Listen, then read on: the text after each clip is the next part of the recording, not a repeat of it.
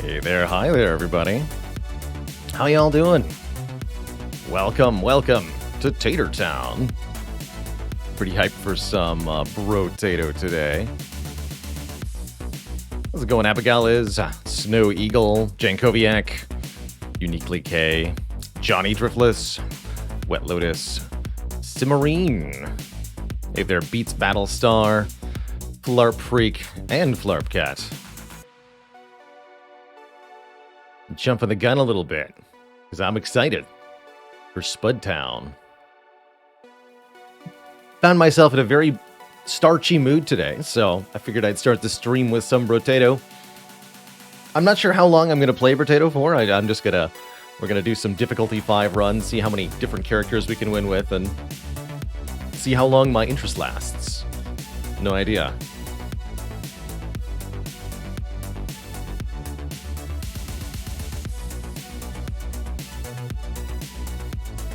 Area 2447, thanks for the 5 months of support.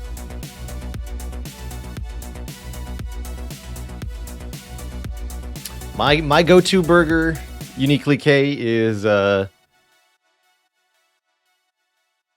bacon, blue cheese, sauteed mushrooms, and barbecue sauce. It's my kind of preferred burger, although I love very many different varieties.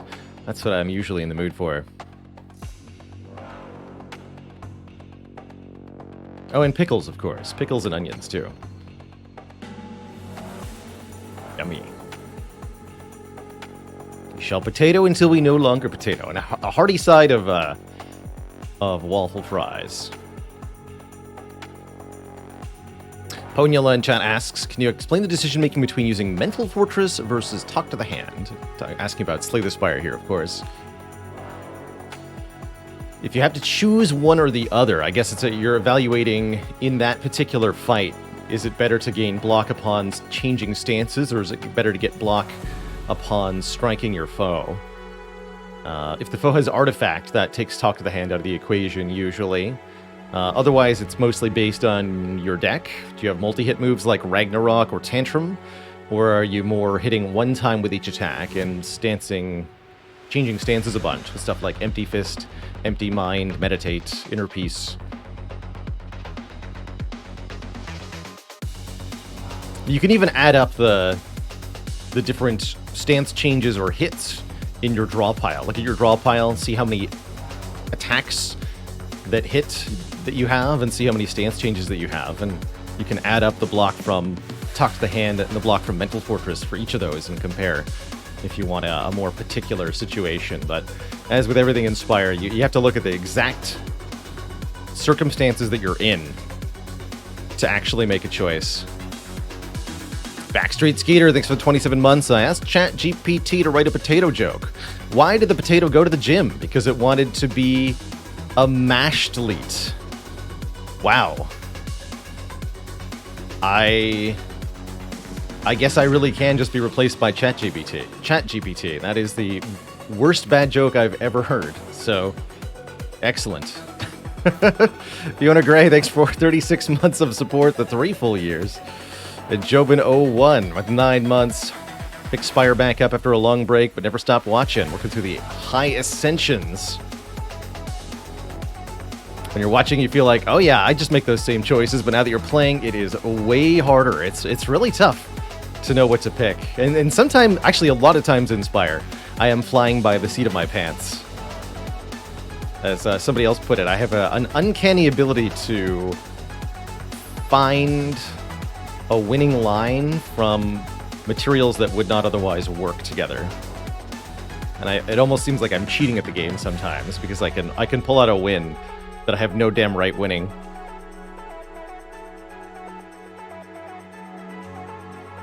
Pandaroo, welcome to the illustrious list of channel cuties. All hail. A new cutie in the chat. Show those waffles if you got them, folks. It's time for celebration. The micro decisions. Yeah, and stuff like optimizing the first couple of combats. We talked about that a little bit on stream recently for our opening combats, but striking the medium slime with Bash Strike, turn 1 as Ironclad instead of killing the little slime first to save a bunch of health, or optimizing your lice fights can really save quite a bit of health. Can I do the same thing in Brotato? That's the question. That's what we're going to try to answer today.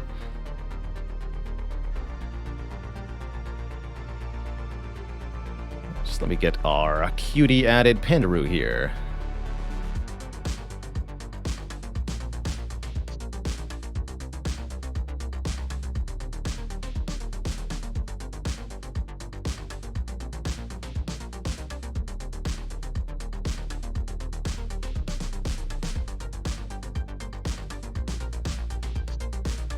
Sweet. You're on the list.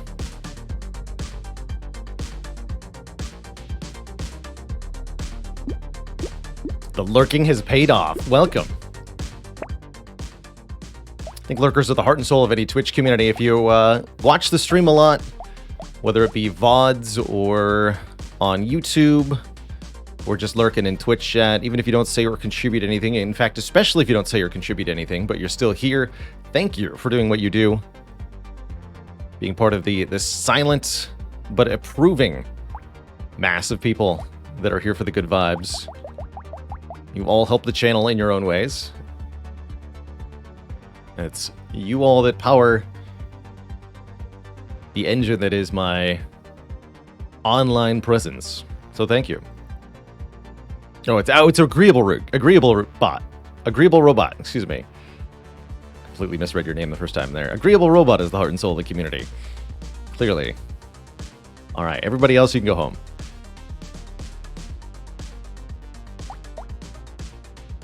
Let's play some random character runs. I think how I'm going to do this is we just do a random character. If I haven't won with that character, I get to choose the weapon we start with. And if I haven't, then we will play a if I have already won, we'll play a random weapon. We get Jack, who gets fewer enemies, but higher health enemies. I've heard Jack is really good with the laser gun, specifically. That's a very high damage weapon. I bet the the jousting lance, rather, is pretty good for Jack, too, would be my guess. I'm in a mood to play melee, so let's go jousting lance. On Danger 5 with Jack here.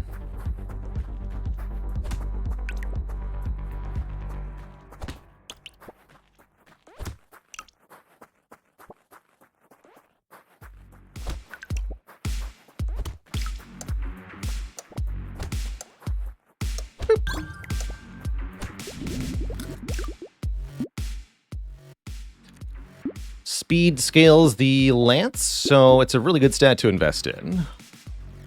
Let's grab it. Do I want a spiky shield? Not really. I think we just want lots of lances. LOL. What a peaceful bee.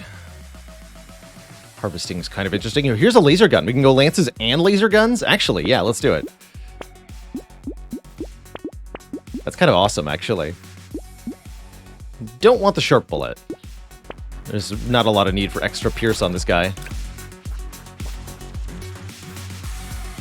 LOL, lances or lasers?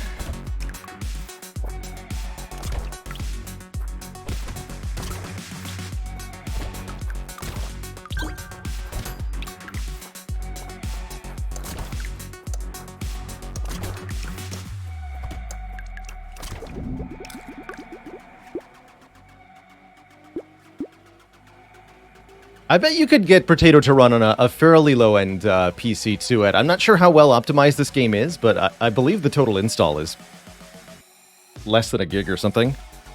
It's not a very big game. It's actually a really good time to be a gamer with a crappy PC, just because there are so many modern indie games that will run on the lowest end PC. As long as you can run a modern operating system, you can run a lot of very interesting games on Steam. You saying you can run Brotato on a potato? Argan says runs great on Steam Deck. Is this what's meant by taking the L? That's right. Kelly Bum specifies Brotato file size on your PC is 170 megabytes. So actually, a quarter of a gig. Less than. That's pretty small.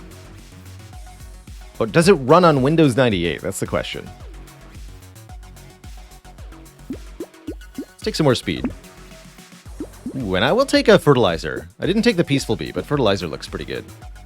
Let's grab that first here, and the second laser. Keep these two items locked.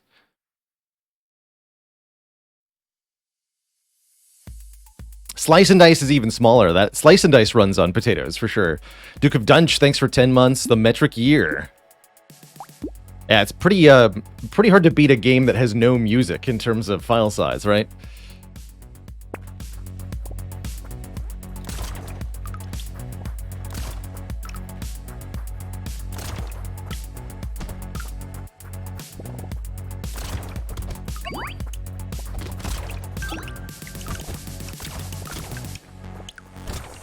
So somebody asked what this character's gimmick is. This character has fewer enemies, but those enemies have substantially more health and do more damage.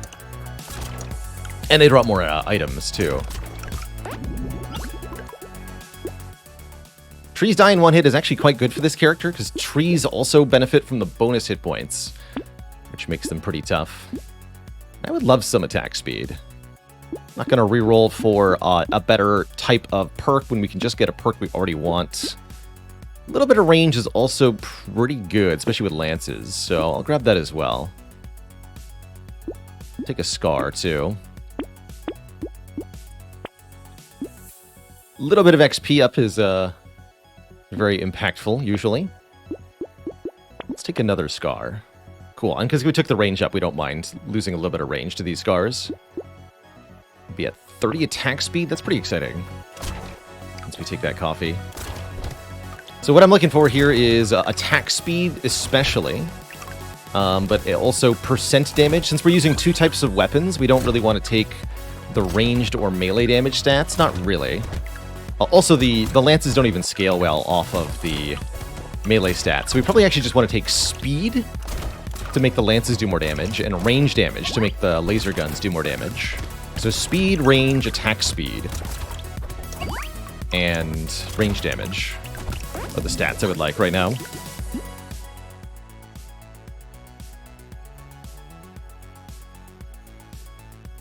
Is there an explanation somewhere of how percent damage works? It's a modifier applied to any damage dealt by your character from any source other than engineering structures, which those ignore. Take a lemonade. And a weird food. Okay, so 3 additional health from consumables, although this character does get less consumables. We should probably take a little bit of max health. Since enemies do more damage, we could get one shot. This is level 5, so it's guaranteed blue perk. Do I really want to hunt for something else? I don't think so. I'm just going to take 6 max HP. And here we can reroll for blue, or we can take 3 speed. I'm happy with 3 speed.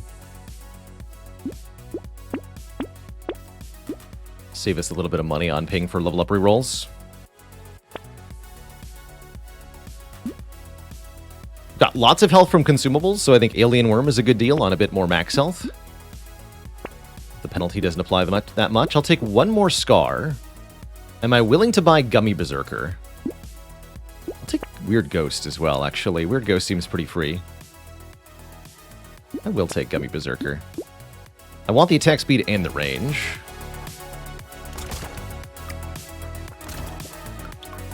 Percent damage is the last multiplier in the damage formula. So it multiplies your flat added damage from melee.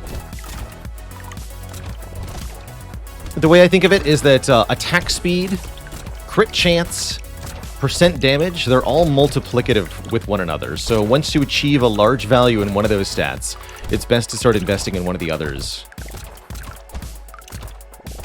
That you'll get essentially doubled returns, or quadruple returns, once you have 2 stats heavily invested.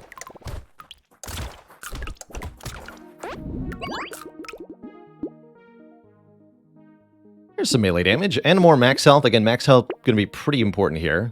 9 move speed. With the lances, we want to go vast. Vast? Vastly fast. Very fast. 2 big damage. We could consider adding crit to this build. Or we could reroll. Building crit as well seems difficult. I don't know that we're going to get that many stats. I think I'm going to reroll here. One more time. Yeah. Let's grab our, first point of range damage, I guess. I feel like I should have just taken the crit, though.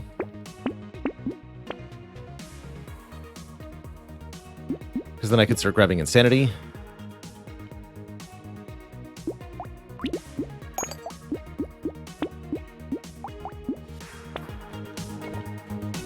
Hey, where'd all my health go?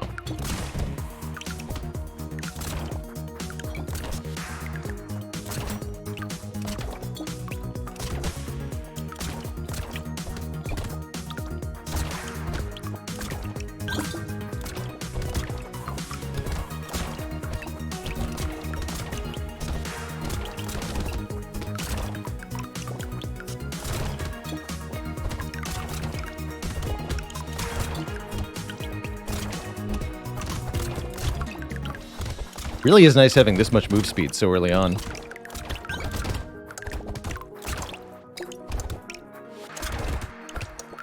Ooh. Don't do that. 8 more harvesting. Let's grab that. Put us to 20 harvesting, so we're getting 20 additional materials every wave. And I would love some more attack speed. That level 10 already? Wow, we're already level 10. Pretty insane. Take an injection. Trade some of that max health for damage. Do I want Ugly Tooth? Not really, actually.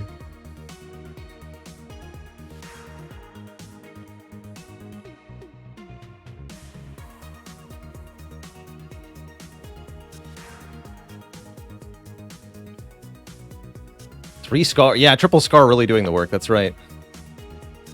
Do we add a black belt? I think we do add a black belt. Add the black belt, lock the bunny? Yeah. How about a metal detector? This is a pretty good econ. I find metal detectors tend to pay for themselves, especially if you pick them up early. And a luck up is always welcome. It's a little bit of a damage down, but... I don't know. It's not really doing a lot, I guess. I'm not going to bother. Bunny this early is definitely worth it, though.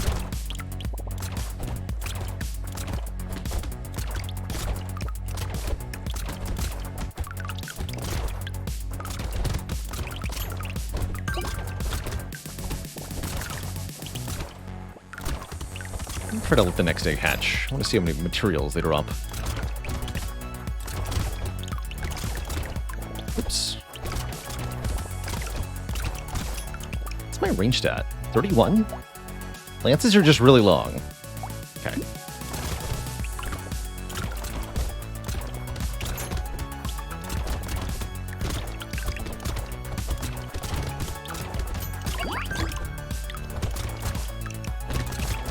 There's a big guy.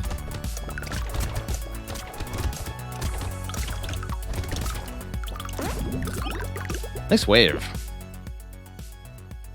6 melee damage, -3 ranged. Here's the problem. Our melee weapons get half the benefit from melee damage, so this is 3 melee damage. And our ranged weapons get quadruple range damage, so this is 3 melee damage -12 range damage. That's a no from me. But 8 more harvesting is a yes from me. Defensive stats are not, though. 12% damage? Sure.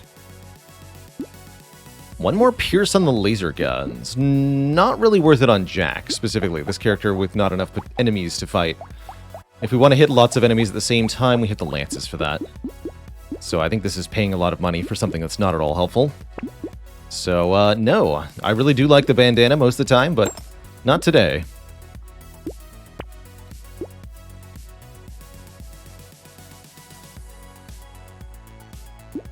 Buy this. I'm trying to figure out if I want to go 3 laser guns or still 2. Let's keep the 2. A little bit of lifesteal, no thanks.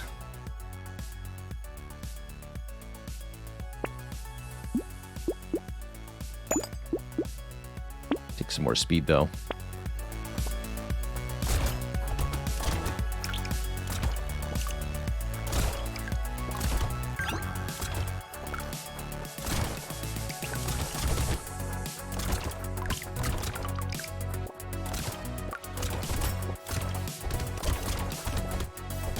Very important that I don't get hit. It will do a lot of damage. We can maybe survive one charge. Not much more than that.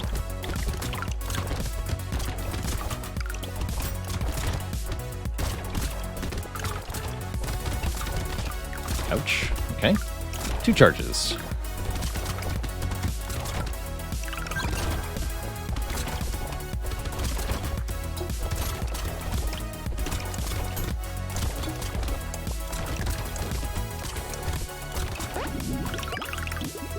Not too bad, but not ideal. I would love 9 more max health to survive another hit like that again.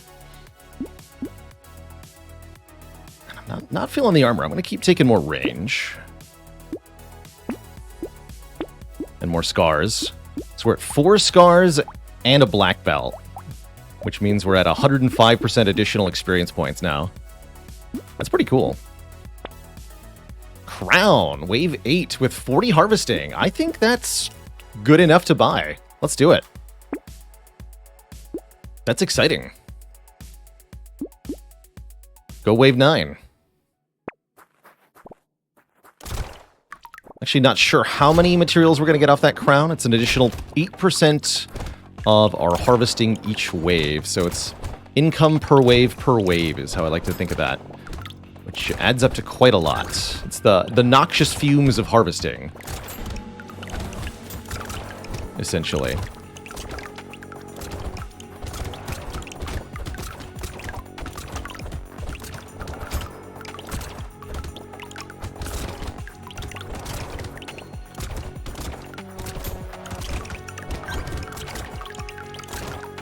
This character, Jax, gets a little bit below average income normally because you get significantly less enemies, but not enough additional materials to make up for the dearth of enemies if you're killing everything. So a bit of harvesting goes a long way here.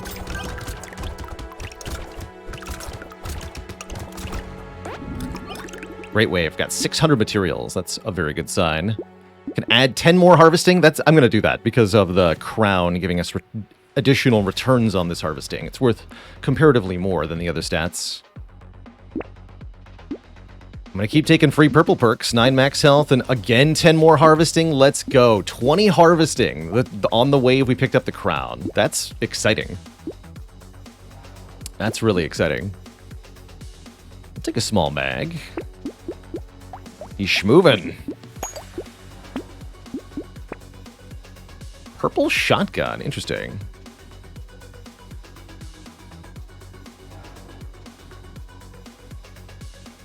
Grab a leather vest.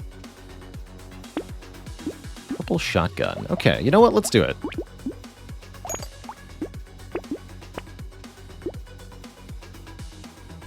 Bait is pretty free on Jack because very few enemies spawn.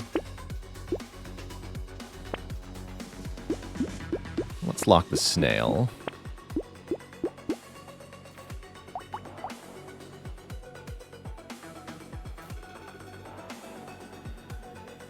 Shotgun has 360% scaling. Yeah, 4 projectiles that scale 90% if all of them connect with something.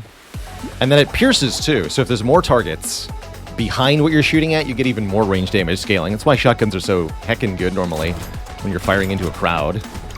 The damage efficiency is absurd. Whoa, okay. I have to actually focus on the enemies though.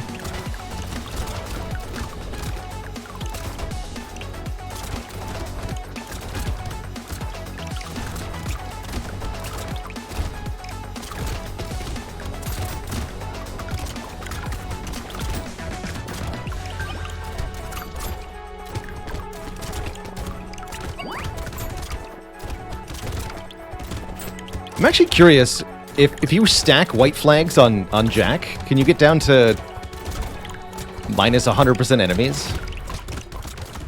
For the candle too, right? Gives you minus 10%. So what happens if you have minus 100% enemies?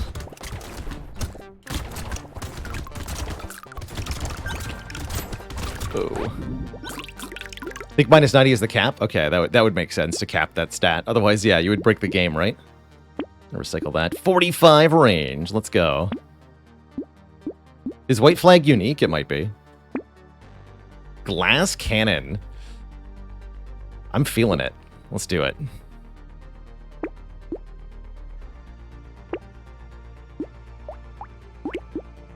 Candle and flag are both unique. Okay, that also helps prevent shenanigans. Makes sense.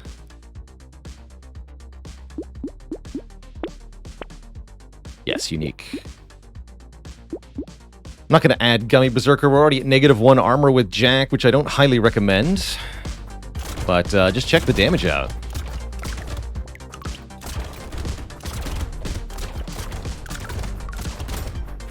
Ow. The damage the enemies do, that is. Did not need to allow them to poke me there. Let's not do that again. Weapons have plenty of range.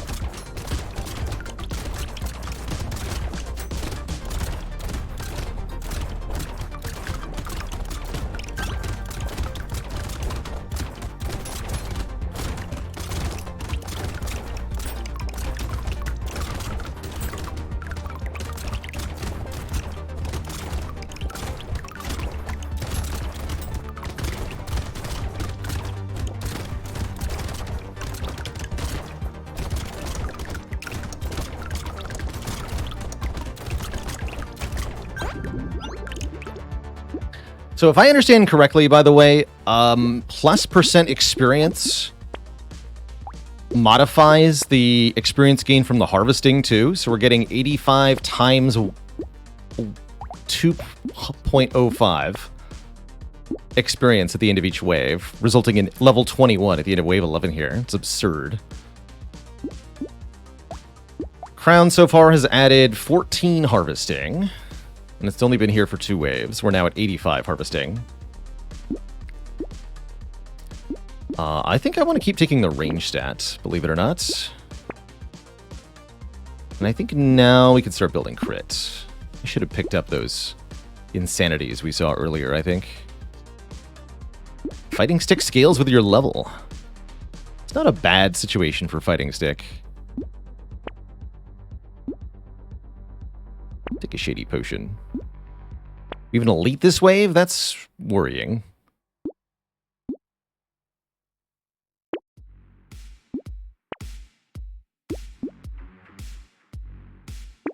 Probably... It's a lot of luck and... Actually, it's harvesting, right? Yeah, take the harvesting up. Take the harvesting up. Don't be a fool. That is a lot of regen. That is more harvesting. Take the 1 range damage. Alright, don't know if we can kill this elite, but we'll see. Oh dear, it's this guy. Okay, we're just going to try to stay alive.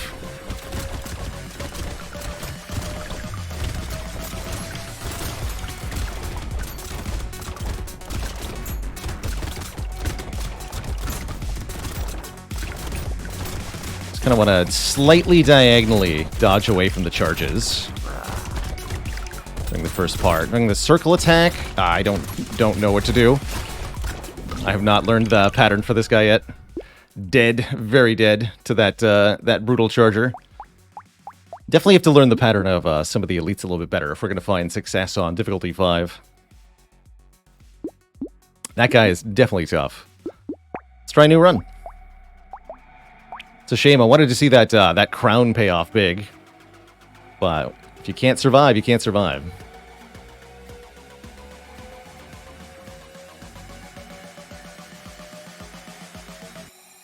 Don't know if we had quite enough speed to get outside the circle. It'd be nice to know the breakpoint for that guy.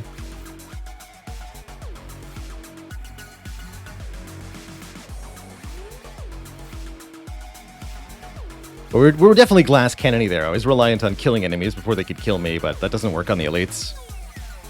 Let's just start random with Lich. I don't really like Lich. I think he's a very boring character.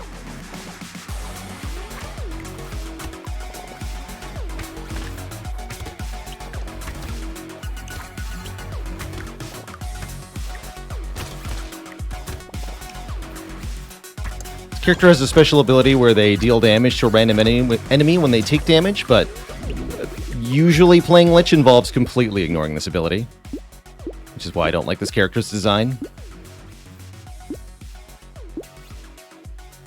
I've held for a long time, Vlad TV, that speed is bar none the best stat in this game, period. You need speed.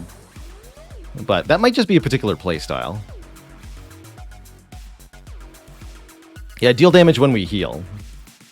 Sorry. And you can't heal if you are not at full life, is the core problem with Lich.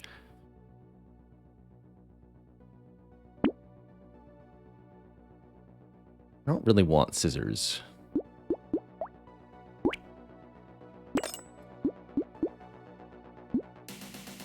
Guess I'll take plank. Let's go planks. Plank build is kind of fun. This character gets half damage mods, and that's it. Okay, just half damage mods. So for Lich, you want to build attack speed and crit chance, because these are damage up stats that are not penalized.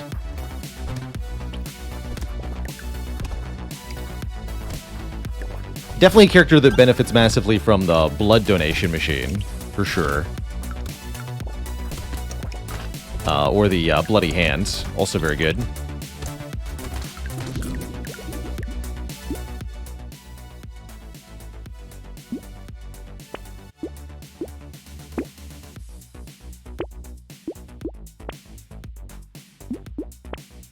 That is a very early piggy bank, and I think we can probably get away with it on this character, since we have the defensive stat ups at the start.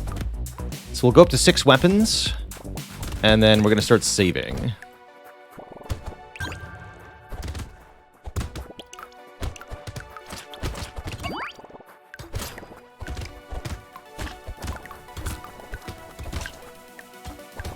Might not even need 6 weapons with Lich, actually.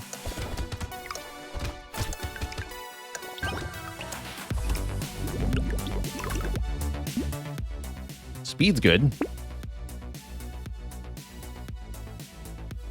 I think a free metal is worth it, even though it's minus crit, which is a stat we want. I guess I'll take some... Let's take some more speed. Range is good with planks. Definitely going to want some range here.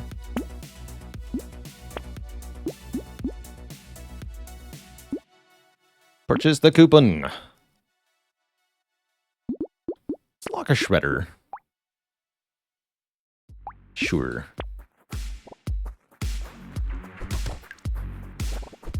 I do think there is such a thing as too fast in Brotato as well. But you need more than 50% move speed for that to be the case.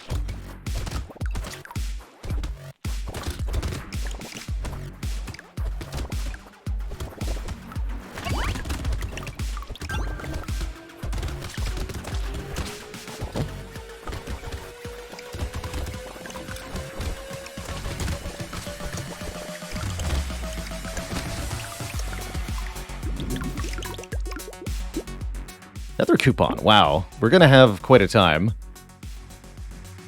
Double coupon. Piggy bank. Interesting.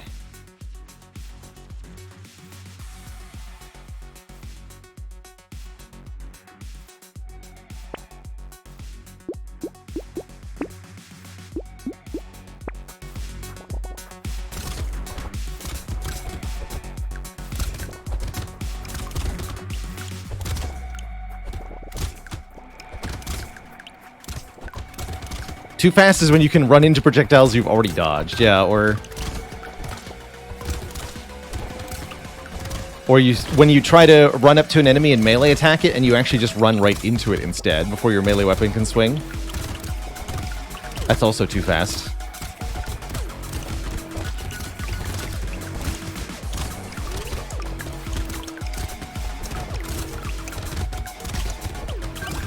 If you can move faster than you can attack, it's bad. Bolt Vanderhuge with 15 months. Thank you. Get some more range. And we would like harvesting with Piggy Bank, definitely.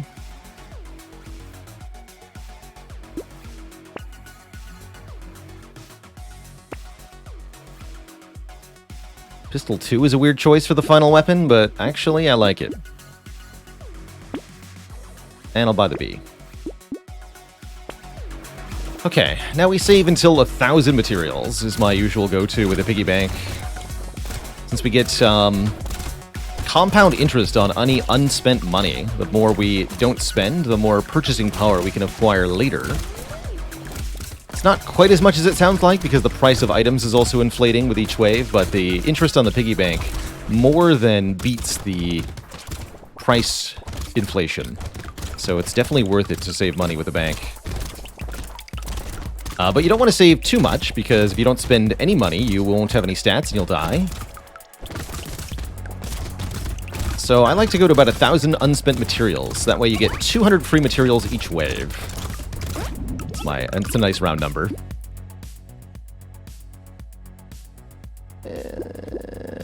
Fine. If it's free, I guess. Another pistol 2. We can go to pistol 3. That's quite good. Purple pistol is pretty strong. 30 damage.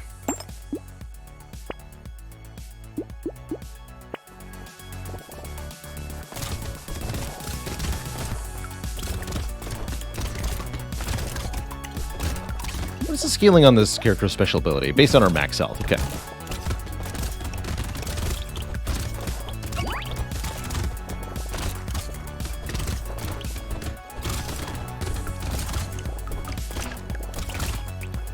That's why the Ghost Scepter build is kind of interesting on this character.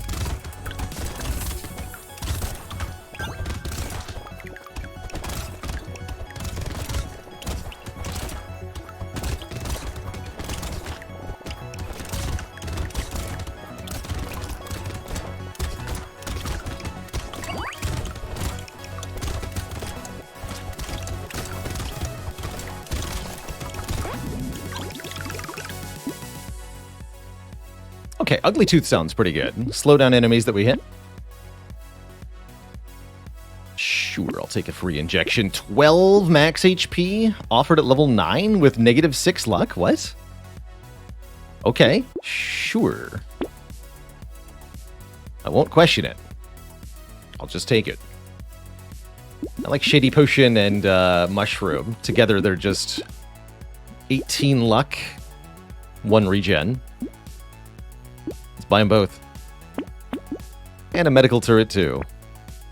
Let's not buy too many things, though. Still have the piggy bank.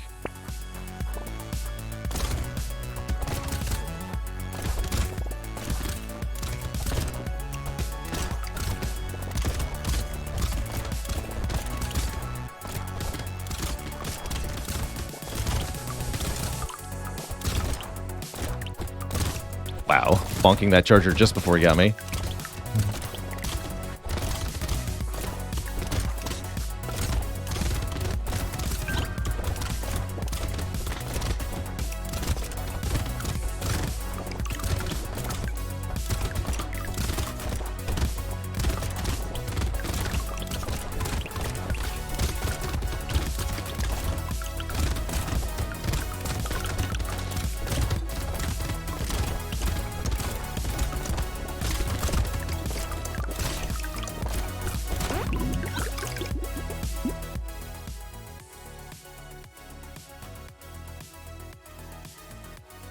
I don't think I'm going to fall for the harvesting this time. Let's take another max HP up. Actually, no, let's take the speed up. I want to be fast. And rich. Go wave 9.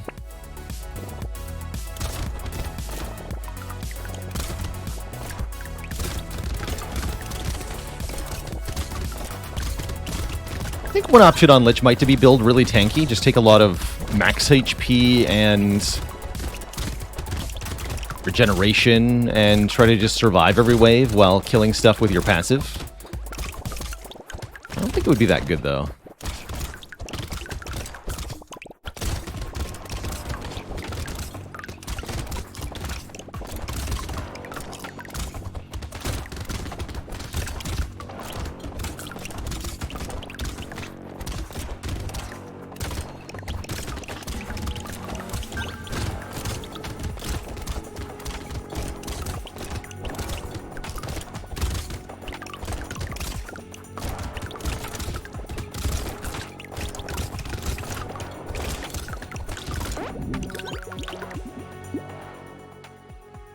love some more range.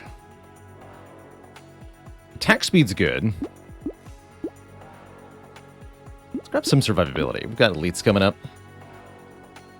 Okay, we have 1,000 unspent materials. I'm going to lock this plank, keep the shredder locked. This is the last wave we're going to not spend.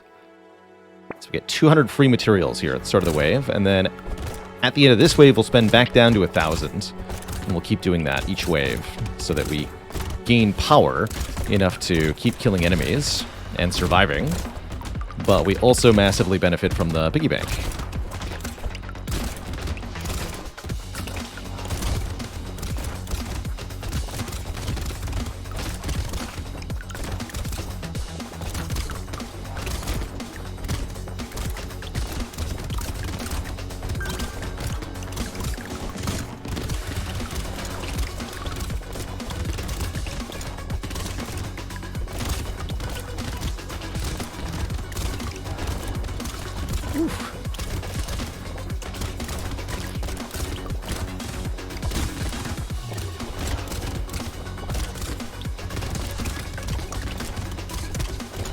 These are spicy. Definitely struggling to kill stuff. That's okay.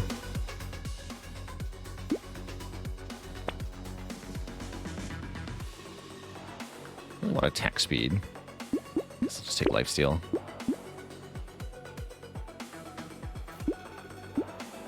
Okay.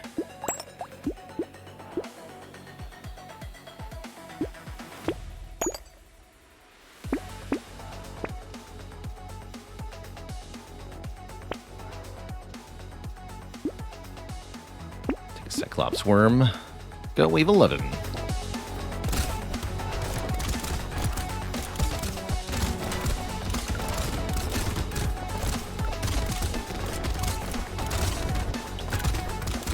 Gonna start to pick up steam if we can last a couple more waves here.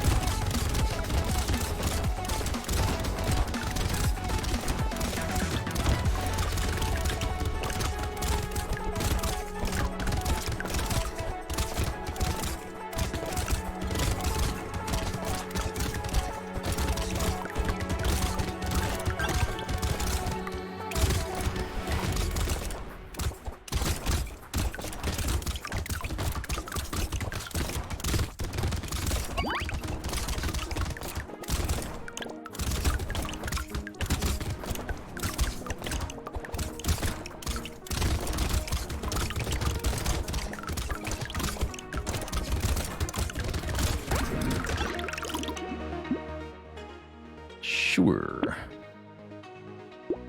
Range damage is not very good. Blah.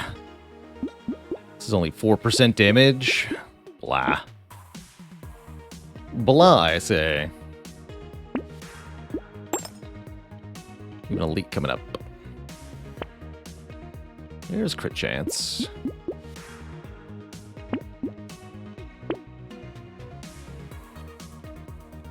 Don't like losing armor, but I guess we'll start taking crit here. Not going to take last cannon this time. I feel like I've learned my lesson.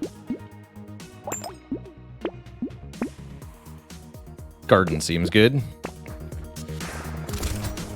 You again. Not too bad. At least you don't put me in a circle. Don't like being in a circle.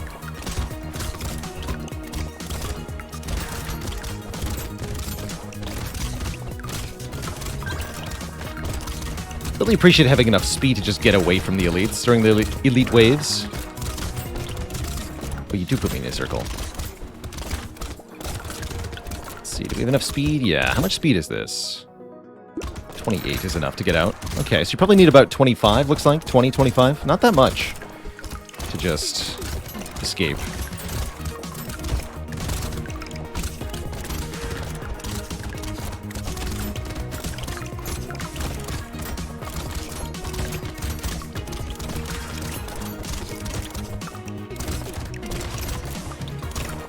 Really close, though.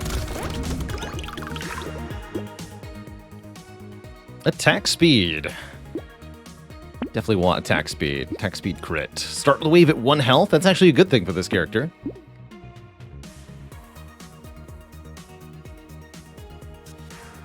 Ignor says you need 25.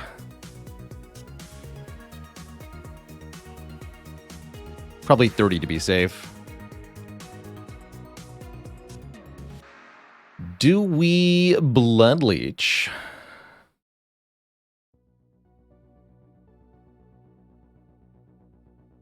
I don't think I do. Oh, we take Fairy for sure. 14 additional HP regen. This item's probably going to get nerfed. I feel like it's just a little too good. And that means we want to pick up additional white tier items that we don't already have, like the head injury. And the gentle alien. Enemy speed down seems great too.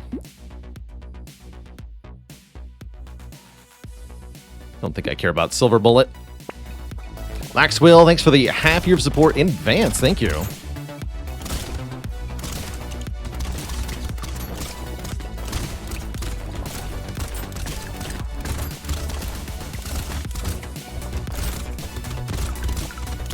The tentacles are pretty hard for us to kill. We don't do very high single target damage with anything.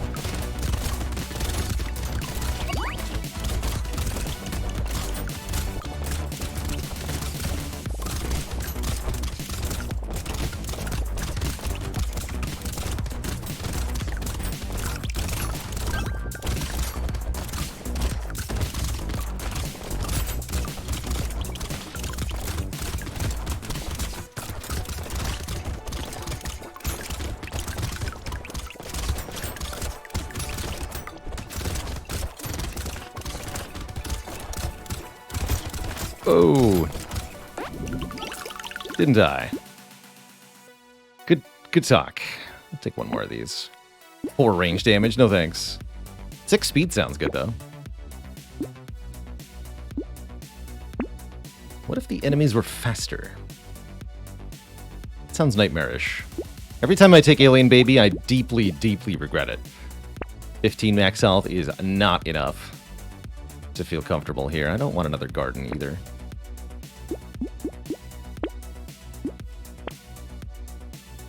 Pistol 4? Sure.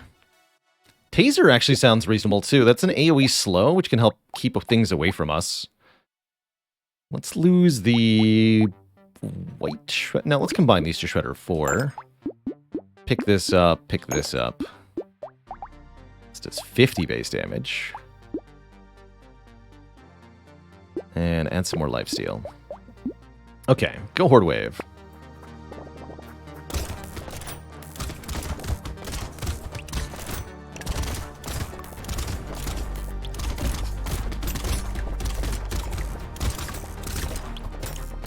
Something I've found to make this wave a lot more manageable, these bullet-spewing ranged enemies spawn 3 at a time when these larger, crying-looking enemies are killed. So whenever you kill one of the big guys, make sure you stick around for a second, wait for the 3 ranged enemies to spawn, and then kill them all at the same time. And it's a much easier time, like right there. Killed those 3 as they spawn. Those 3. And that can help make this wave a lot less chaotic. I think I'm a lot less afraid of wave 14 knowing this.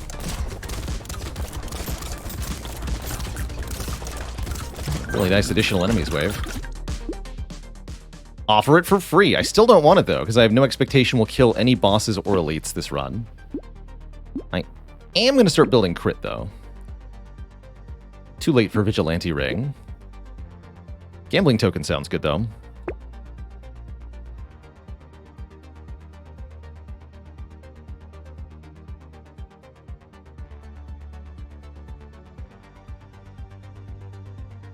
In the second half of the wave, a few Magician Jerks will spawn on their own. Yes.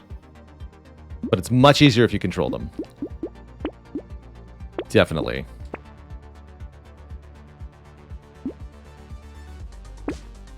.42 HP regen's pretty good. Goop.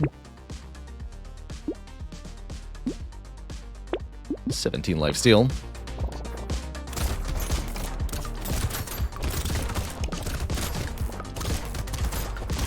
That's a lot of them all at once. No, don't split up. Good.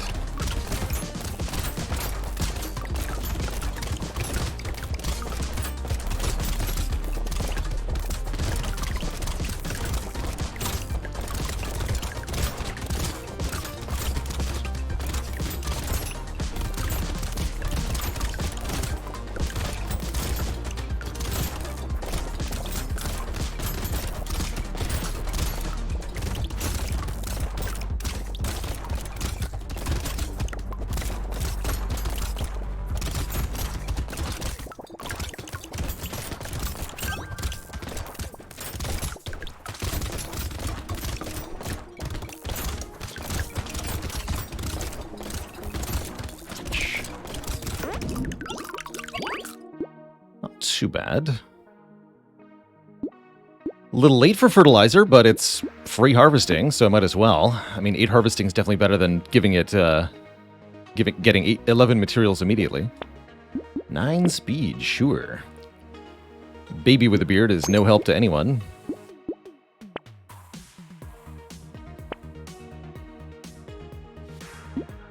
Take one more of those.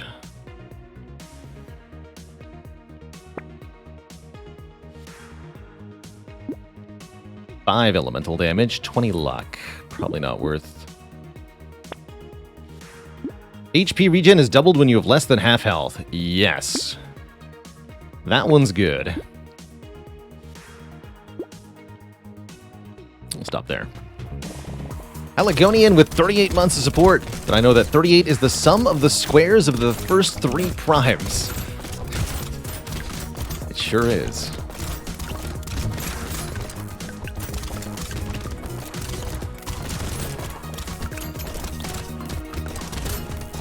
Wait, is it?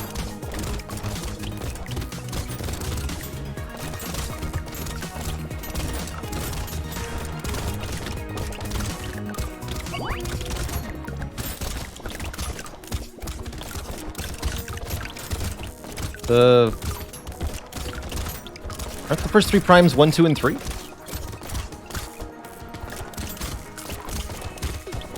Gotta learn my primes.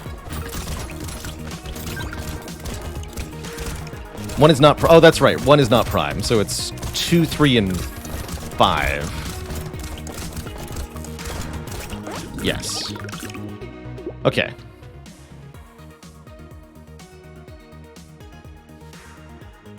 The nerd snipe.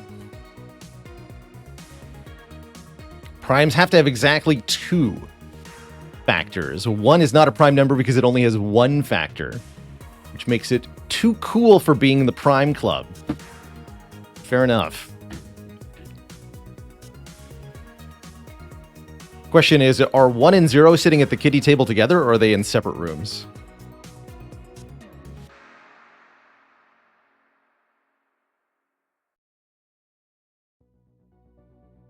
Yeah, how many factors does 0 have?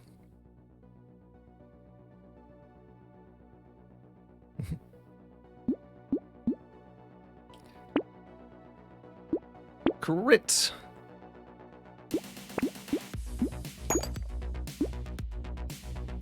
Infinite factors. It is the king of factoring. Got it. Yes to shackles. Probably no to mouse. 44 speed ought to be enough.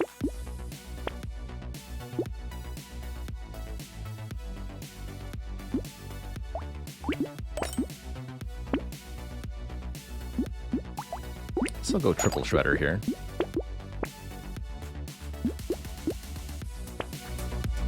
One and 0, the elder gods of numbers.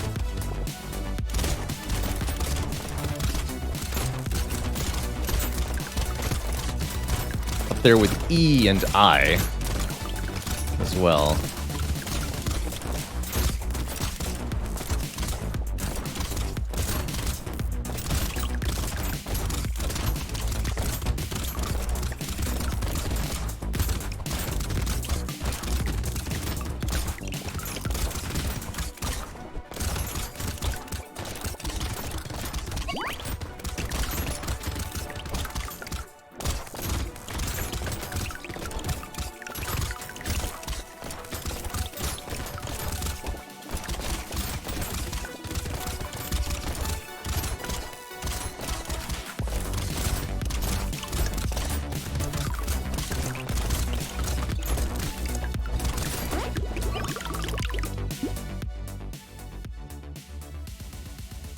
Take 1 armor. Need more max health. 50 is not enough for the end game here. I guess this is max health. So is this. So is this. Yes, I started with 1 health on the elite wave. Just watch. With duct tape too. Max health. Can't take more move speed. We're gonna have so much regen at the start of the wave.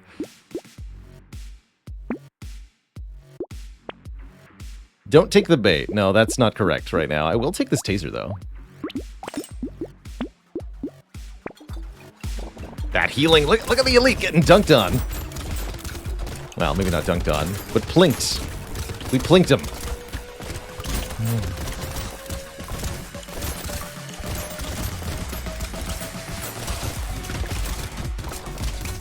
I like having enough move speed to stay the heck away from this one.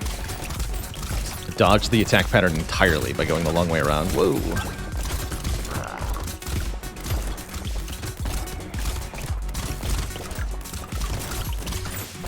Pick off these guys.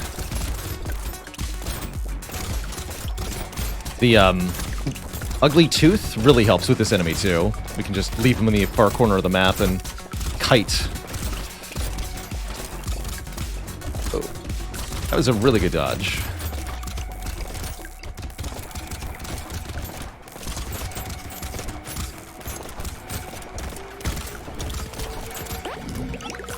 Wave. Attack speed. I like my dodge. Not enough to take a chameleon, though.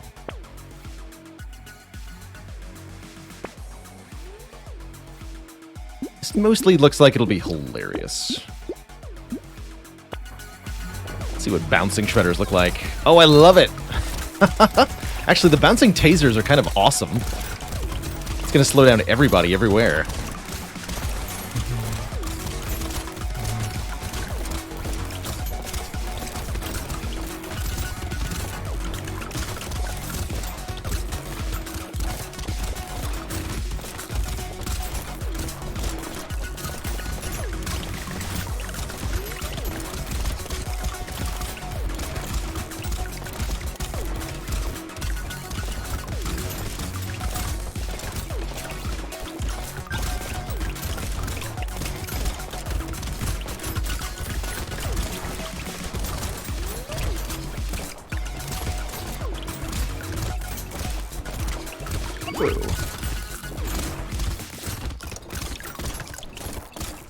That's way too many tentacles. I'm glad we're tanky. Alright, don't take that for the final wave. Do take... We just want survivability for the final wave. Yeah, 9 max HP is where it's at. I might even consider at this point replacing one of my real weapons with a rock just for the 1 point of armor. Let's do that. Retro's hoodie, 2 attack speed for every 1 dodge we have. Cute. Could easily afford that too with the range, but we don't need attack speed. I guess it's good for the lifesteal. Sure.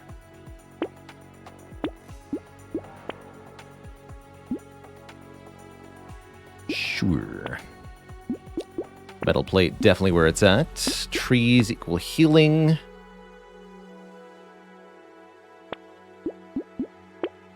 Attack speed is healing. Let's take beanie and warrior helmet. Then we get armor and max health with no speed penalty, or almost no speed penalty. More armor and dodge. More armor. Okay, so we're at 15 armor, 28 dodge, 83 max health. This should be good. Yeah, great vigilante ring, right? And these bosses should be dramatically slowed down. So we can just, again, run into the opposite corner and not even care, really.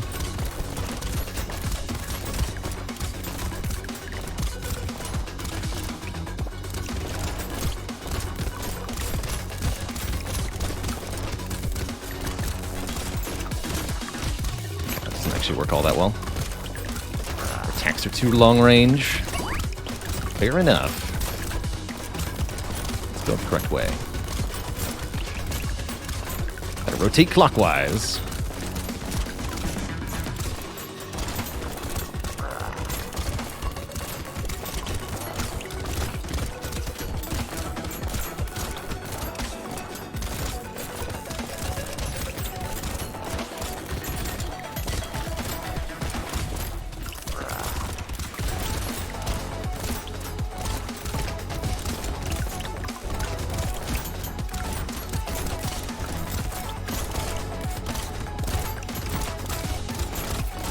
don't need good damage if you're just tanky enough, and that's definitely what this is showcasing here. Tankiness win. Just gotta survive.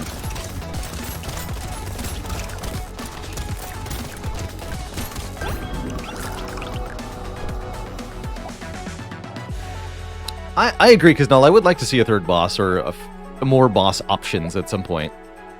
GG. GG.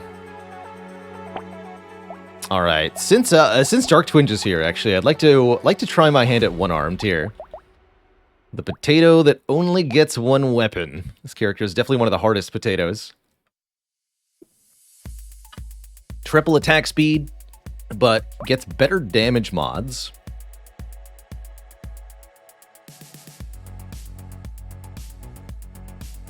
I'm going to try my hand with the... Oh, I haven't unlocked Hatchet. Oh, no. I can't head to a Hatchet start if I don't have Hatchet unlocked, huh? Is that the Explorer that unlocks the Hatchet? I think so, right? The Nuke Launcher Potato, also a weapon we don't have unlocked, now that I think about it. So maybe we don't want to do one arm just yet.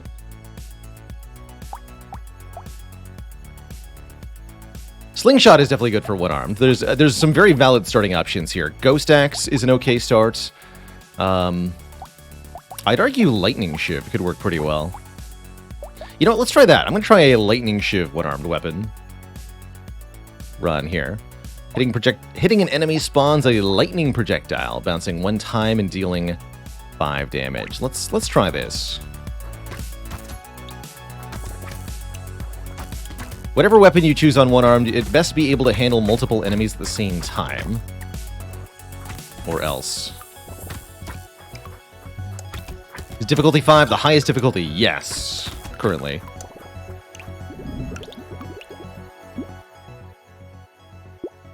So we just get more damage mods. Do I dare take Harvesting Wave 1? I do dare.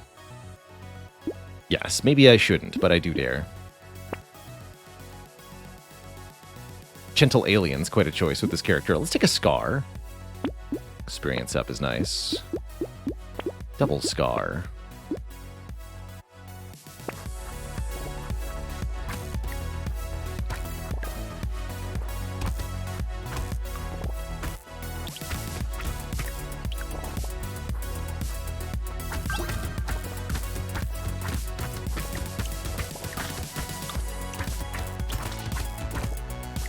So if we want to make Lightning Shiv as our weapon specifically, we're going to want the elemental damage stat and some range so that we can hit from further away.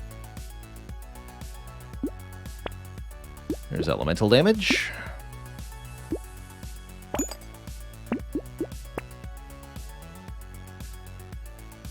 We could pivot to Flamethrower. One arm with Flamethrower is useless against any tankier enemy, though.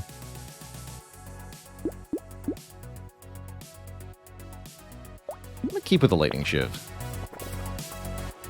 It's a really early Flamethrower.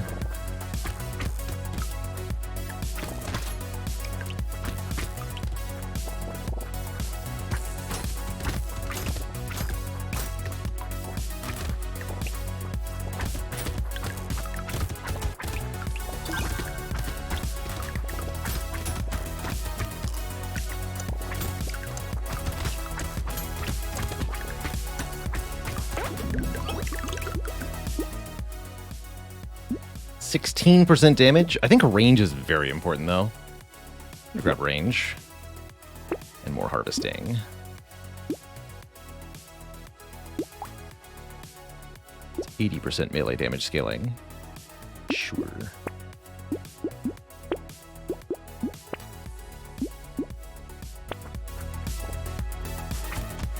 What would you do in these games if you don't move? You'd build range, attack speed, and bullets. Basically what the soldier character tries to do. Soldier character can attack while moving, so you want to build very powerful long-range attacks to kill everything.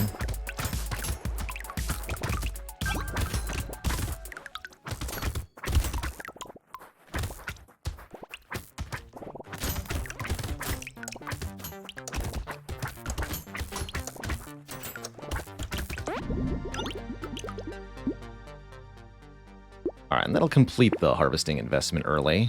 Let's get a bit of max health so that we don't die. And then we can trade it away for some damage ups. Not going to take hit injury, because I think range is actually one of the most important stats at the moment.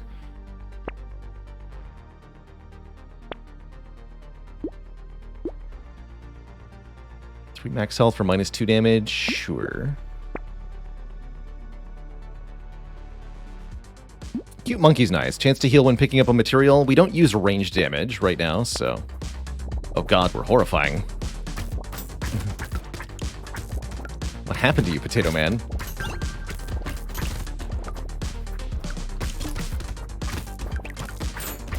I've seen some shit.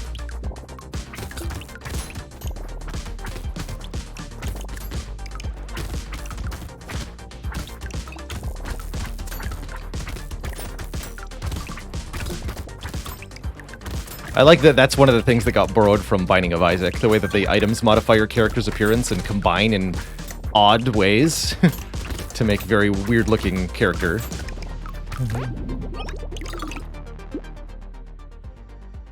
I would love some move speed. We're going to need a bunch.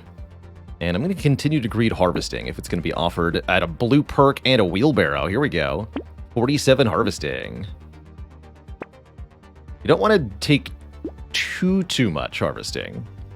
But we do want some. Normally I don't take campfire. In this case it's 4 elemental damage, so I am going to take it. And I do think we might want to consider a mushroom. No, let's just reroll one more time. Crown? Are you kidding me? Let's go. Surely we will not perish immediately upon buying this, right? Crown wave 7 with 50 harvesting? What luck. I don't think it's actually lucky, though. I think we're going to die. It's the Ultra Greed. We are super going to need some attack speed and range if this is going to keep going well, though.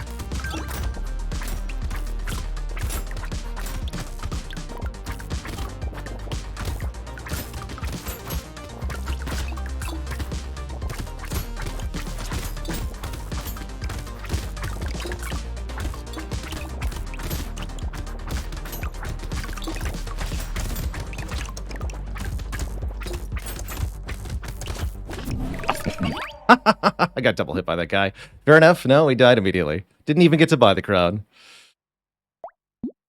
Alright, let's No, I wanna try that character with the actual hatchet, I guess. Killed by the tree. Yeah, that also... Yeah, I can't blame the crown or even greed for that. That was just a classic double hit, which are annoying when they happen. Like, there's no amount of stats or building correctly that will save you if you end up directly on top of an enemy for multiple frames. You have to not do that.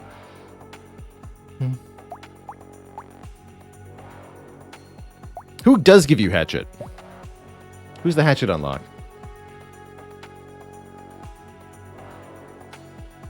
Wildling. Wait, Wildling and Explorer are different characters? Oh, Wildling. Yeah, the primitive guy. Okay. Let's play Wildling.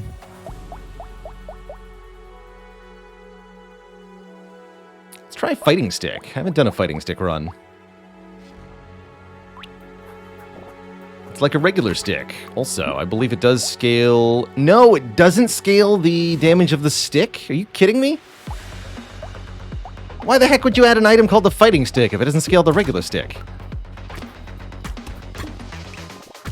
I feel so betrayed.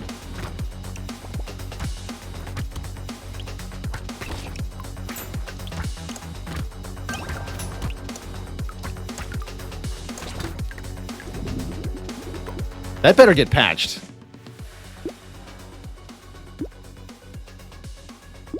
That had definitely better get patched.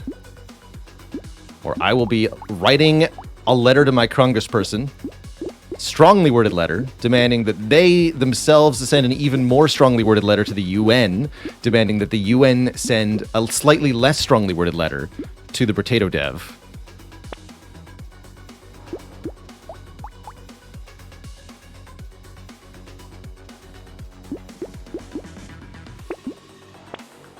Ooh, double fertilizer. That's kind of cool. going to go slingshot. I'm in a melee mood here.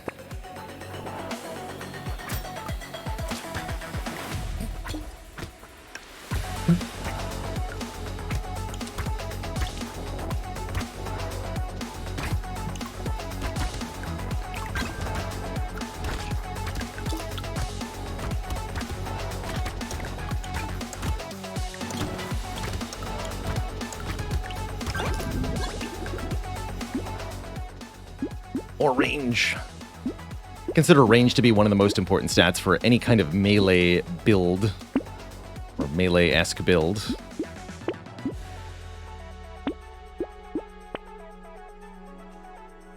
How about a spear? I want to do fighting sticks.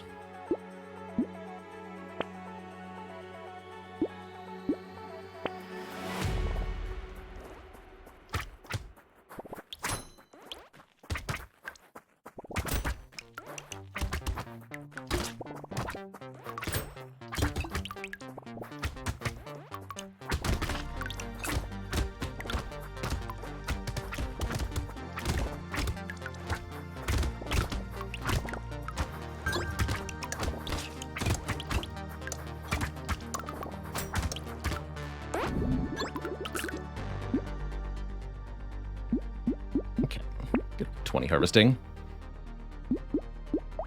So, this character can't have higher than tier 2 weapons, but does have a huge amount of lifesteal with primitive weapons. That's right. So, we don't need to worry about healing too much. Didn't this character used to have some other penalty, like a damage down? I feel like they lost that penalty.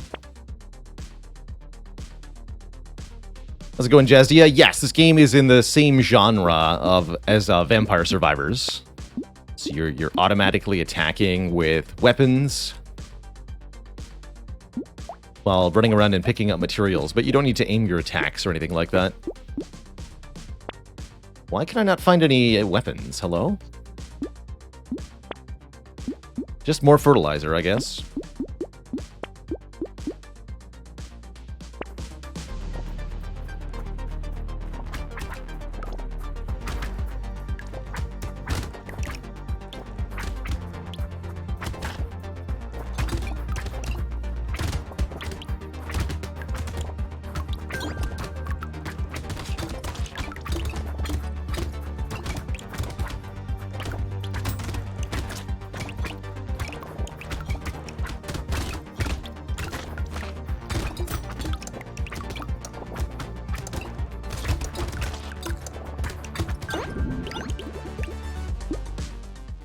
I passed a torch. Yes, I did. I didn't want the torch. I don't like torch.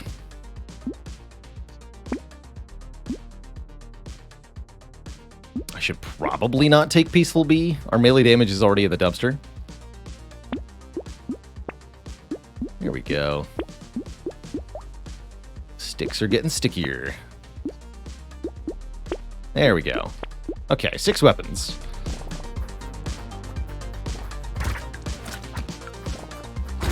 Sorry, sticks weapons.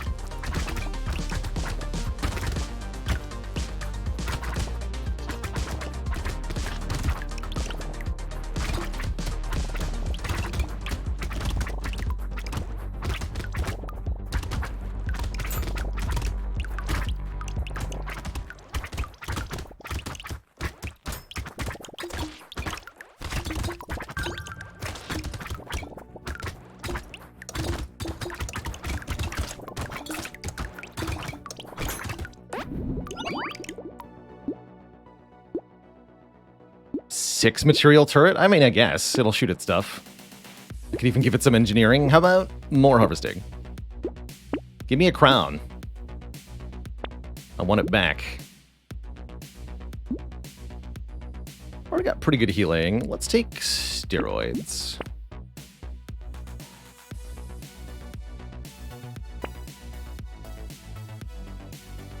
Hello?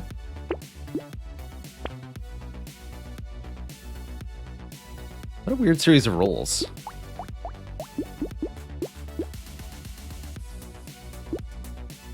Guess I'll take an insanity. These are just... Oh no, fighting sticks are times 1.5 on the crit. Interesting. Probably don't want to do crit then.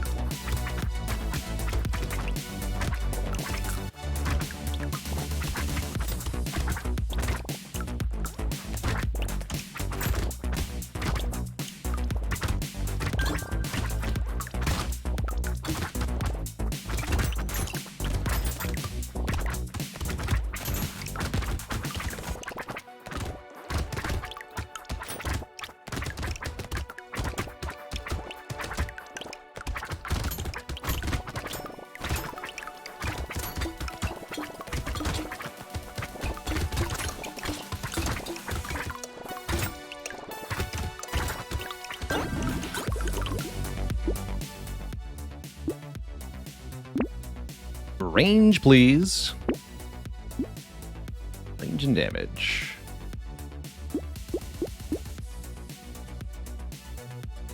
So what's a blue fighting stick? Better level scaling and melee damage scaling. Better attack speed.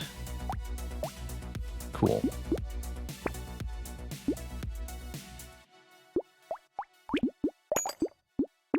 Probably going to go to pure fighting sticks. We can find them.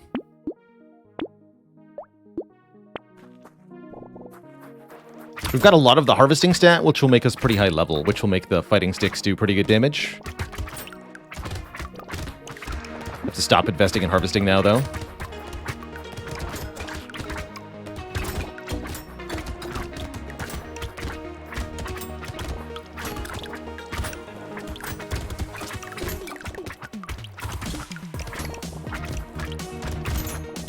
We're now really cleaving through stuff. It's only going to get better from here.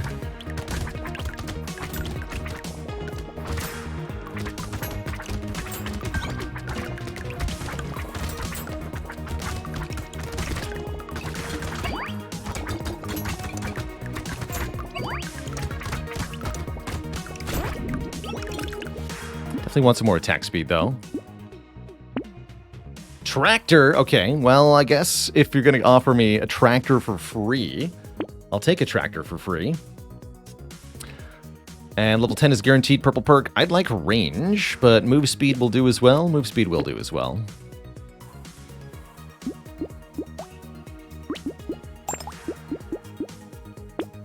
Buy that for now. Do I want a medical turret? I don't think so. Bonus damage to bosses and elites. A bit early for that. How about adrenaline? Start building dodge? It's also unique. Sure, I'll start building dodge.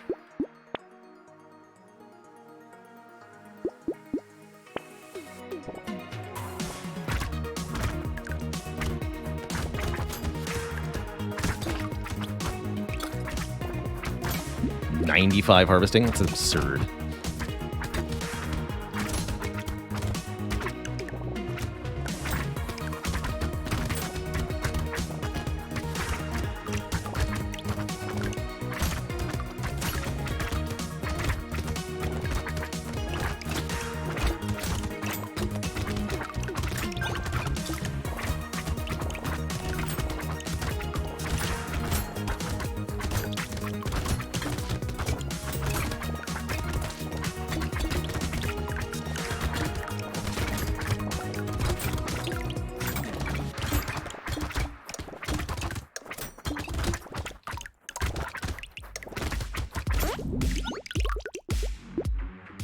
So from here, we're mostly looking for range and attack speed, if you ask me, and range is here. More harvesting, I'm going to take it. Not going to not take it. Fortunately, we're not allowed to go up to purple tier. That's one of the downsides of the wildling. Can only have up to tier 2 weapons, but that just means, well, more money to spend on other types of item. And that can be pretty good. I do want an XP up. Yes, I do. I should have purchased that scar before Wave 9 rather than the glasses, but oh well.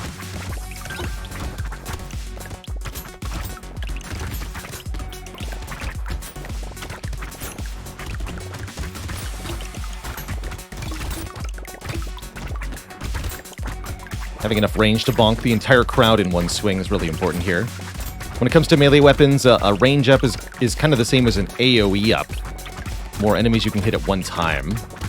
There's a slight penalty to your weapon cooldown for more range, because the weapon has to animate going further away. But it's quite negligible and not something you should worry about.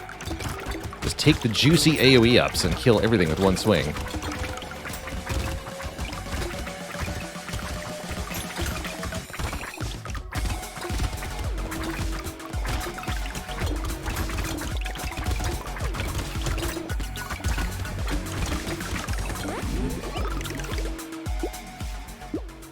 Really good wave. I usually consider it a good wave 9 if I have 500 materials at the end. We have 621.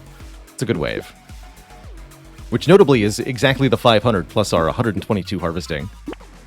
It's cute. There's attack speed. Let's take that. 16% damage. That's better than 10 harvesting. Surely. Surely that's better. Ghost Scepter's fun. Range and attack speed, the two stats I said I wanted. Take bait, too. More range and attack speed. No riposte? No. I don't like that item.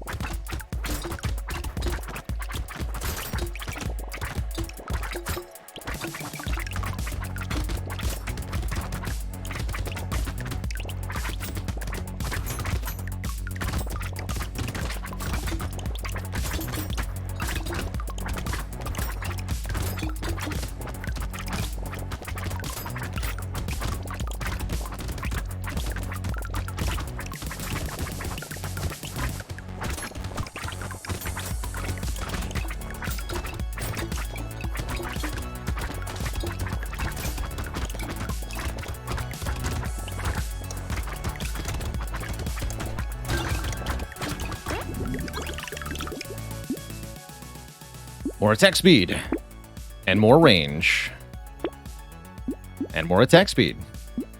That's all we need. I'll take a bot just to slow down anything that gets close to me, although I don't expect we will face too many of those.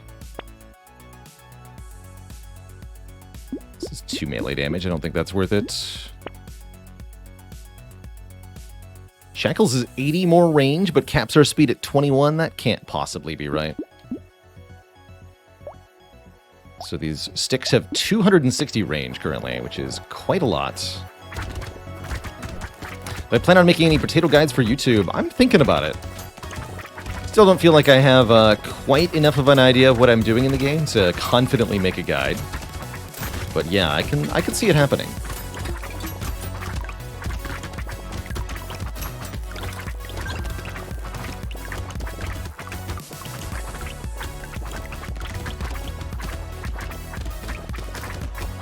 Horde wave. This is where the extra range we've been grabbing is really going to come in very helpful, as we can just clear huge chunks of the crowd at the same time.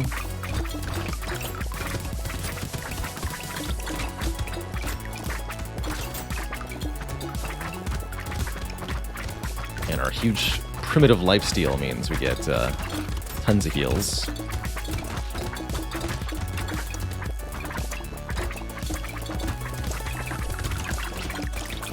Quite an ambitious dive. Worked out, though. 6 melee damage. That's pretty good. Let's get some speed. Now I can pick Shackles. With 30 speed, I'll take Shackles. I'll take Shackles. So no more speed. 30 is all we get.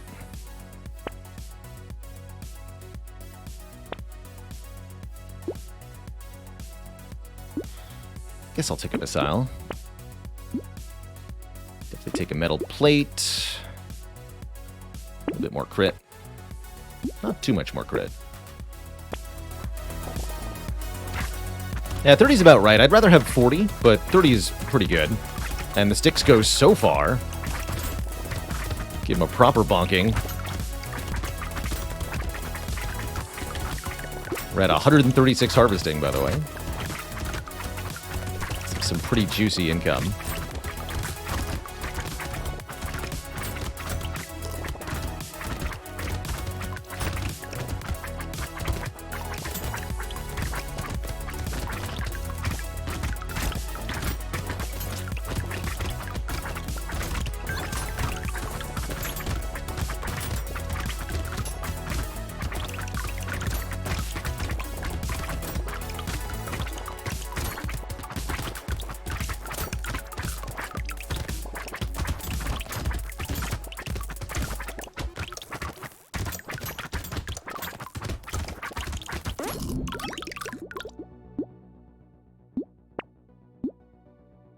We'll take max health. Cute monkey seems like a good source of additional healing. A little bit of luck.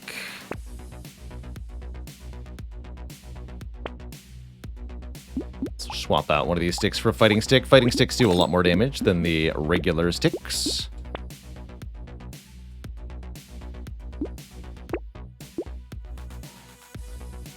A bit more regeneration.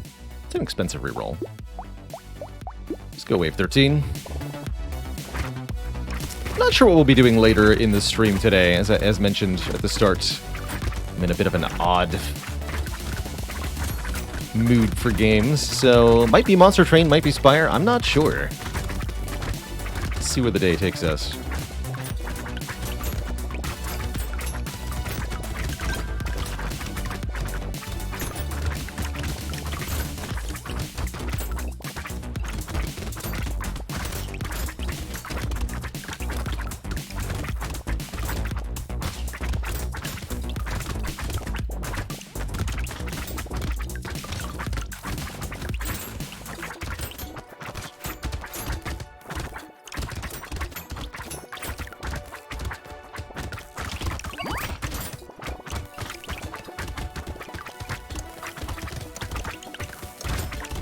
Easy peasy.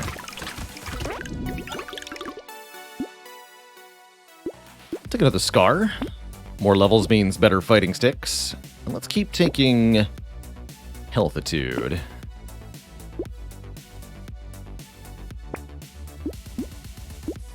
Sure.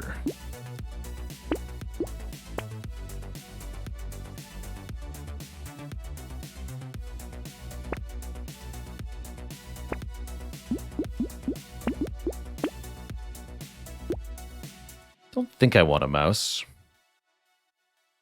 We could take one. 10% more enemies? I'm not gonna, though. Vigilante ring, I think, a little bit too late here at wave 14. Oh, it's you. You plus the bait is quite a experience.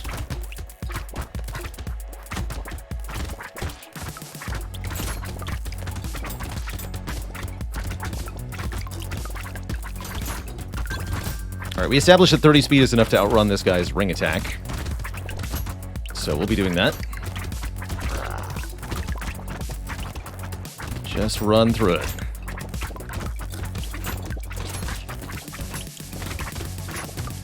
Ah.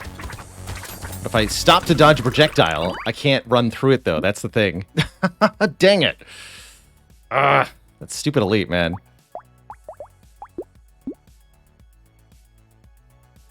And that's what makes him so complicated. Sure, he's got an attack you can dodge, but with all the other enemies on screen, it's really difficult to keep track of everything at the same time. Again, staying inside the ring attack, that gets you hit by the other enemies too. So that's why I really don't like that strategy much either. If it was just the elite in isolation, sure, no problem. You can dodge all the attacks. But with everything else on screen, not so much. Let's try one more time on Wildling here. I do want the hatchet unlocked. That was annoying.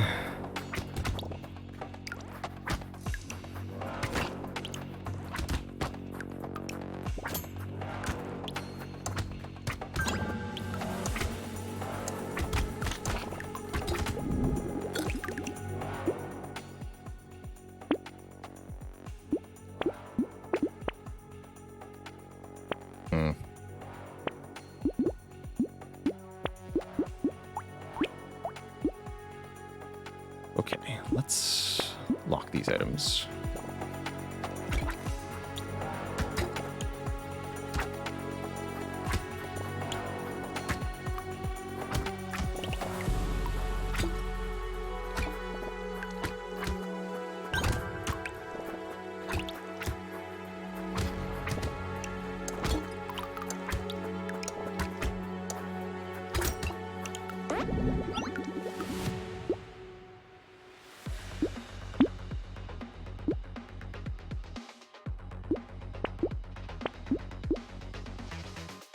A lot of lifesteal with primitive stuff.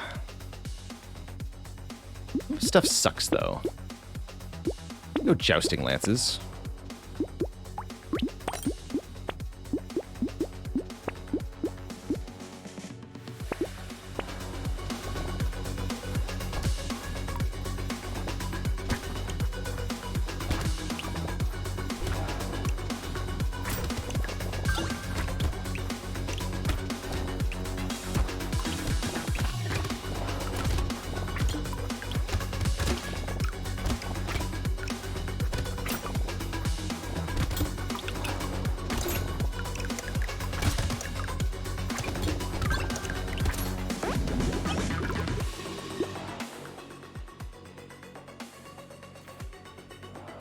And saying no to primitive items on Wildling is definitely an unusual choice.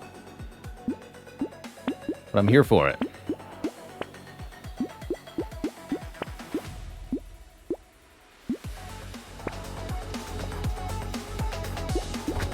Good harvesting start.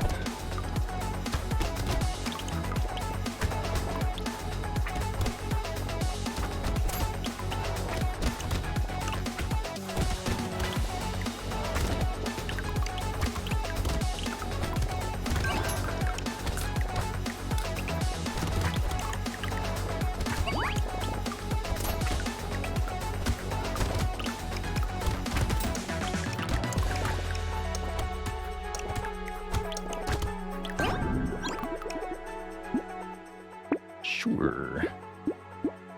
Let's take some range and move speed. We have only elites this run, which does make Silver Bullet somewhat tempting, but it's way too early to take a Silver Bullet.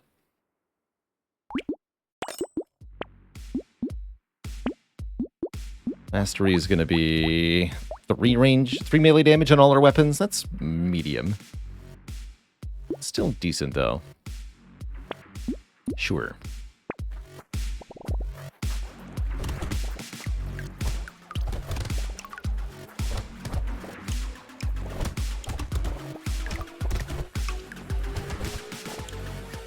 Stibbity stabbity.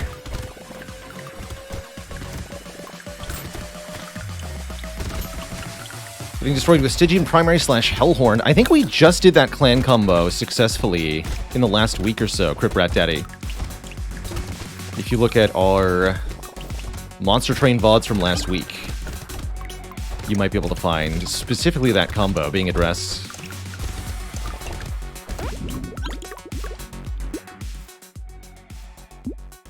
Maybe I should be building dodge. I never trust dodge, though.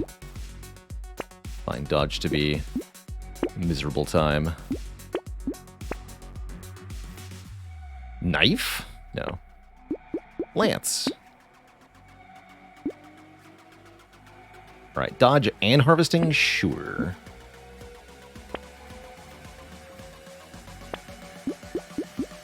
There we go. All lances. These do like 30 to 40 damage.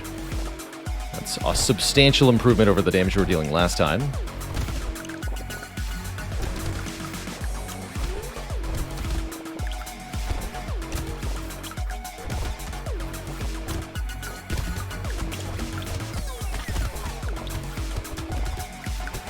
Get some free armor and dodge for having 6 medieval weapons, too. Darth Ziggler, thanks for 8 months. Happy birthday. Thank you. The happy birthday wishes? Yeah.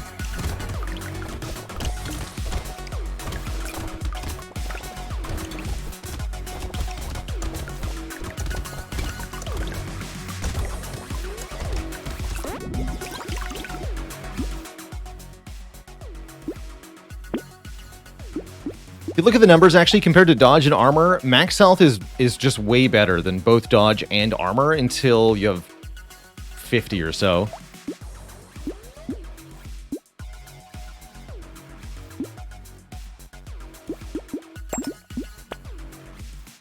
Speed. Garden is a nice way to heal. Grab a garden for safety. Safety garden.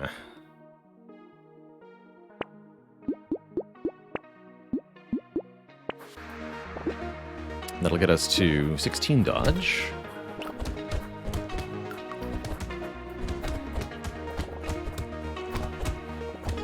Stibbity-stabbity.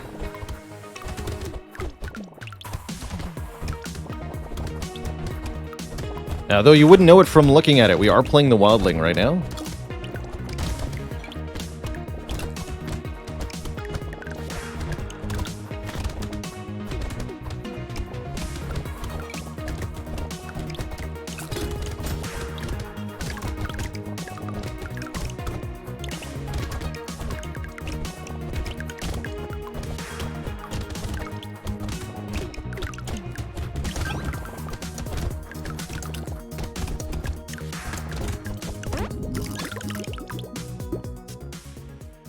Grab some more dodge. Dodge and armor? Let's grab dodge and armor. I'm gonna regret taking harvesting, I just know it. Never works out, so let's stop for now. And grab some other stuff.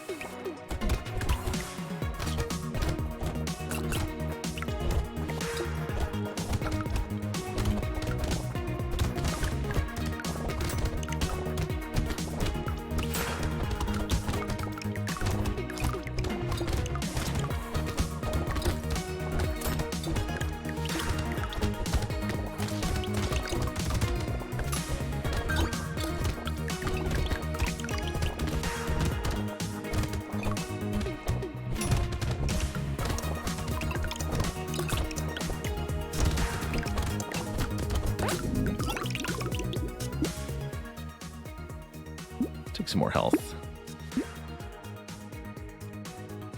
Start building crit if we wanted to. Sure. Too early for handcuffs.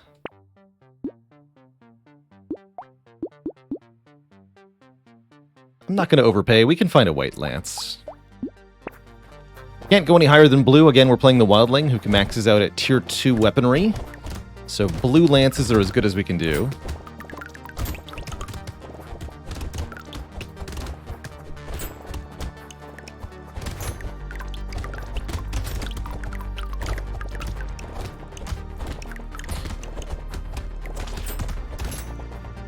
Chat member asks, what's the purpose of deleting a weapon if you still have room for other weapons? The shop is more likely to generate you weapons that share keywords with the weapons that you already have. So deleting an undesired weapon can prevent further copies of that weapon from spawning in the shop. This is the primary reason to delete a weapon early.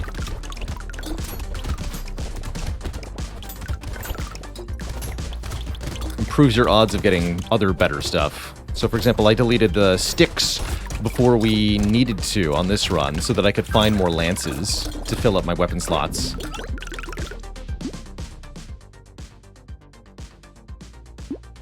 going to recycle the Ugly Tooth. With the lances, I don't want to speed down. I do want crits, though. Recycle that. Take a little harvesting. How do we feel about the luck stat? I would like some way to heal. Ooh. Okay, take some damage.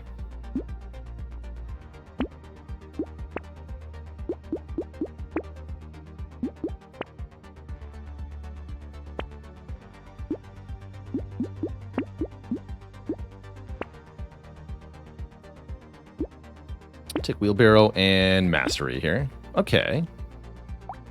So we're at 50 damage lances. That's pretty good.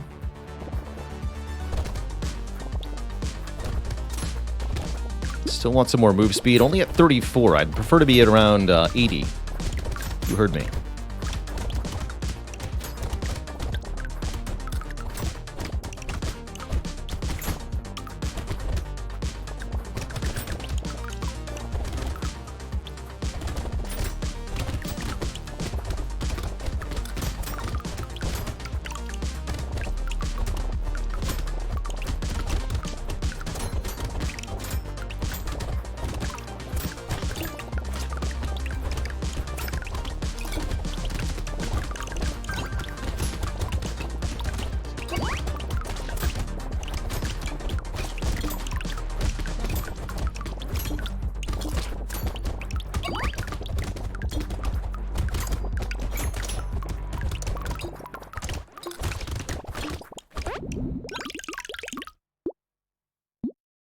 Nah. Okay, sure. 4 armor? Do you insist? I'm going to start grabbing some regen stats.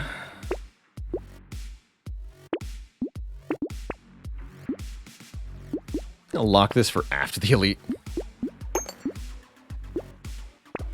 Alright, who we got? This is not the stinky guy, so that's good. Now we can kill it. We need to not get hit. That's the main goal here. We don't have that good healing. Whoa, okay. Well, that was over very fast. Dang. Those elites stew me in pretty bad. Not having a good time today.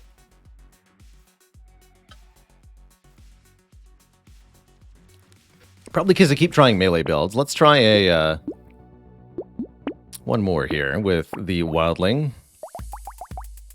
Oh, I am getting discouraged. Let's try a slingshot start.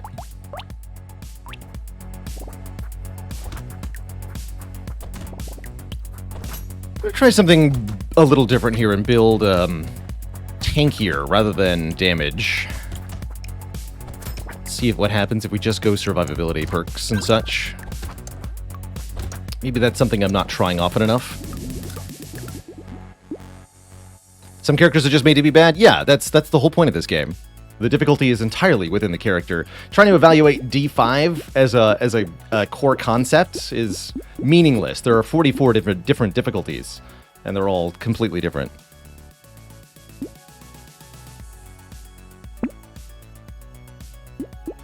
So again, we're going to recycle this just to find more slingshots.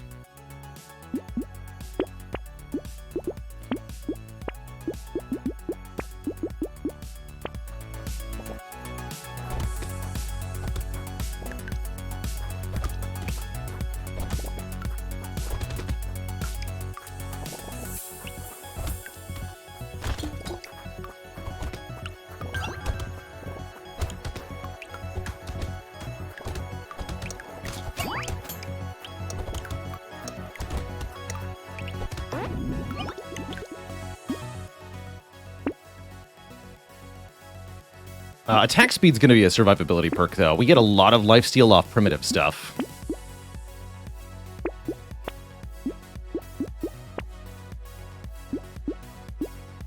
So our goal is going to be to have a lot of health and just heal by bouncing rocks off stuff.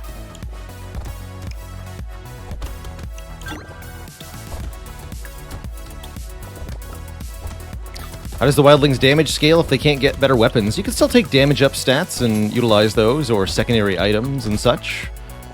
You also, as noted in Brotato, don't need to deal damage to win.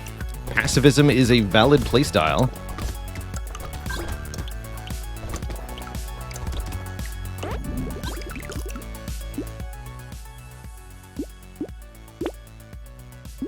Let's try to just take survivability perks. Survivability and harvesting.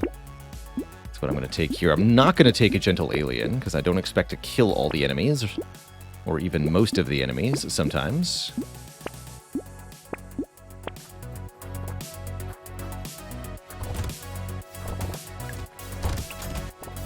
So we want max health, armor, dodge, attack speed, a little bit of range.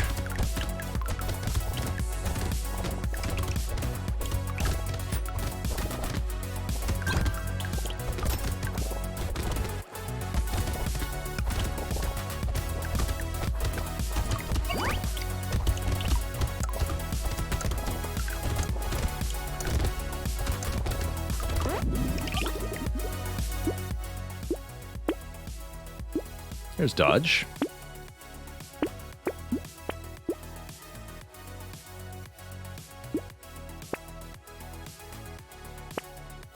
Oof.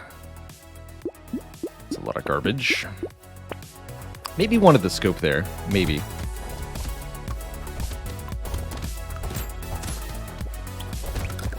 Chinese Democrat says, what do I think of the new bullet item that lets you pierce through one additional enemy, but minus 20 piercing damage? What that item doesn't tell you is that most piercing attacks have a base of minus 50% damage to begin with. So your piercing shots with the heavy bullet become negative 70% damage. So you get a pierce, but it's almost completely worthless. And if your weapon already has pierce, the heavy bullet will ruin the existing pierces that you would have gotten. Which makes the heavy bullet mostly only worth it with projectile attacks that would not pierce at all otherwise. Good with the SMG, good with the revolver, good with a couple other high damage stuff, but with anything else, it's terrible. With anything that already has pierce, it's awful. Very bad item. Or sharp bullet, not heavy bullet. Excuse me. Vaguely okay with rocket launcher. Take some more range here.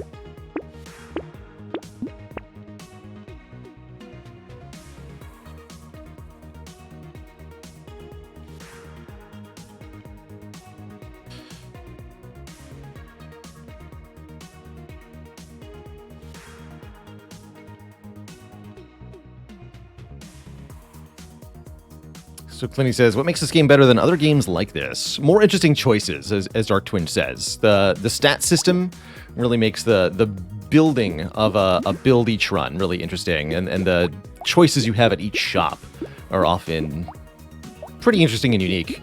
Compared to Vampire Survivors, where your choices are often not choices at all. You simply grab 7 weapons that you think are going to be good, and then you max them out. It's no longer relevant which one you pick each level up.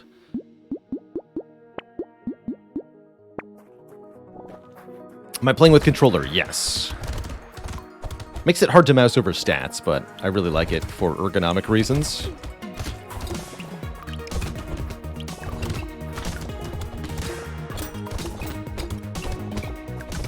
But yeah, it's ultimately the choices and the thinking about how to build and how to win that makes this game interesting to me.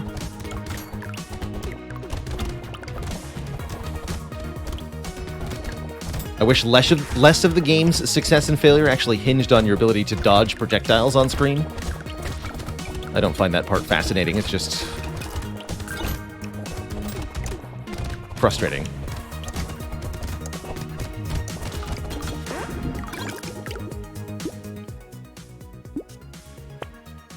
"12 harvesting or 9 speed. I'll take 12 harvesting. Rare to get offered a red perk this early.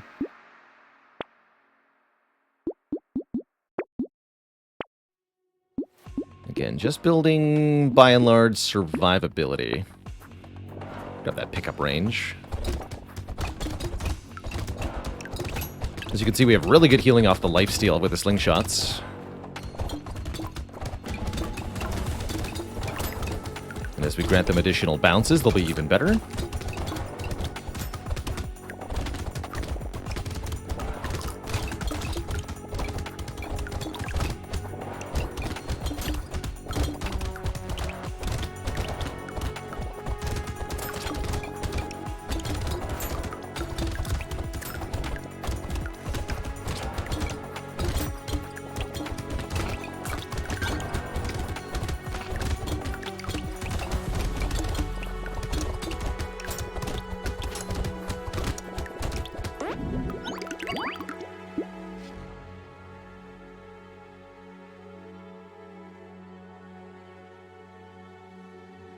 Would I recommend my standing desk? No, not the one that I bought.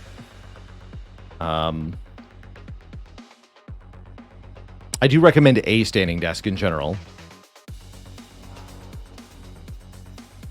So yeah, as Twinge notes, one thing to keep in mind is the minimum and maximum height as considerations. Something that I failed to consider, and I should have, is stability.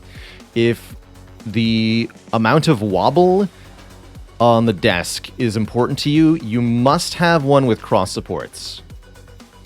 Any standing desk without cross supports, so like an X-shaped support structure on the back, will wobble a lot. There's no way around it.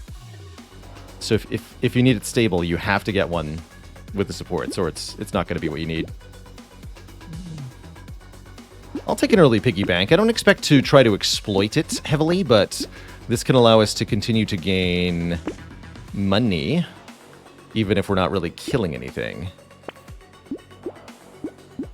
Seems nice.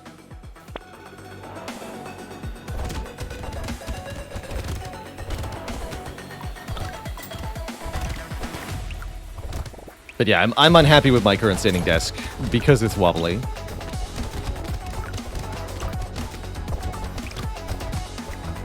But not that unhappy, just like a little bit.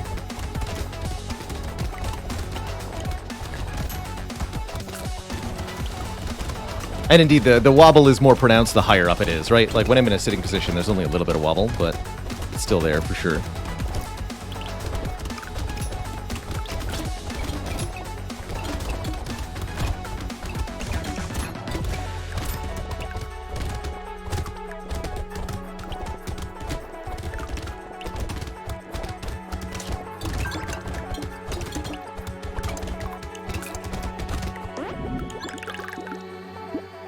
Dodge. Just what I was looking for. Attack speed's also pretty good for more healing off the bounces. This will also kill things. Let's take attack speed first. Don't need to kill things, but it's nice when we do. Armor. Not going to take black belt. I will take fertilizer, and I will take another blue slingshot. And a weird ghost.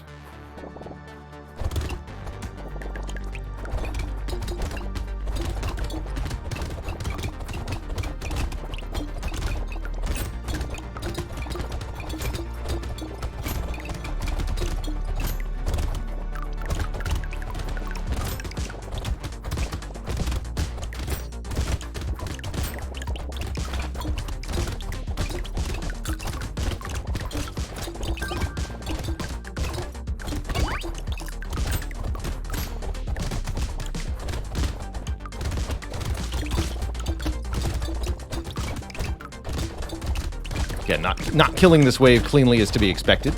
We're building survivability, not damage. So we don't expect to kill everything. Just some of it. Just enough to get some money. So that we can keep building survivability.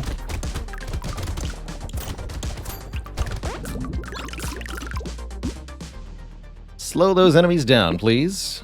And give me some armor. Make me tanky. Tanky as I can get. Okay, minus lifesteal's a bit odd, but range and attack speed are good. Let's trade that for -2 harvesting. Get the lifesteal back.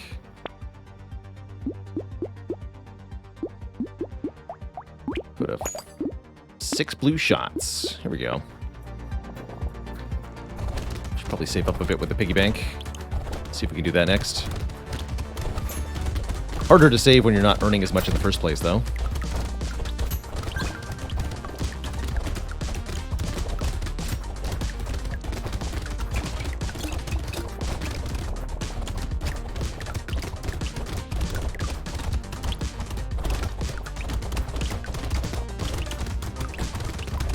That's right, and each bounce should individually have a chance for the lifesteal proc. That's my understanding of it.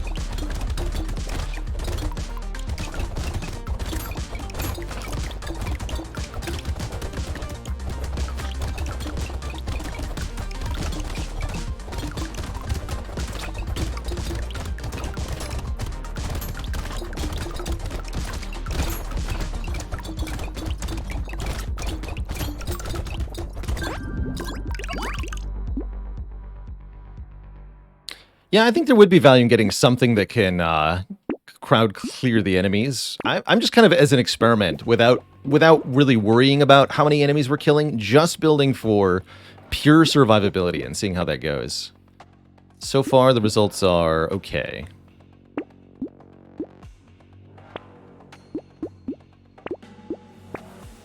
But I think if there's another slingshot banner combo, I like that. Or, that's, bat. Banner bat. That's what I meant to say. Banner bat combo. So we're at 12 dodge, but 11 armor, 56 max health. Need more speed and dodge.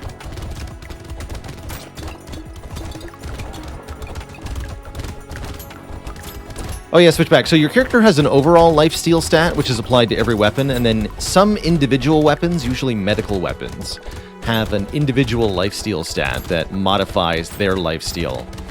So for example, a medical gun starts with a base of 40 lifesteal. If your character has 5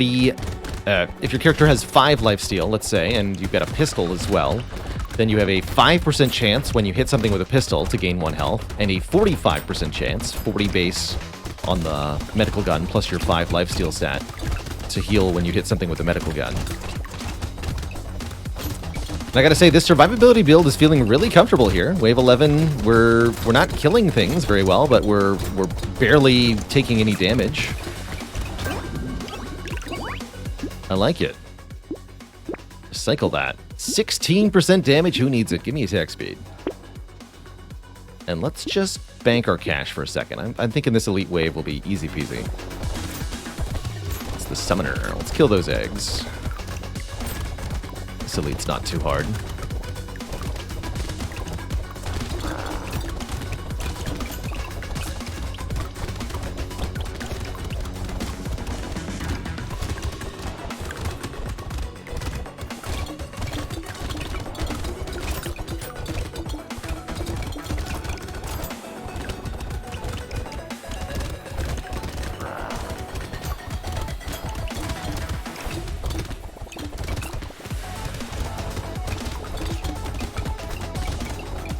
Some of these harder enemies we're pretty unable to deal with.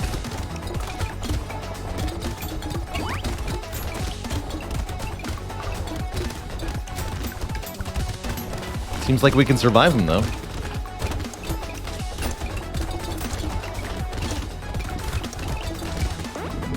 Definitely want some dodge. Yeah, they're added together, that's right. Killing a tree spawns a turret. We have a bunch of extra trees, so you know what? I'll take Pocket Factory. Projectiles pierce. This seems hilarious more than it seems useful, which is good enough for me. Love things that are hilarious. Bonus piercing damage. Okay. Piercing minus 35. How do pierce and bounce interact? I actually forget. One happens first than the other.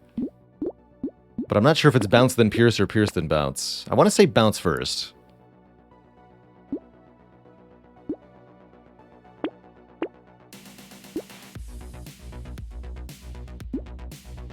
Bounce, then pierce.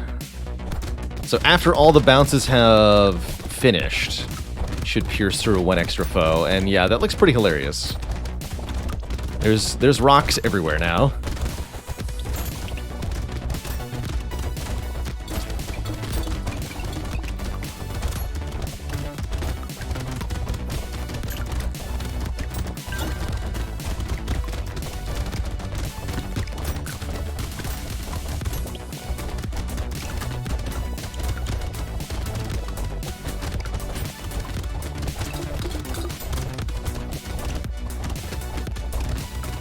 The turrets will also pierce, that's true.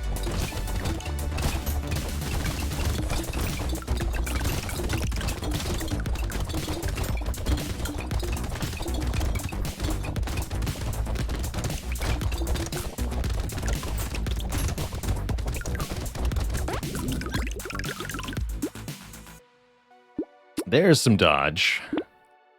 Grind's Magical Leaf. 3 max health, 1 regen, 1 lifesteal at the end of each wave. There are a lot of waves left. I'll buy it.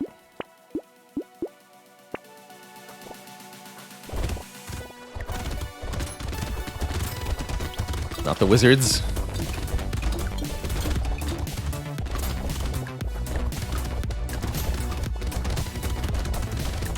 Slingshots don't do any damage.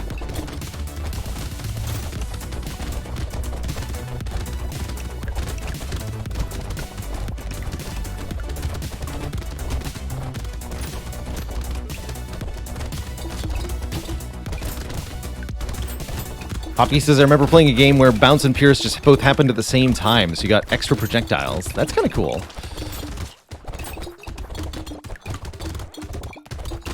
Stay in the corner. Stay in the corner. Need more dodge. 7 seconds. We can do this. No! Yes! I'm alive. I am alive. Now we just gotta survive the elite. Easy. Easy peasy. Another leather vest. Heck yeah. We're investing. Uh-oh. Okay, this elite's not too bad.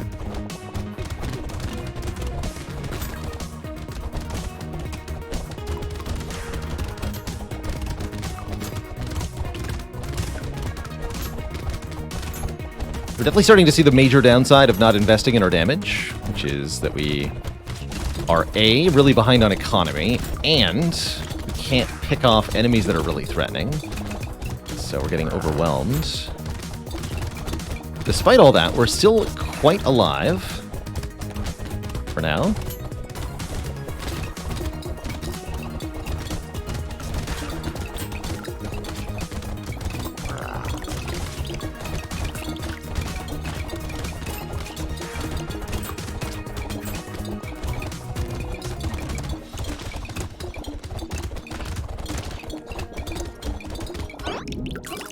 Not bad. Am I using a mod that changes the bullet sprites? No, it's a option. Projectile highlighting.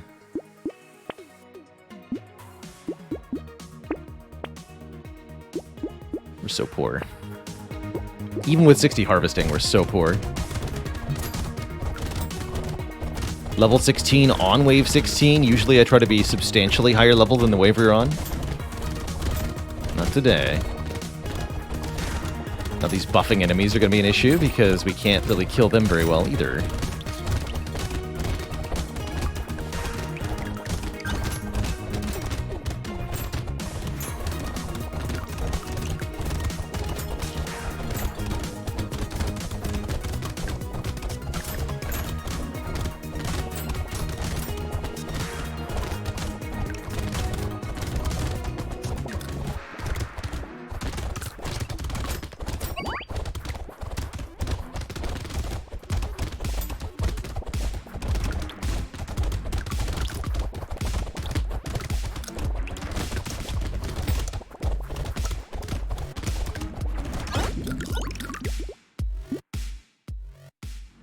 Passive damage, sure, I guess.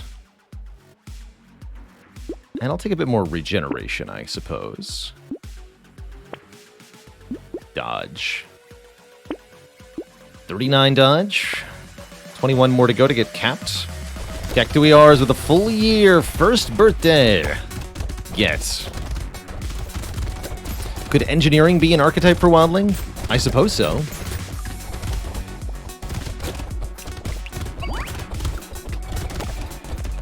Oh, they fast, though.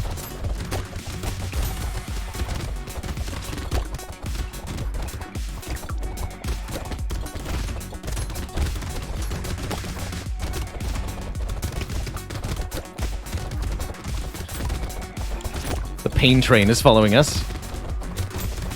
Stay away! This is terrifying, man.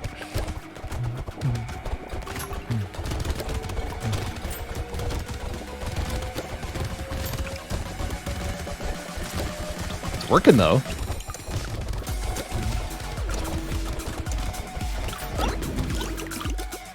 It's definitely working.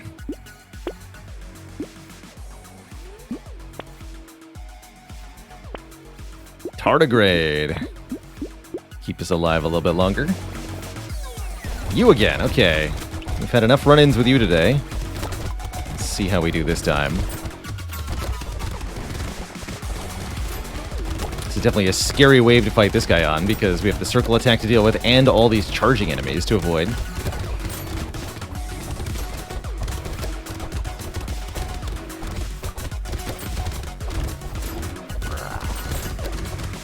Although it looks like, yeah, if you stay far enough away, he can't really attack you.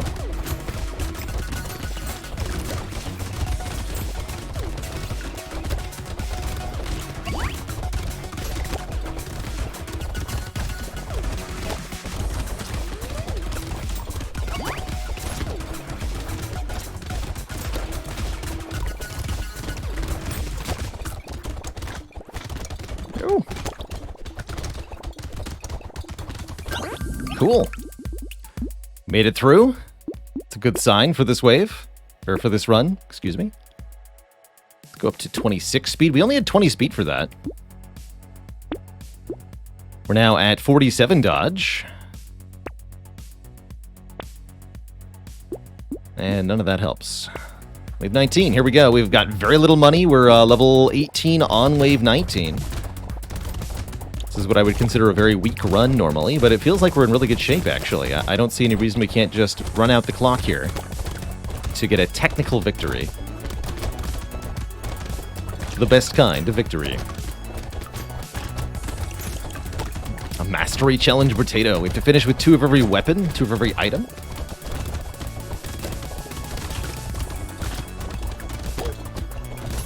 Seen others consider the idea of trying to win streak all the different potatoes in this game. That seems kind of cool. Or doing random win streaks. Although to me, this game doesn't seem very win streakable. Whether you win or lose feels a little too arbitrary.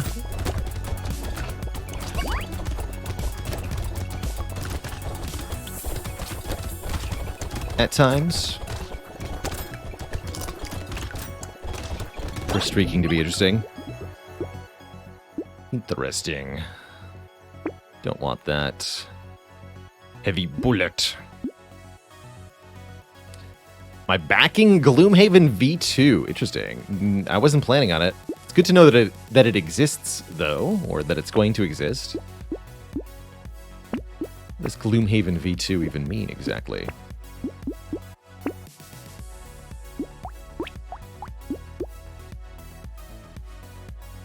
Power generator would slap, but slapping is not something we're looking to do here. We're looking to dodge. Just stay alive.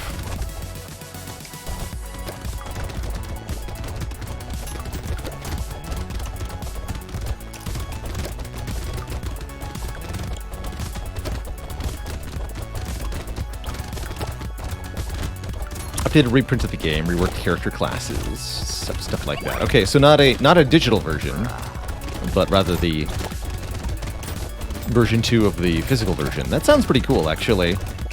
Already a very good game, by all accounts, so a refined, updated version ought to have some nice improvements.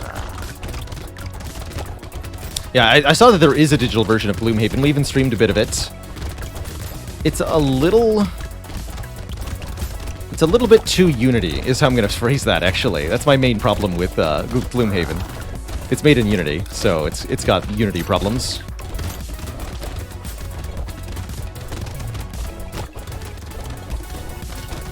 Oh, don't die now.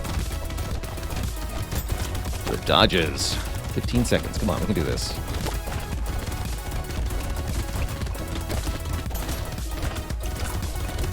No! No, so close. All right, well, that almost worked. That almost freaking worked, man. GG. Just got overwhelmed at the very end there. Only we'd had capped dodge. Maybe would have lived there. Bummer. Bummer. Bummer. All right, I guess that's enough potato for me, I think is what I've learned here. I'm going to take a quick break here. I got to use the bathroom, refill the legs, and then I think I'll switch on over to some Spire. Be right back, everybody. Don't go nowhere.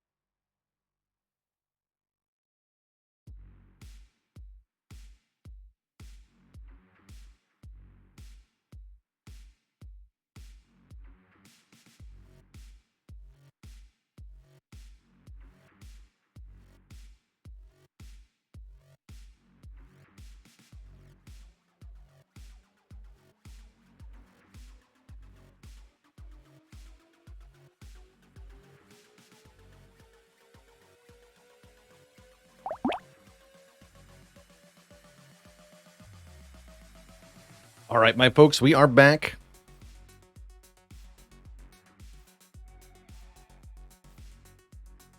And it is time to spire it up.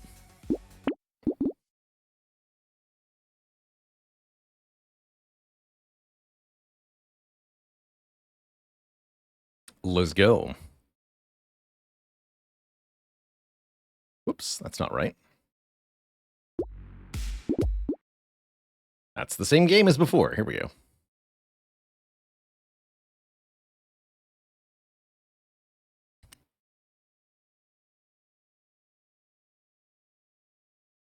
Agreeable Robot says, how would I suggest you go about stretching your water when the need arises? You're going to need a water stretcher. You can get them at any medieval jousting tournament right next to the breastplate stretcher.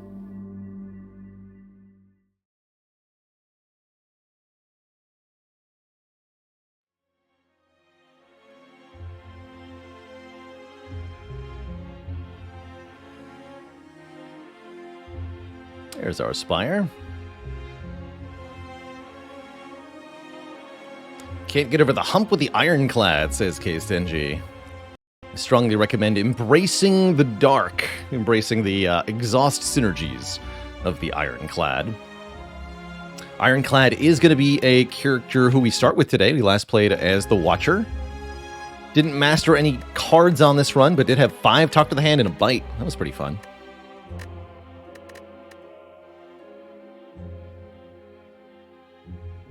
Stretch your water by freezing it. There's an idea. Any card we're surprised to have not mastered yet? Master of Strategy is a card we have not yet won with duplicates of. That's the goal here in our Ascension 20 Heart Slay the Spire challenge. Win with 2 copies of each and every card in the game. So we have to complete the card pool of every character, and then some. Here on this Ironclad run, we're starting with Slime Boss Act. You can either start with an upgrade, choose a rare card, or the boss swap. I don't think I would take 7 max health here.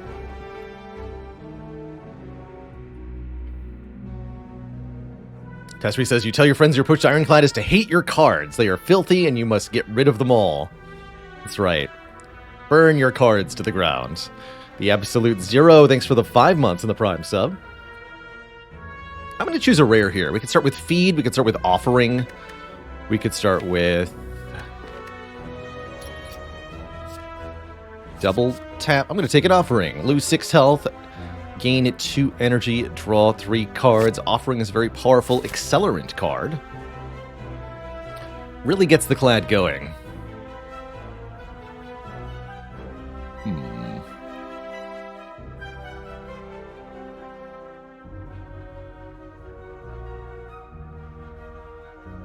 Lose out on 1 upgrade to go for the Burning Elite. I think I might want to go this way. Let's actually mark that in green. So we get the upgrade before the first Elite this way. We can upgrade Offering or our best damage card, whatever we've found so far.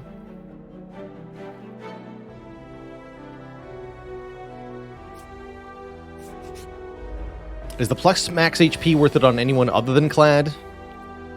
Defect and Watcher like having more max health for the late game.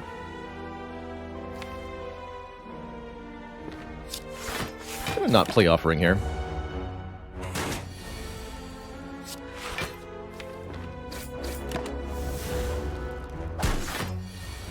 We can win with less than 6 damage taken. No, we can't. Okay, well, that was a mistake to not play Offering.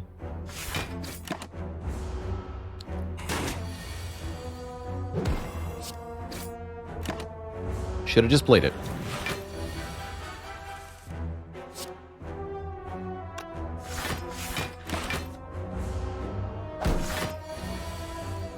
And then Bash Strike. Okay, not too bad. Do get a healing potion. Combust, Sword, Boomerang, Power Through. Interesting. I don't like Sword Boomerang very much as a first card. With Slime Boss coming up later in the act, I actually think Combust is pretty okay.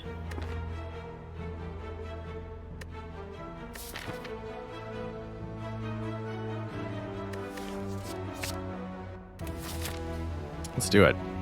Also helps against early sentries. Alright, once again I'm going to try not playing Offering, and I'm going to regret it.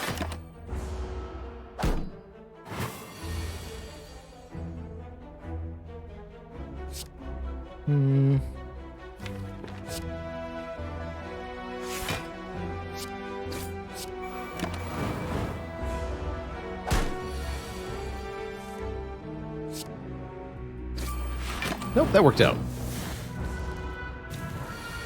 Lost less than 6 health here.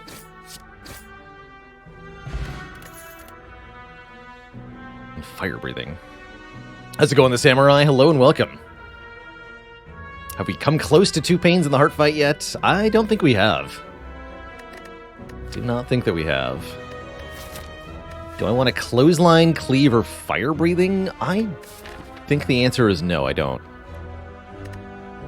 We could maybe take a cleave. I think I'm just going to skip it all.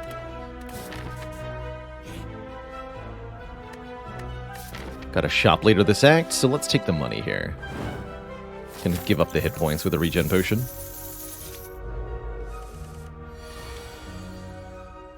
Fire breathing definitely helps a lot against the slime boss.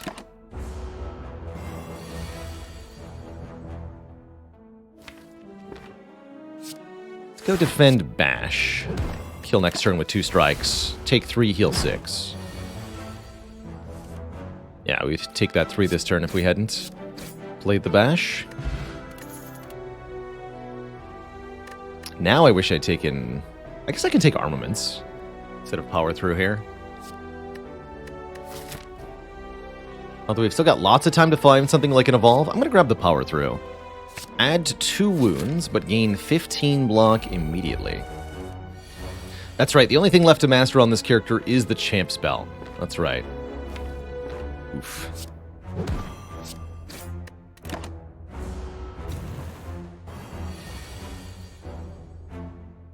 Bummer. That's not the draw we wanted, that's for sure. Can't even kill this slime. Dang.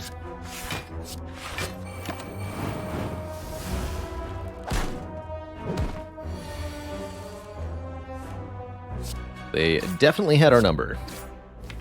We should be able to kill next turn. This Offering hasn't played a whole lot yet, but it will. Don't worry, it will. And Dark Embrace is here. When a card is exhausted, draw 1. Alternately, there's Demon Form. 2 strength per turn every turn. I think I'm going to take a Dark Embrace. It's a bit expensive as far as powers go, but one of the best card draw powers in the game. There's definitely a lot of serious shenanigans that Dark Embrace can accomplish.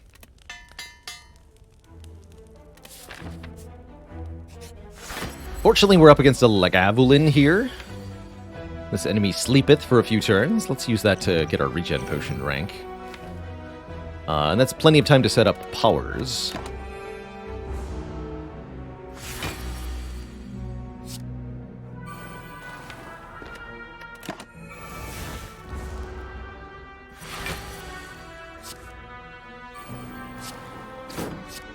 Even against a single target, Combust is often worth it. 7 damage per turn adds up really fast.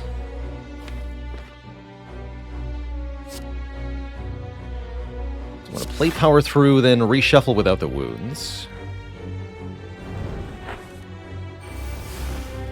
Then we draw Power Through again, guaranteed next turn. That's pretty good.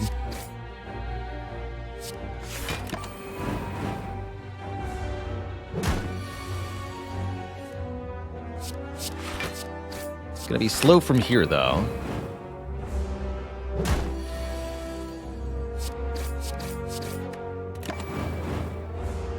We're going to start breaking our draws.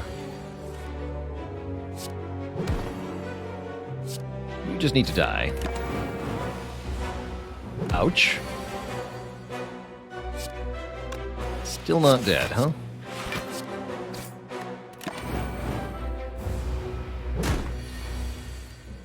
Okay. Pretty tough first elite, but we did live. We're going to get 2 defends upgraded. Do we want to add a body slam? Body Slam's pretty good with Dark Embrace, pretty good with Power Throw. Actually, that looks like a reasonably good Body Slam. Pretty bad situation for the next Elite, though. We have not seen many attack cards. This could be a very short Spire run. Carabola Streams, thanks for 8 months. July the 5th be with you. And Stunna with 13 months. You keep watching, I'll keep streaming. Let's try Body Slam, but I don't expect it to go well. I think we're going to have a short run here. Hopefully this is Sentries next, otherwise we're in real big trouble here. I feel like I need to sleep.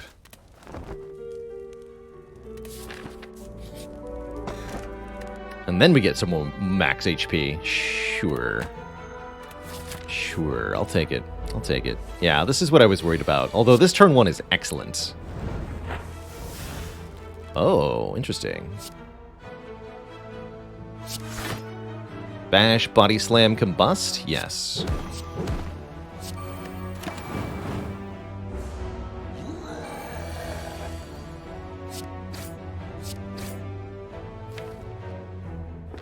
So we do 7, bringing you to 23.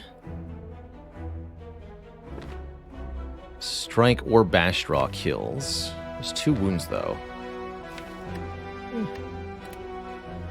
This costs us 8 health over 2 turns, saves us 8 health. So this is 5 health saved if we kill this turn, and no health lost if we kill next turn.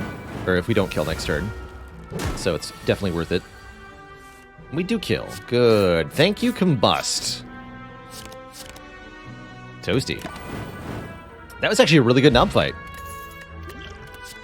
I was hoping, actually. I was just thinking. Bottled Tornado, huh? What if Evolve? And there is Evolve. It also just Bottle Dark Embrace.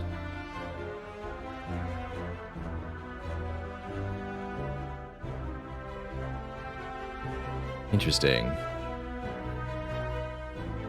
Bottled Evolve is really nice for a number of fights. And makes certain other cards like Reckless Charge suddenly worth taking. Makes Mark of Pain very takeable. And we have the Power Throw, which makes the Evolve pretty good. Second win, but here's the thing. Actually, what if, screw the Evolve, take a second wind, bottle the Dark Embrace. That's way better. That's just way better.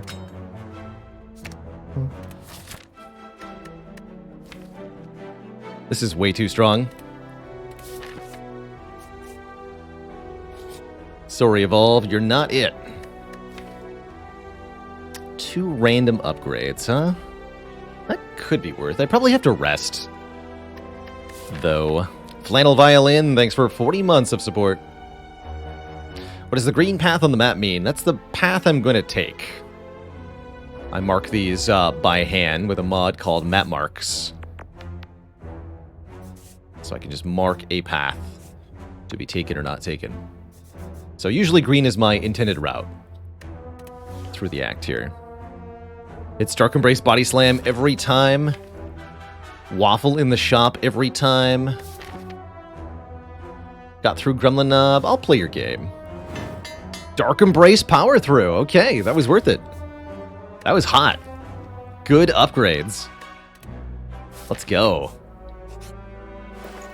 And there is no waffle in the shop. There is, however, a membership card.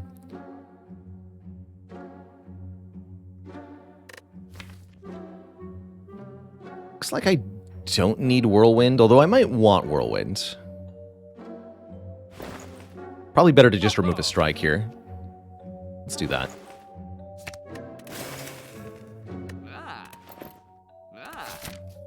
The Wind archetype. Whirlwind, second wind, second Whirlwind.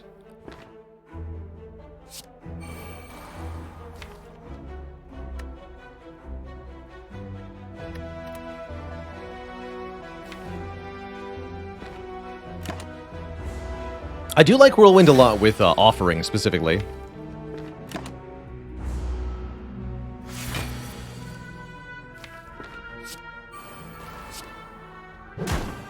Wakey, wakey.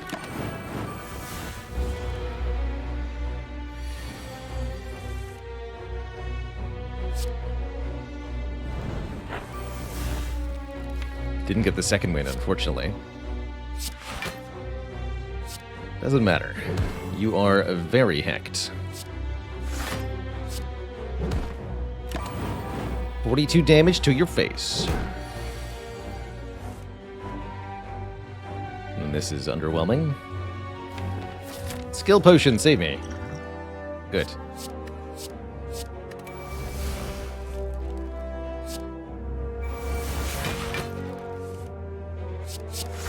Much better.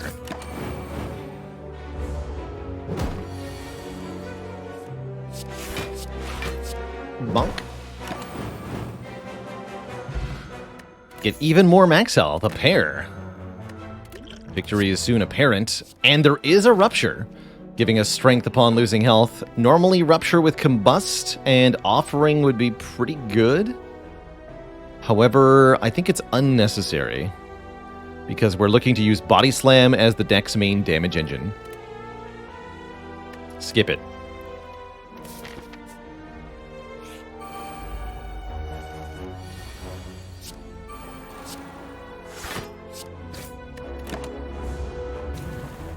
Can't even use strength all that effectively, actually.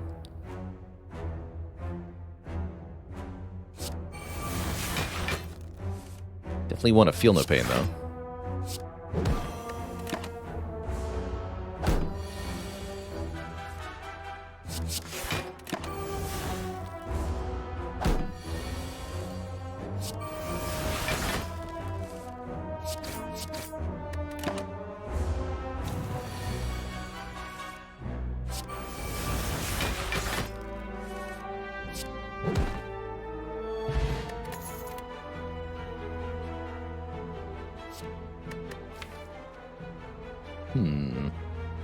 We're often exhausting these immediately, actually, so fire breathing is not good. Sentinel could be good, though.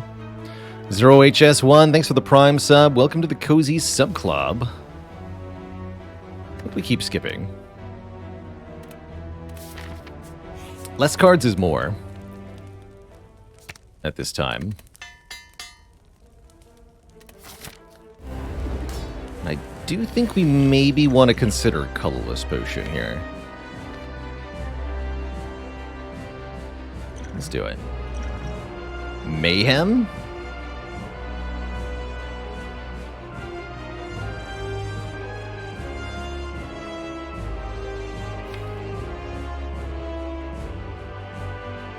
Mayhem could delete my power through by playing Second Wind off the top. That seems kind of bad.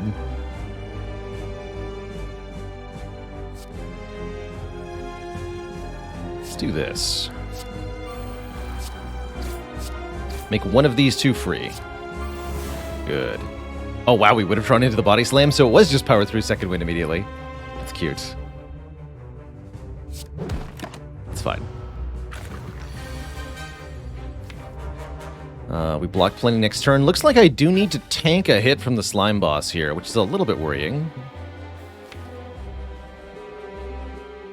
Incoming 38, we block 21, take 17. Yeah, that's okay. That's okay.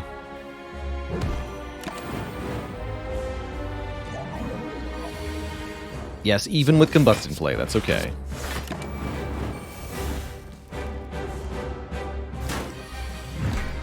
There's the combo. Here we go.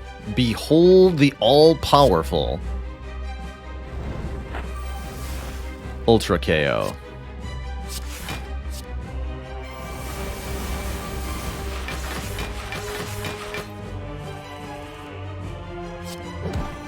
Kerblam.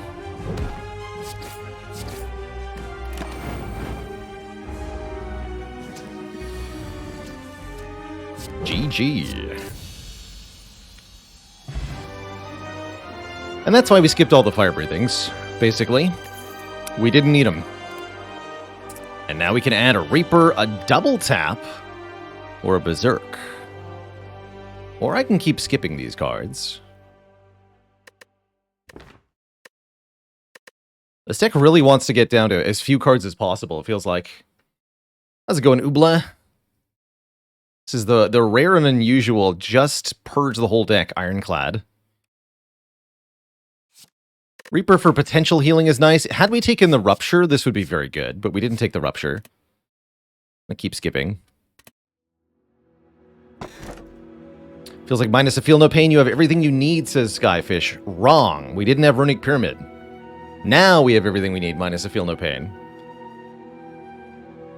Runic Pyramid here is amazing. The main purpose for Runic Pyramid is to make the second wind more powerful by having more cards in hand, and to allow us to set up the Body Slam with ideal turns.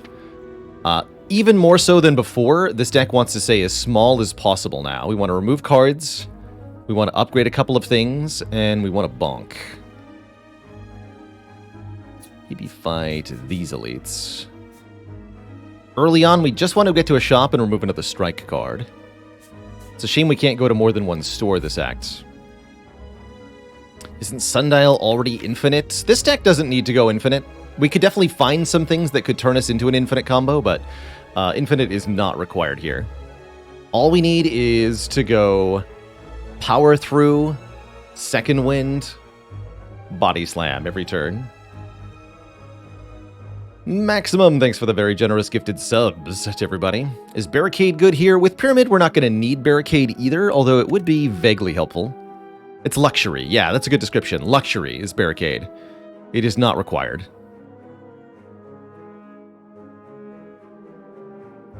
And I don't want to go to this elite. Okay, yeah, start here. Deck wants Branch Corruption.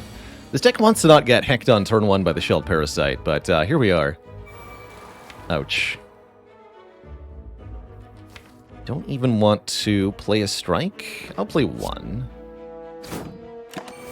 Yeah, classic Shelled Parasite. Welcome to Act 2.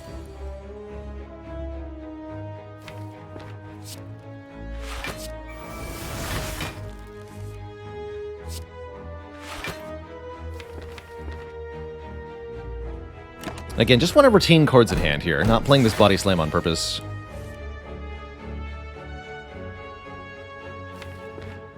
Let's just go Power Through, Body Slam, Second Winds. Second Wind again. Body Slam. And this is our goal in every fight. Get the deck to this state. We go Power Through, Body Slam, Second Wind. Oh. It's fine. Could also Body Slam again if we redraw into it. Which we're actually not guaranteed.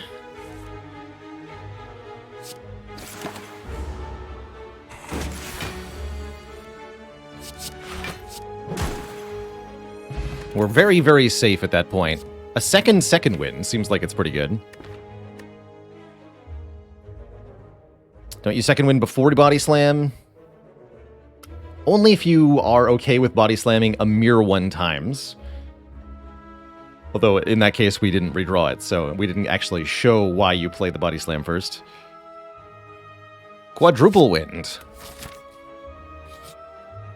One always ends up being burned by the other. That's completely fine. We're totally okay with the second winds burning each other. And we're very happy with the strikes burning each other. I see I also owe the chat a dad joke. One joke for you all.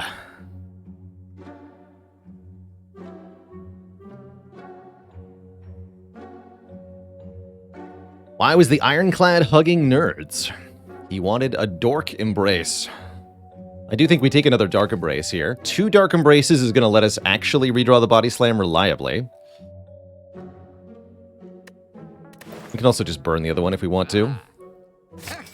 And yet more strikes removed. Also going to buy a Blood Potion just for insurance purposes.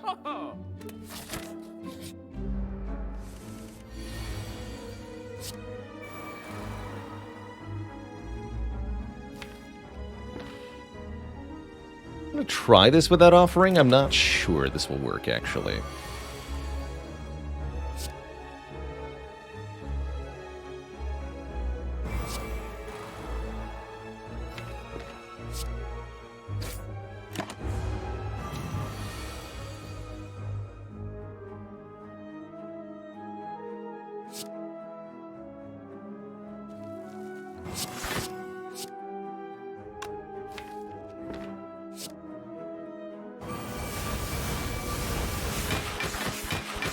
second wind first this time. Way more damage. We might as well power through again. 56 damage body slam.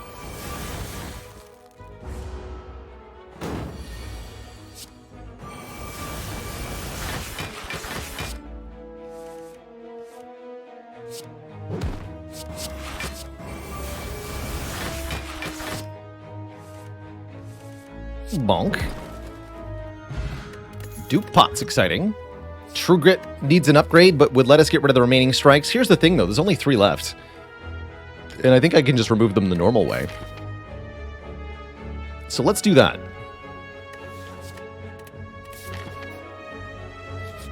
An unnecessary True Grit, yes. Curses also very much unnecessary here.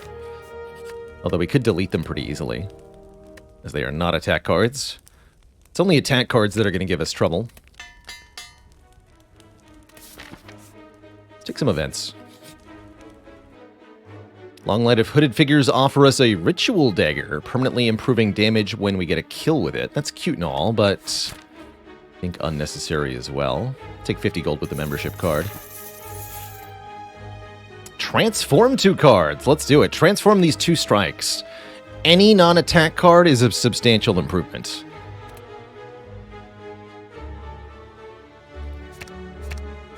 Those are the same as attack cards, but they're different attack cards, so yay? Call it a wash. That's alright. It's not like the other options from the Jack Stealer would have been all that helpful anyway. More healing on resting from Regal Pillow. I think we're past the point of needing Pillow, as we are now basically dominating every single fight. Uh-oh. An actually difficult opponent. Could be an issue.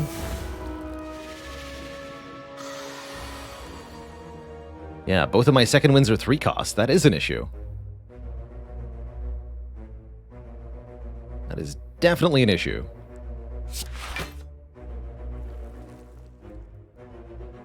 Let's do more damage next turn. Ooh, free bash, even better.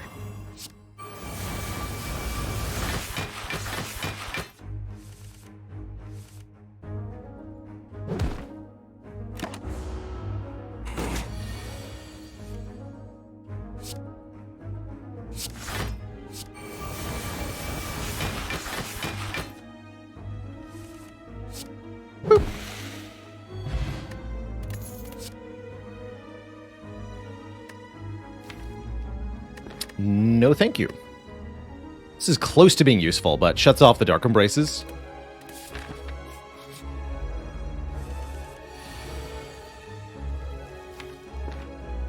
The 3 Slavers could give us some trouble. But will they actually? I don't think so.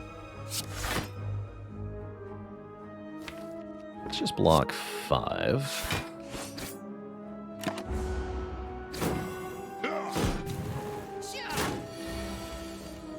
Oh, did not draw either second wind here. That's an actual issue.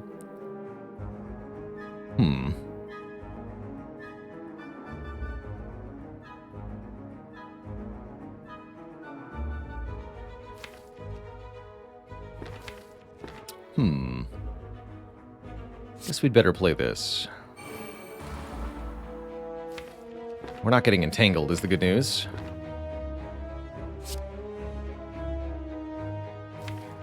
Wonder if that was ever dupe pot on the combust, just to really kill them. Don't think so. Alright, we can never not draw a second wind, because at minimum we draw one of the 2 or offering. And I actually don't want to draw both, so 4 card slot sounds perfect, actually.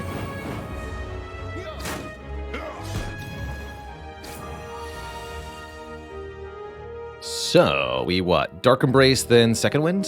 Sounds like it.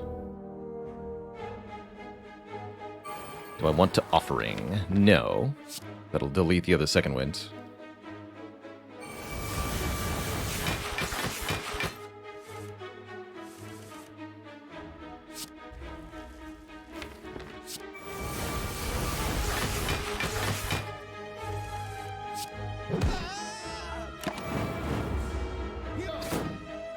Full block the sleevers while vulnerable. That's pretty cool.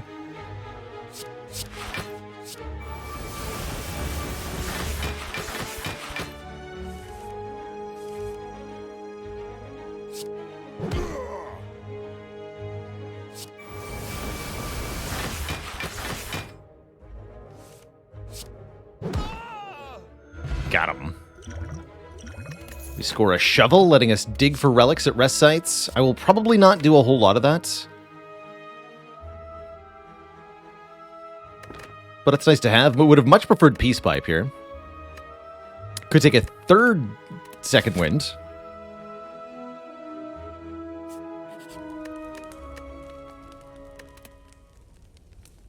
I think we'd rather just upgrade the second winds.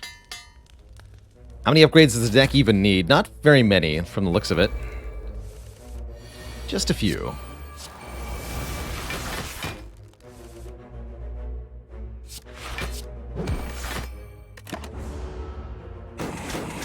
Really looks like it needs a bag of prep more than anything else.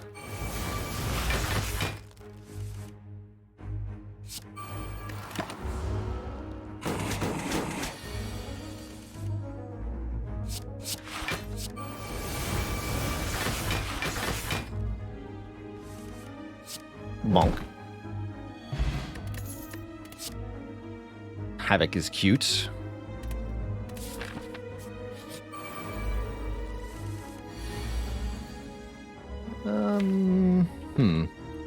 Here's hoping next turn is gentle.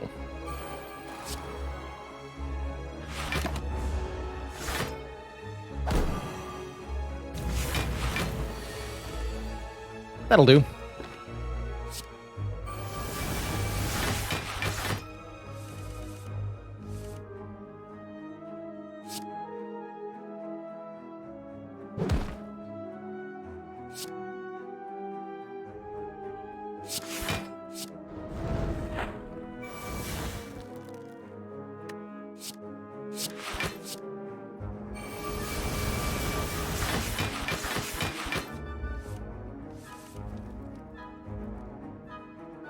Let's kill you.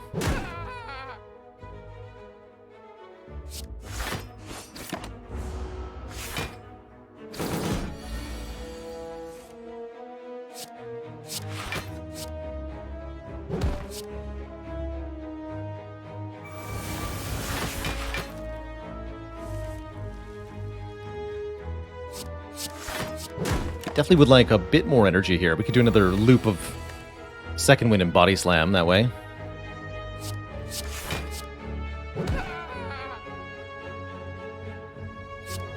This is vaguely reasonable.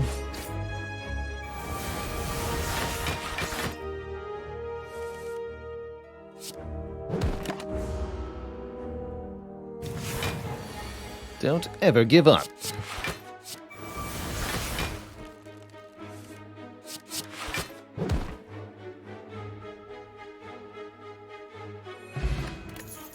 +1 strength makes our body slam slightly more damaging. Reaper could heal us, but what the heck do I need that for? I don't. I certainly don't.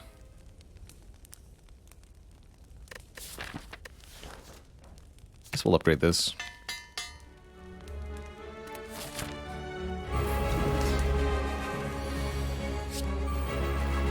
Alright, Bronze Tummy.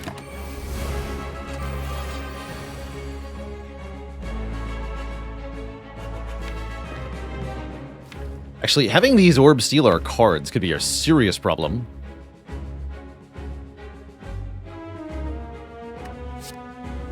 Gotta be really careful about that.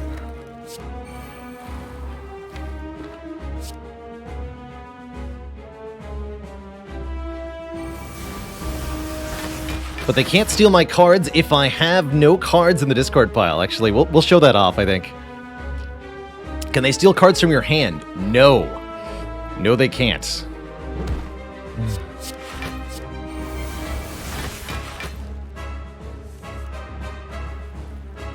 That means not playing this body slam for 77 damage? I guess I'm okay with that. Yeah, yeah, so one of you can have Iron Wave. And the other one can have nothing. Oh,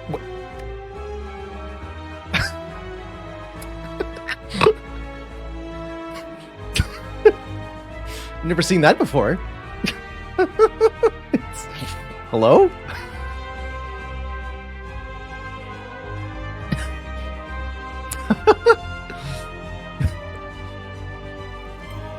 This happens a lot in speedruns, says Oopla. I've never seen this.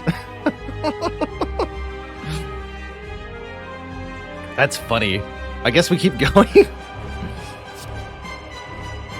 That's great.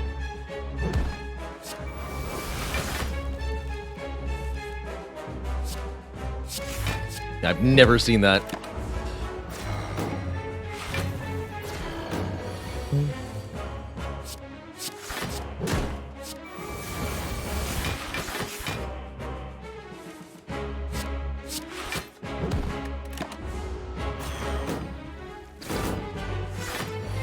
Wait, is it? It's not actually stolen, according to the minion. How does this work then? If we kill it,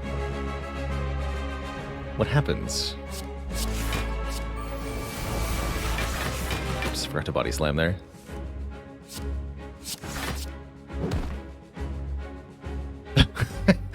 Iron Wave is just gone. It's removed from play. It sure is. Stuck between worlds. Stuck in the void. Wait, not that one. Almost lost the whole fight there. To the Shadow Realm.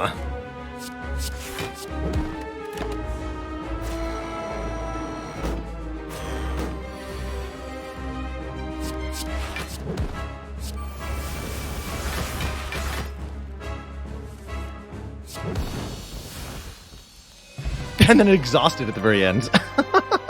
It just exhausts. That's great. This deck could do some really funny things to Limit Break.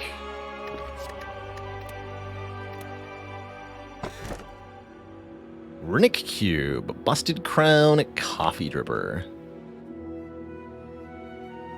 Cube is cute, actually. We don't need more card draw, though. We want more energy. Maybe I wanted to take Berserk because of that? Maybe.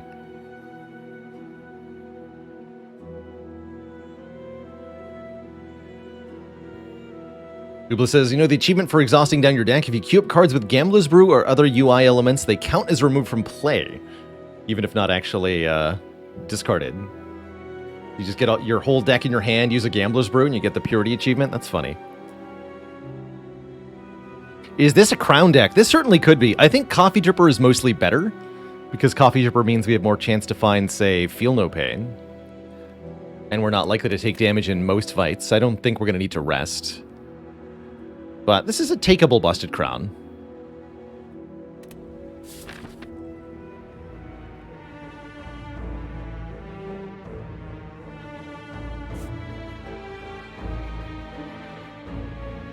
Why rest when you can dig? I can dig it. Alright, to the shop for a card remove. Can we find the champ belt by digging? Yes. Yes, we could.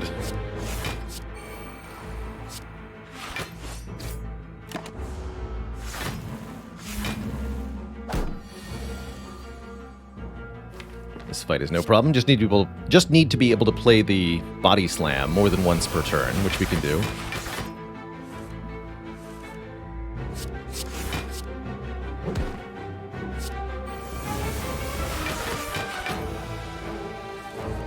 Although we actually would like another way to exhaust a card or something.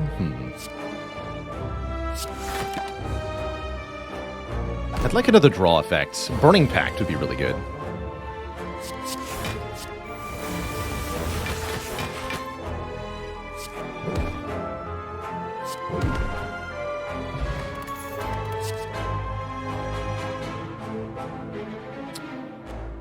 What about dual wield?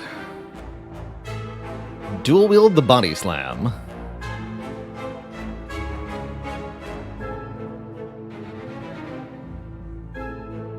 Seeing Red's also really good with Bottled Dark Embrace. Actually, Seeing Red is just objectively good. Click that instead.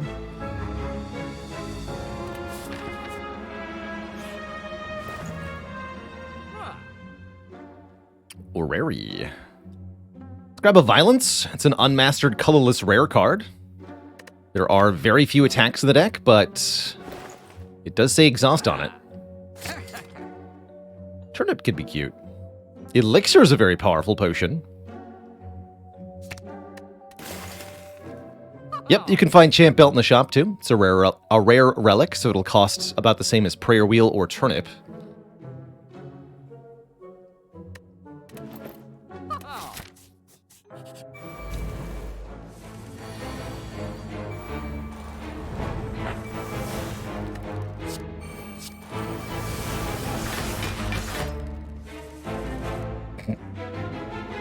Jeez, man.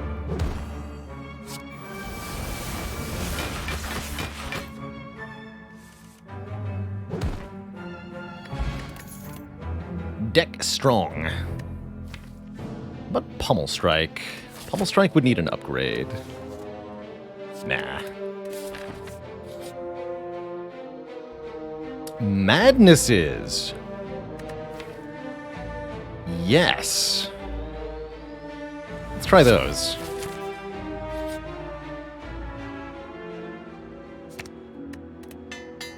Upgrade one Madness so that Madness can't hit Madness. It's actually kind of important that not happen. If they are both in hand at the same time.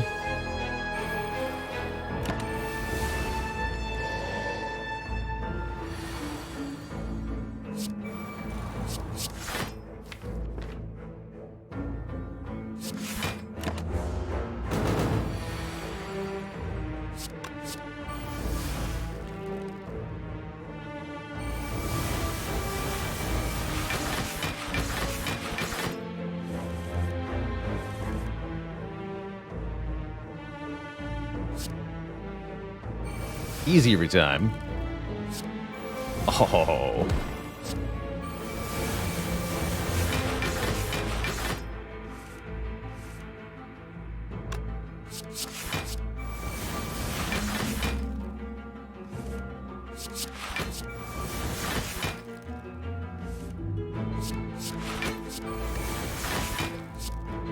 Bonk. Hey there, Skixie. Massively struggling with the one relic achievement. Check out this video right here. Who needs relics? There's some advice, tips, and tricks for winning the whole game with only one relic. Cheesy Wiz says, what happens if you transform an Apparition, Jax, or Ritual Dagger? Yes, they become a non-event colorless card. Can transforming a colorless card become an event colorless card? No. No, it can't. Let's take a Swift Pot. No condition draw is pretty good. Him.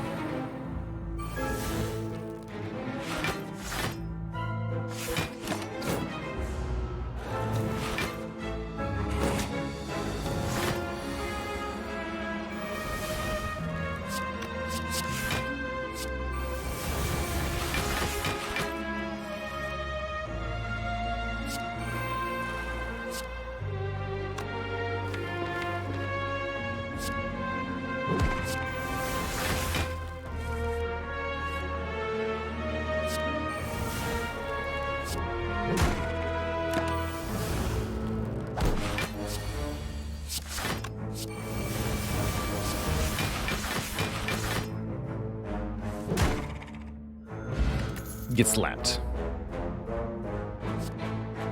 Thoughts on Mark of Pain versus Coffee Dripper with a Bottle Evolve in the deck? Mark of Pain, if you've got a Bottle Evolve, Mark of Pain is better than most other boss relics. They are definitely less of a downside when they guarantee to draw you 2 cards, so unless you're having hand is full issues, Mark of Pain sounds pretty good in that situation. Bottled Evolve is the one and really only situation where I think the Mark of Pain is really, truly good.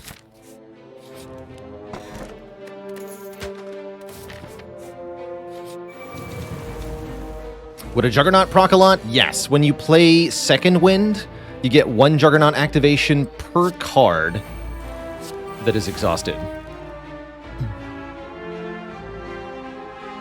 Let's do defend Iron Wave Madness here.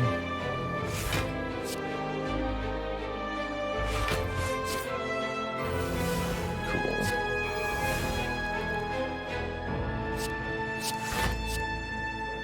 This might be a good fight for Combust, too. Nah, we're not going to need it.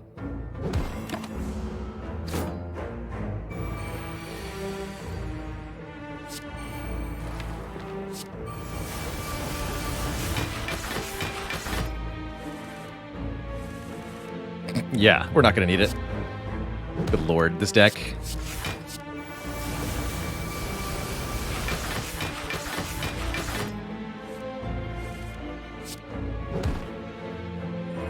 Absurd.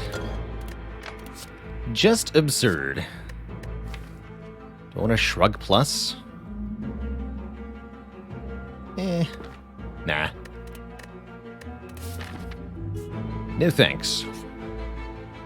I'll fight you two nerds. I've got good potions, and you can't do anything to me. Dare you to play Iron Wave. Double dare you.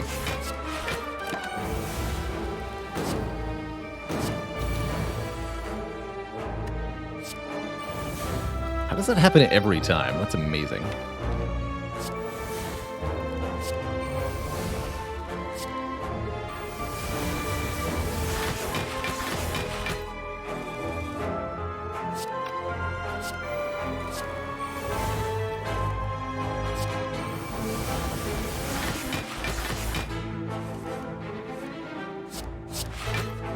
Bonk.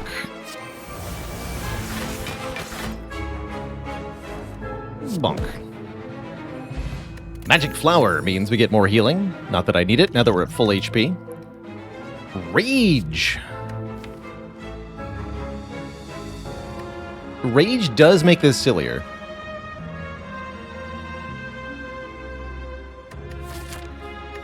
Let's try it.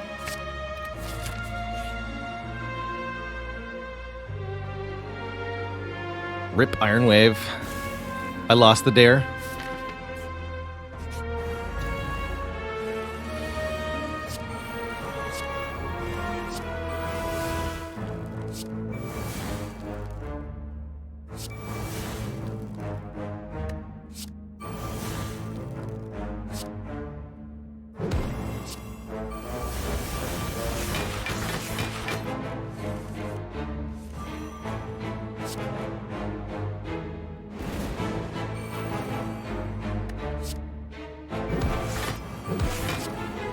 Turn 1, by the way.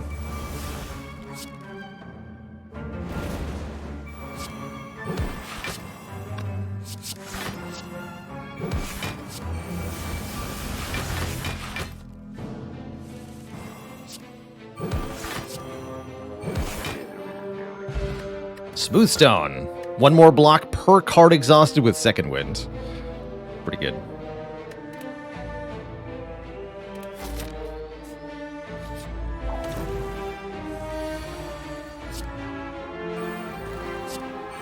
Of course.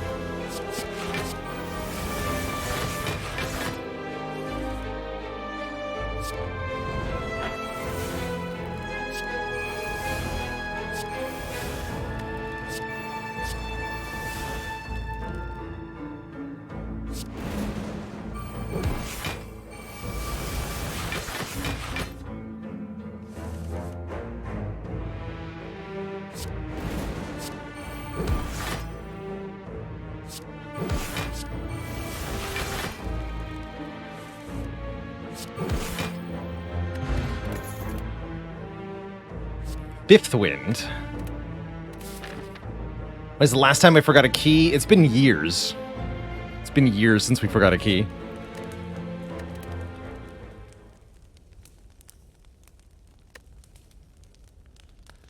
Seeing Red upgrade is genuinely good. I'm not digging anything.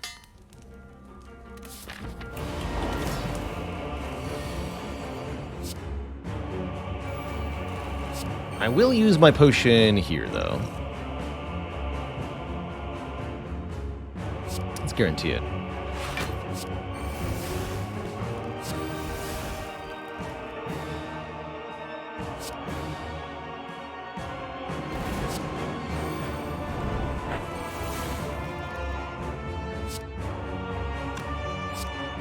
Nice. Bash. Power through. Not that one, this one.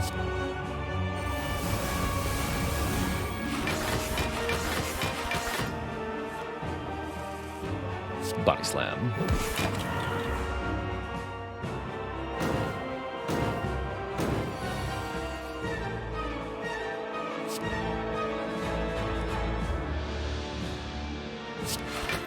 What's the right play order here for maximum damage? I think Rage, Body Slam, second wins. Power through, Rage, Body Slam, second wins. Don't play Rage again. Power through, Body Slam. Oh wow, we're already dead. Okay, good talk. I thought we were gonna play Body Slam another time there. Get wrecked, nerd. All right, turn 1 kill on the bird, nerd. Let's do it.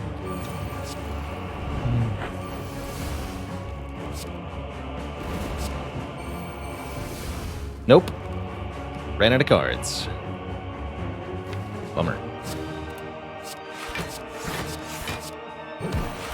This should be a situation we can avoid hurting the cultists here. It's kind of cute.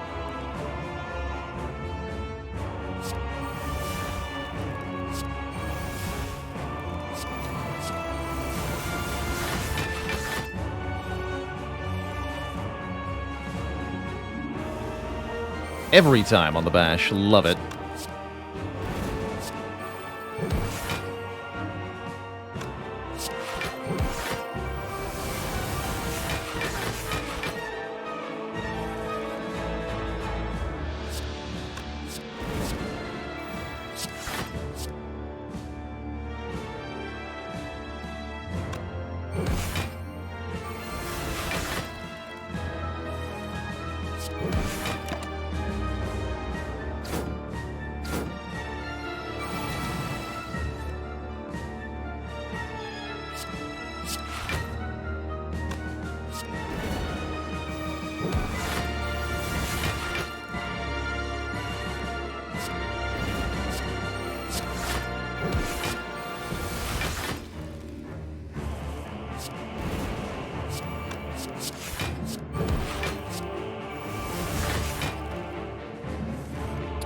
Bonk.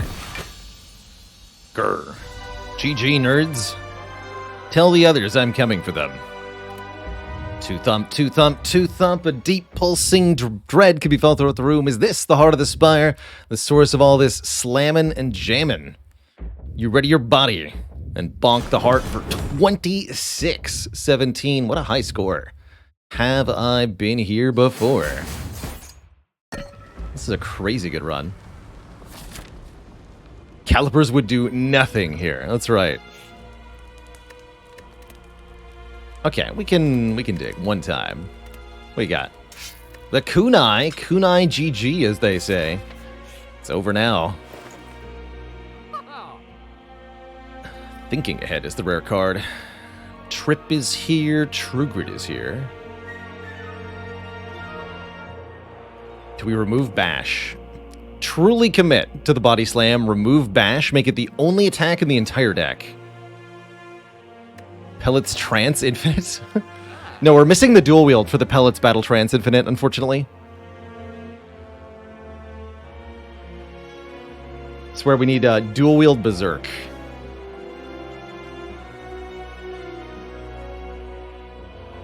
I actually don't think the pellets make any difference at all here.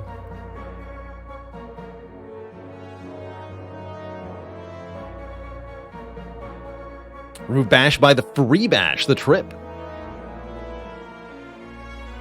I am going to remove Bash. Oh, Maw Bank was going on. Pretty bad Whetstone. I guess we'll take Orange Pellets and another Duke Pot. Stukes with 5 months. He's rich. Remove Body Slam, buy Bronze Scales. Win with just Bronze Scales. That's the real challenge run.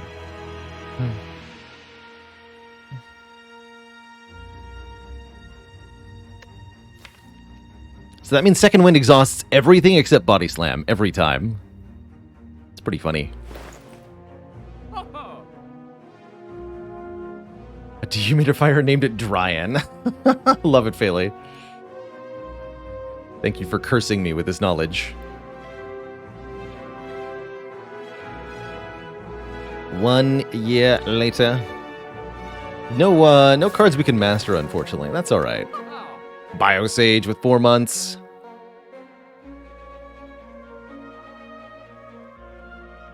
DuPont the Combust. It's the only way we could lose. I think I don't even want any of these. I'll buy that. Not even the bronze scales. You heard me.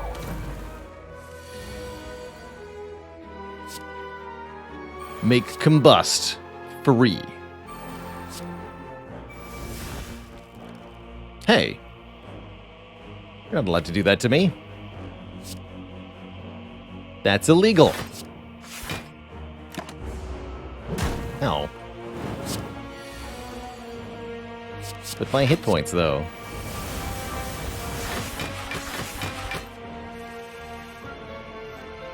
It blasphemed.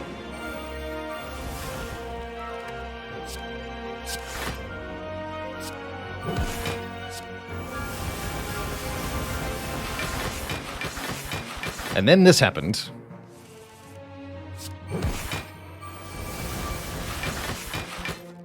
Kunai proc, get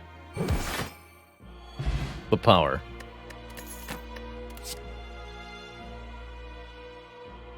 Flex, anger, feed, whatever. You can eat the heart? Let's eat the heart.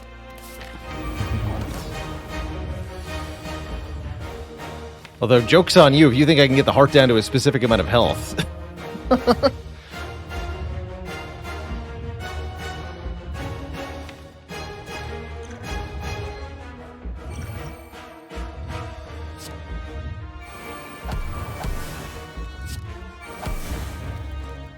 No.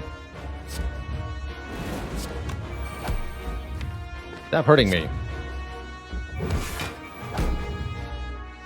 Oh, I should save the other power for pellets, I guess.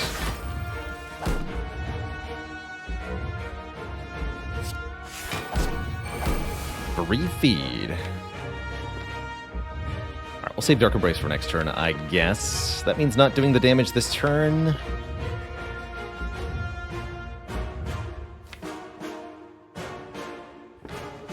Or I could just be frail. I don't think it matters. It's not going to matter.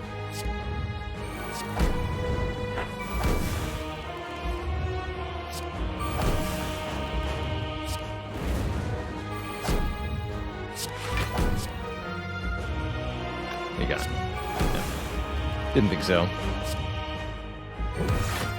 Should have duped the madness.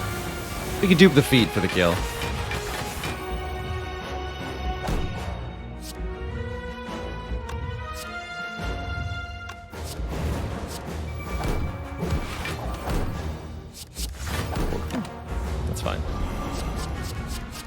Give me statuses in the draw pile. It's actually what I want. Look at all this juice. Delicious juice.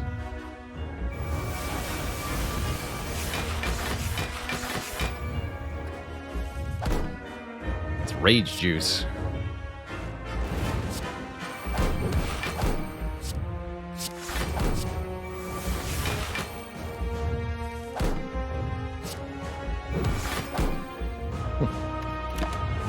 Only barely enough block. That's the consequence of not having an infinite combo here.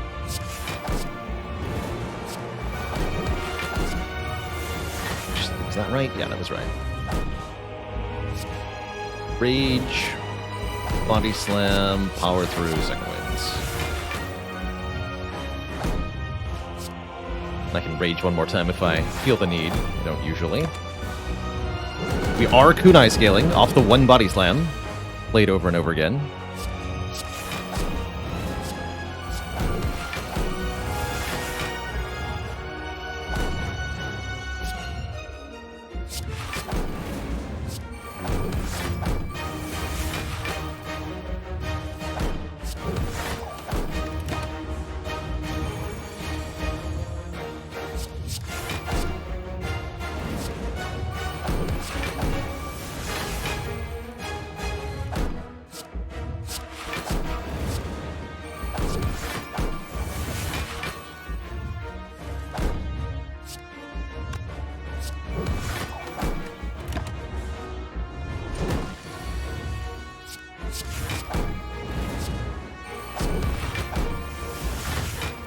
kind of meditative playing a deck like this.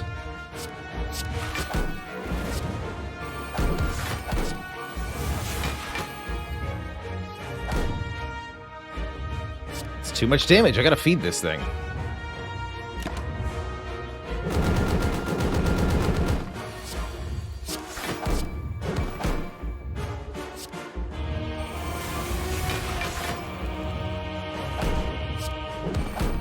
Delicious. Kunai, proc, and a feed at the same time. Incredible. They said it couldn't be done. But then I did it anyway. GG.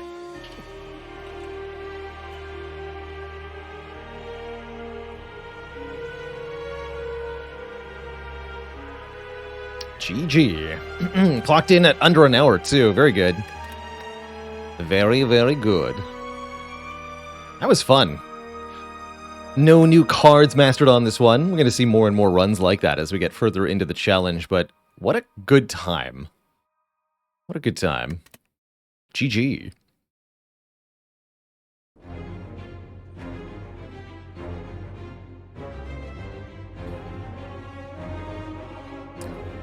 Now, what has it been done? Spire sleepeth, and so shall I. Indeed, Snow Snooze Sheep. We were talking about cognitive load the other day, and I think a deck that can use the exact same play lines, the exact same strategy against every single opponent has got to be one of the less thinking-intense ways to beat the Spire. So any Infinite or any mono deck like that, it's really good. That was a great example of a small, efficient, but non-infinite deck that can beat the game. Really cool.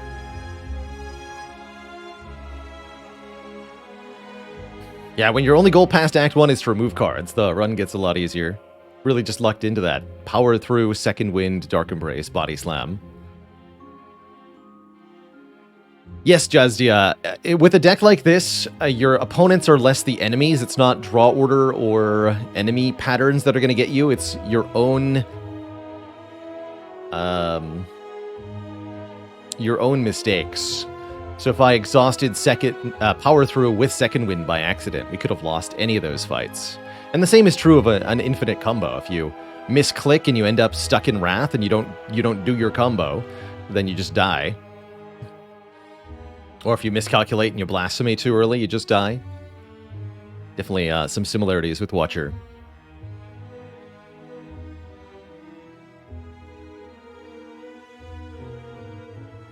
Yeah, but when are we going to get the Blue Candle Runic Cube? Necronomicon run. Once had a Violet Lotus rush down Infinite and then removed Vigilance. Oops. Or I'd simply look at exclamation point empty here.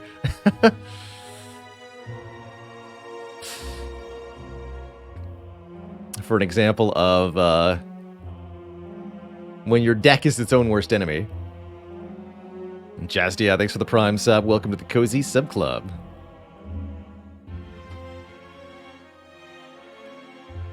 Yeah, that was a good time. So, up next, more Spire. We're doing the Silent next. I am going to take a quick break here, though. Refill the legs, stretch the water. When I return in a few minutes, it's going to be Silent time. BRB, folks. Please, don't go nowhere.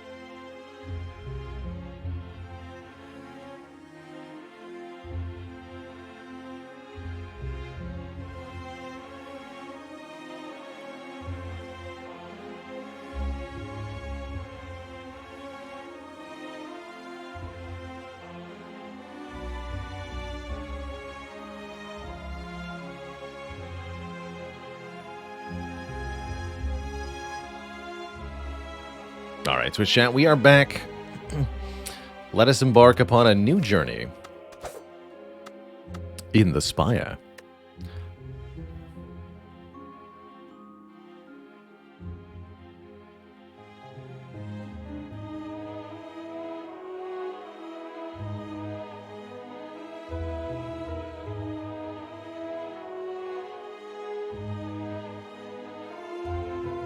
How many free dead branches have I skipped? Not very many. Pretty hot.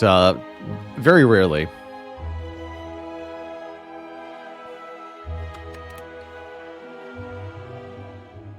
Hello again. Choose a rare colorless card. Colorless cards are pretty good. Ooh, 4 Elite Act 1. Interesting. Huh. Yeah, what do you got? Not mastered, not mastered, not mastered, huh? Even better. Any of these choices will put us towards the challenge. I think Master Strategy is the best of the 3, by far. 3 extra draws once per combat, very good. Really more 2 extra draws, because you have to pay for the card itself. But still, plus 2 cards in hand, very good. It's like another bag of prep, sort of. Sure. Sure.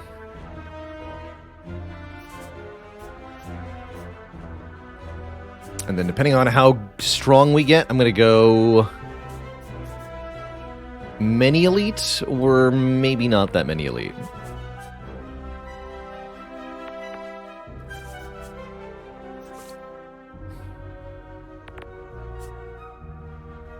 Let's see. Hey, Mert Duman, if your audio is bugging out, try giving the stream a refresh. Pretty common issue with Twitch, unfortunately.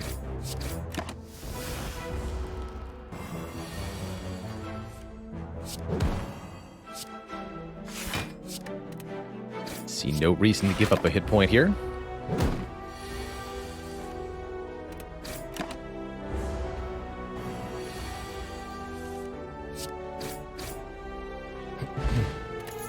Get a regen potion from the first fight. That's pretty encouraging. Our act boss is Guardian, which means Bouncing Flask is A-OK. 3 poison to a random enemy 3 times. Don't let the random enemy bit fool you. This is a single target poison card.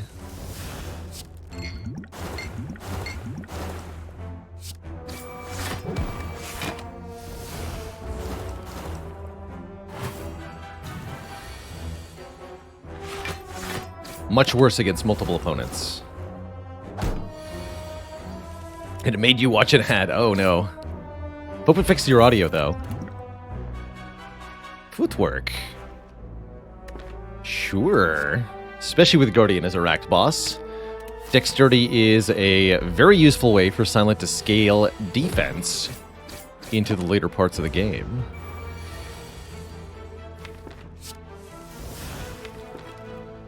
No Bouncing Flask this turn.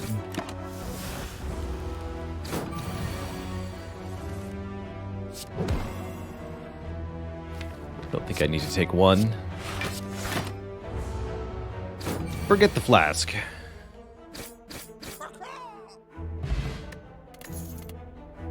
Take a Terror instead. Terror makes all attacks do 50% more damage to the vulnerable opponent. This is a really premium start. These 3 cards to a Silent run. Very encouraging. And I think we're in great shape to go 4 elites here. I want to do it. Let's do it. Luigi Head, thanks for the gifted sub to Mert. No Diet Sunkissed. This is a polar seltzer. Orange vanilla flavor. Pretty good, actually.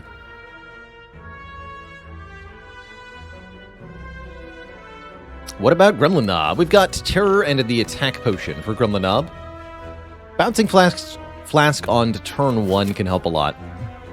And we do have a shop where we can potentially purchase something powerful. I actually really like Flechettes plus card remove here.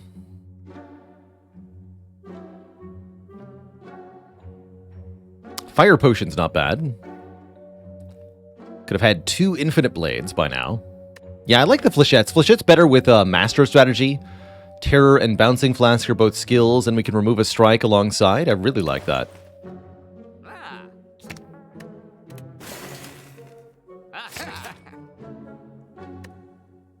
Really like that. What I don't really like is this opening turn here. Could go Neutralize, Bouncing Flask, Defend. Probably better to go Neutralize, Footwork, Defend, Terror.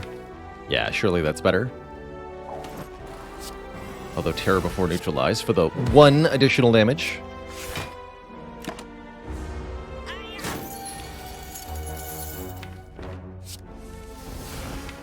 Dang it, Flechettes. Alright, you may deal an additional damage to me, sir.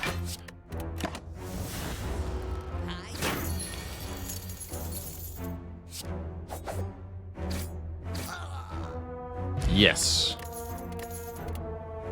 Second footwork. That's a little bit iffier going into a Gremlin Knob, but I am going to take it. I do think, though, that we should upgrade either the Flechettes or the Bouncing Flask for this next elite. Probably the Bouncing Flask. Tyler MTC with 43 months of support. Thank you. Thank you, thank you.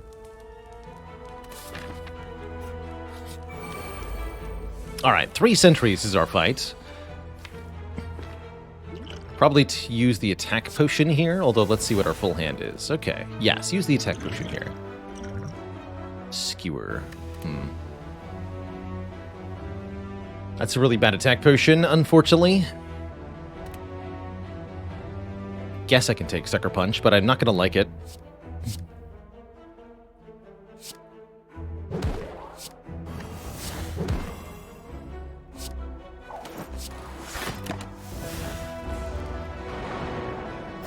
Are you missing any silent cards to master? Yes, there's a few left. Dom with 56 months. The Silent recently visited a very expensive zoo. It was pay per crane. Oof.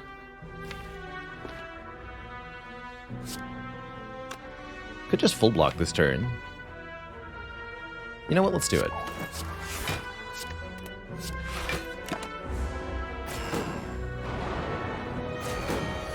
One work for each foot. Boat work. Please draw a strike.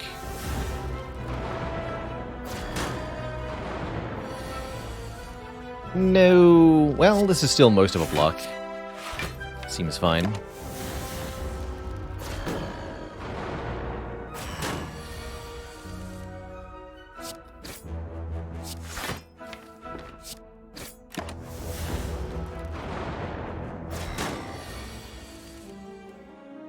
Lucky.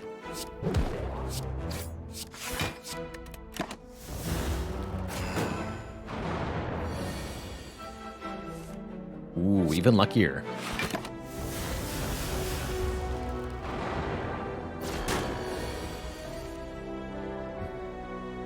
I thought we were going to break eventually. Here it is. Burka, thanks for 9 months. Baby, get.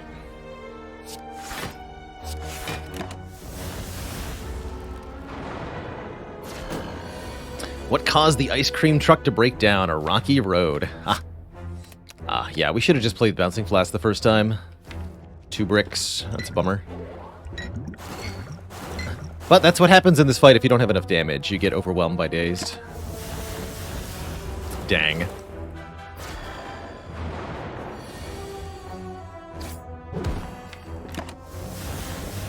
Days for days.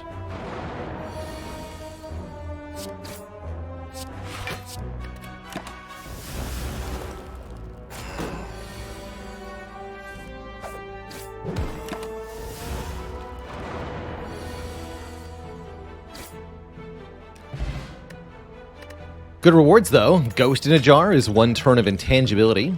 Bronze Scales are a pretty helpful common relic. And I should probably take a Poison Stab, although I am really tempted by a Dodge and Roll with 2 footworks in the deck.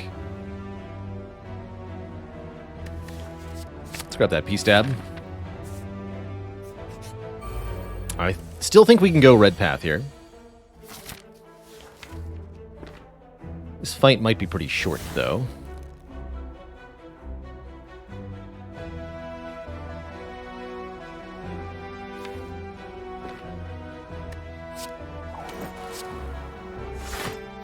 Try this.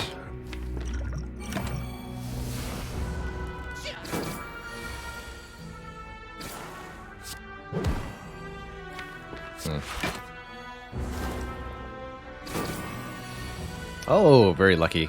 Yeah, this would have been really bad to be attacked for 21 here. Lucky, lucky.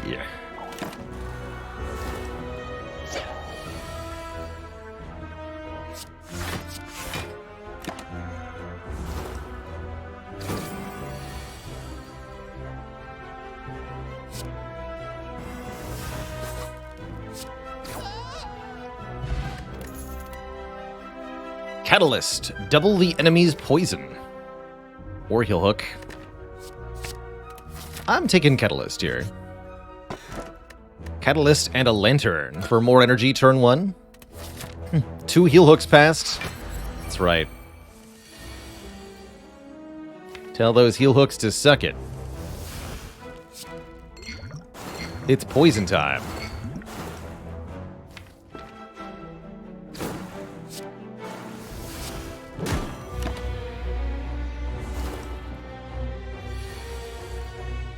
What's my favorite color on the map color wheel? I like the blue, although I don't use it much. Do like the blue.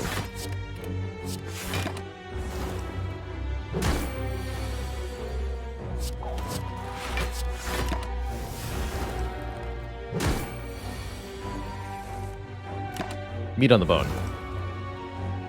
Dang it. Pen nib's not terrible. Draw 3, discard 1 for acrobatics. I love acrobatics with flechettes in particular. Actually, pen nib flechettes can be pretty good. Now that I think about it. Uh-oh. A classic lousy turn 1. We're swinging for 22. That hurts, man. Have I done a heal hook infinite? No, heal hook infinite is not a thing.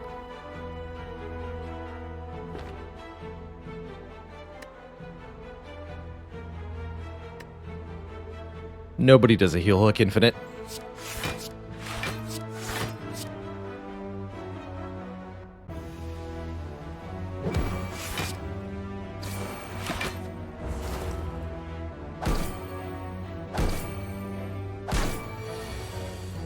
Oh, we would have drawn into the flechettes. It's true. It's true.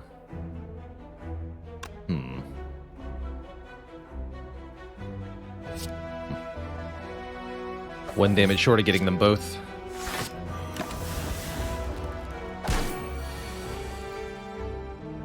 Can't easily exhaust cards. Can't exhaust cards at all.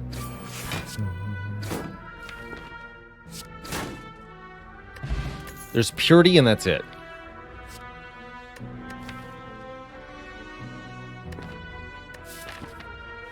I'm gonna take 1 more of these. For this fool.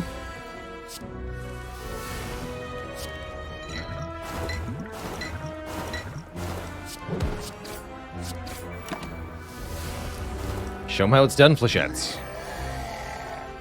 Or poison stab.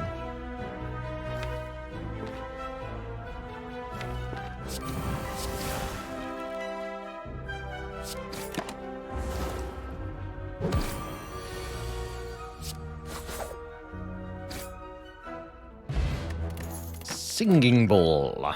When adding cards to the deck, we can instead skip for 2 max health. Pretty good. How would I rank the 4 characters from strongest to weakest? If strongest is defined by win percentage when being played by a skilled player, which is not necessarily a universal definition of strongest. But assuming that's the metric, I'm going to go Watcher at the top, then Ironclad, then I think Defect Silent rather than Silent Defect.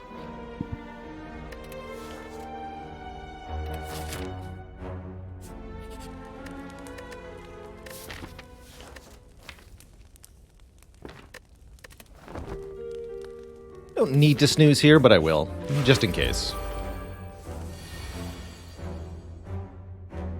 Again with the really good opens.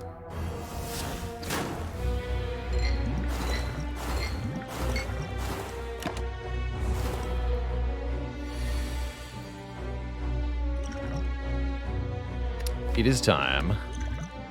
This is why we rested, also. But is this why we rested? Happy with this. Ouch.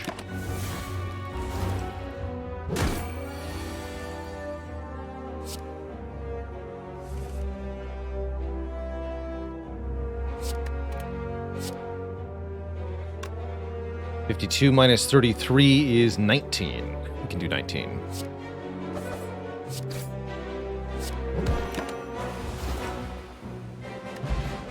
Good fight. We now get 9 gold per card we add. Ultimately, 5 relics. Act 1 is always good.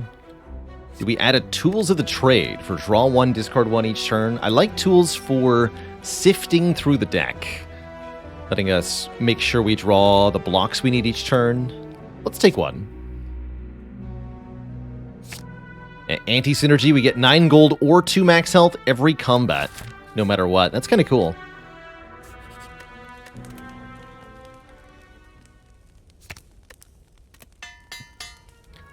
Upgrade Catalyst to kill the boss. Uh-oh.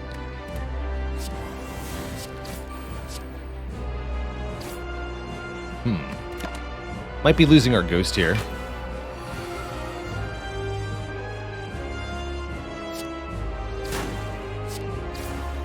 Nope, we're good.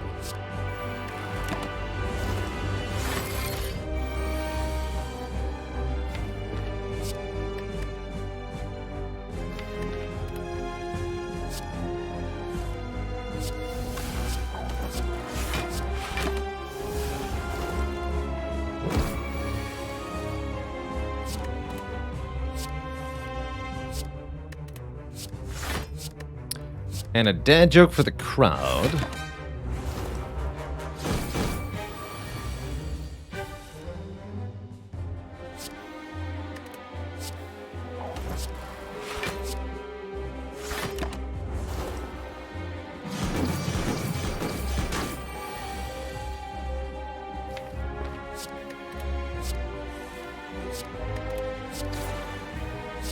$15 poison? Seems like such a slow poison start, but heck it. Let's get going here.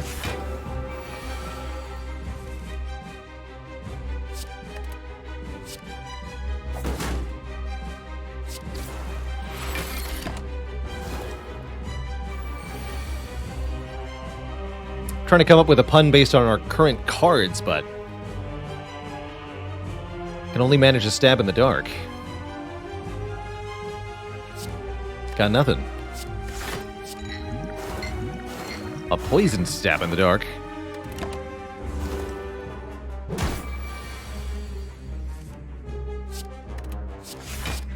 Alright, let the poison do the rest.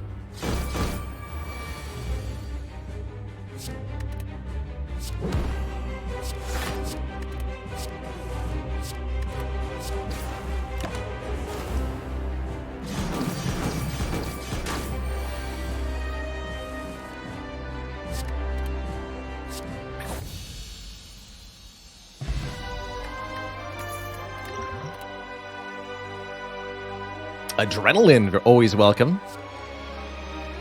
Wraith Form is a very strong card, but a card with a specific purpose to solve the blocking game on its own. A very good companion to Catalyst, for sure. But I think Wraith Form is at its best when you don't have an otherwise good block plan. And with 2 footworks, we're already blocking pretty well. So I don't think we need a Wraith Form. I'll take an Adrenaline instead. Who needs a Wraith Form? Not me. Now, Coffee Dripper, that we can talk about. Gain energy every turn, but we can no longer sleep. We'll still gain slow healing from the Singing Bowl, although that's not much. What is the highest Thorns damage I've ever reached? We once had a Flame Barrier Infinite. And so I stacked 200 Flame Barrier in one turn, and then caused the heart to kill itself with a single attack.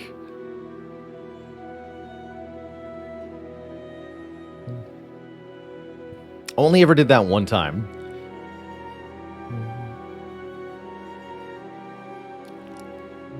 That's right, and in Monster Train we've done 9999 spikes. That was pretty funny too. We got the last divinity to instantly dunk itself. How does one make a Flame Barrier infinite? Madness, I think, was involved, and then we drew it a bunch.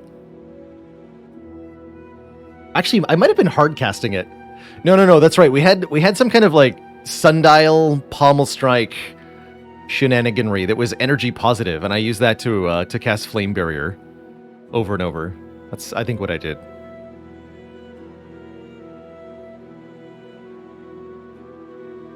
That sounds right. Astrolabe not too bad here. Notably, Astrolabe gives 27 additional gold. That said, this definitely feels like the sort of deck that wants a bit more energy. So we can play the footworks and the block cards. We can draw cards and play the cards. Let's drip. Oh, it was a defect run, too. That's funny. I did not remember that part.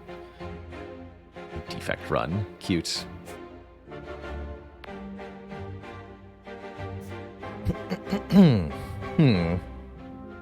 Elites in this act are a little scary. We definitely would like some upgrades. I'm willing to fight 1 or 2 elites. Maybe this one. Let's try something like this. Chosen One. Oh, what a turn 1. Heck yeah. Enjoy your 45 poison.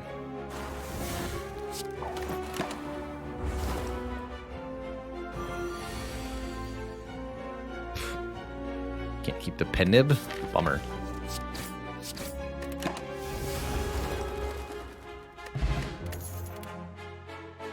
Deflect is pretty good with 2 footworks. Piercing Will is pretty good in general, especially in Act 2. Let's just grab a whale.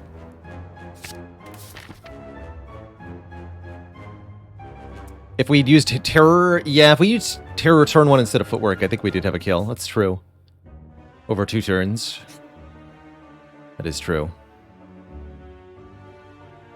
Still haven't mastered Shame.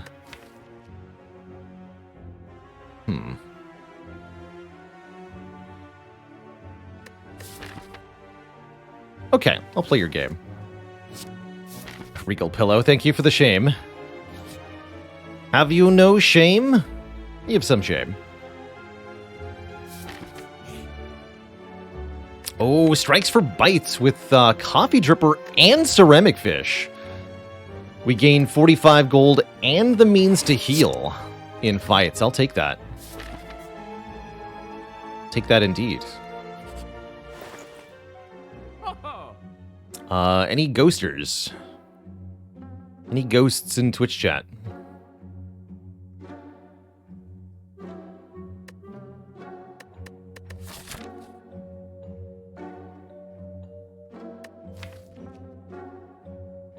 Probably gonna remove 1 bite. Still.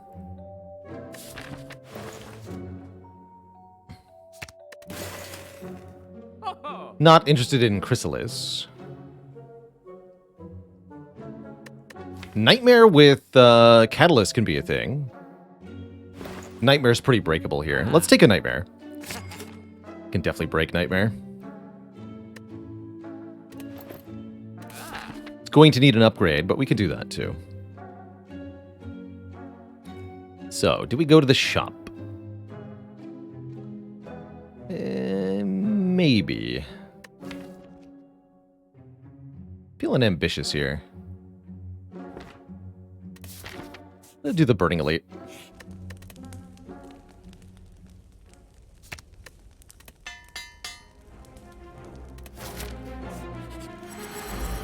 This might not be smart, but here we are.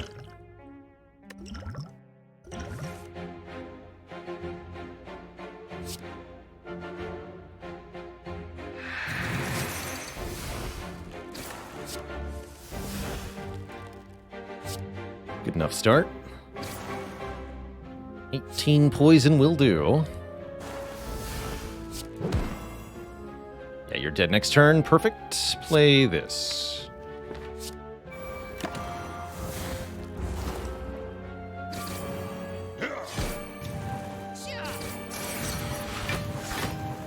That Frail, though. Frail kind of sucks.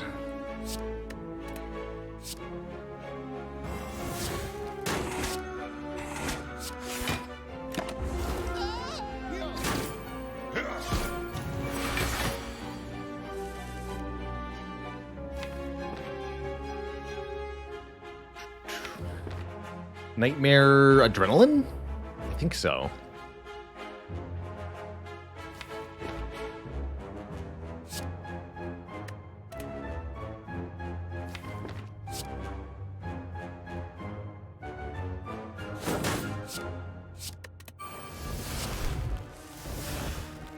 Definitely taking a bit of a beating here.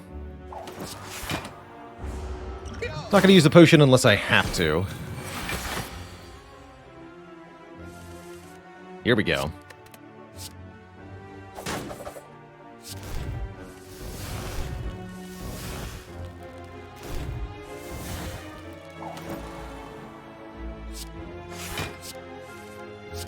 Wow, no bites, huh?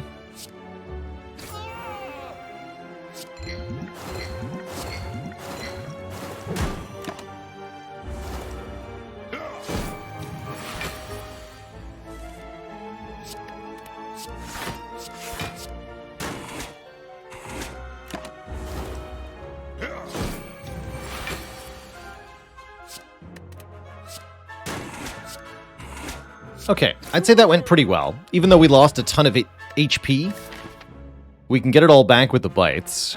And because we defeated the Burning Elite, we now have more freedom in Act 3. We also get a Prepared Plus or an Outmaneuver Plus, and I think Prepared Plus is really good for sifting, setting up Nightmare, making Flechettes better, and more.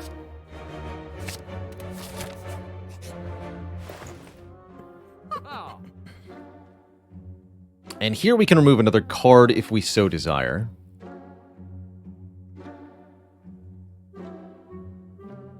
I don't completely dislike removing one of the poison stabs.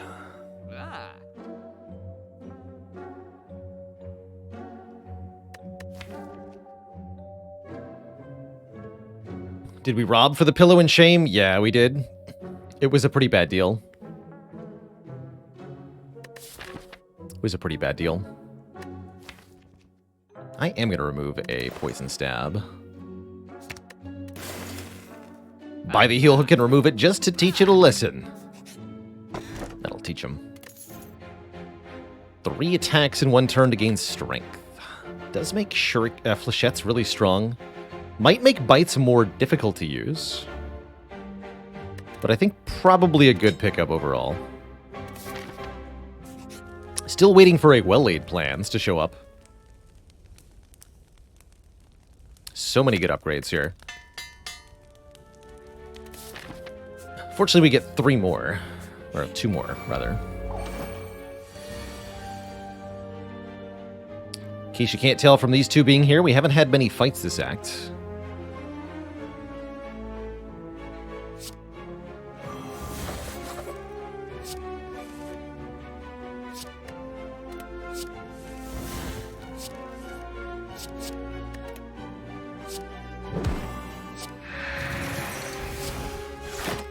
Get the powers.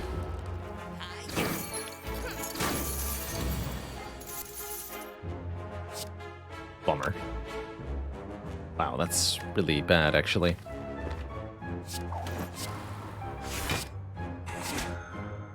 Definitely should have targeted the front one.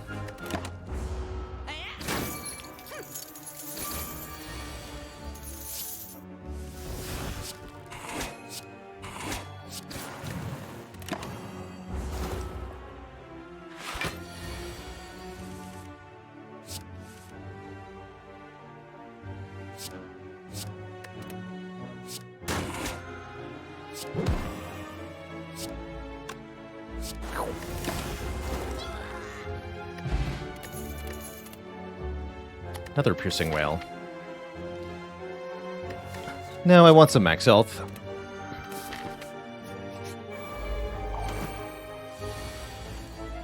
Maybe I wanted the piercing well, though. Spooky.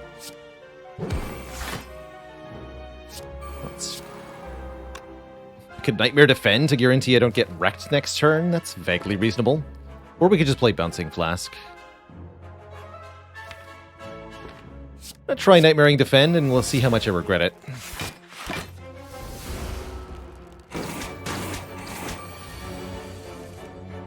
Quite a bit.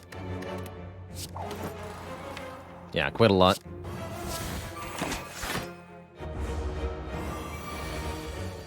Quite a lot indeed.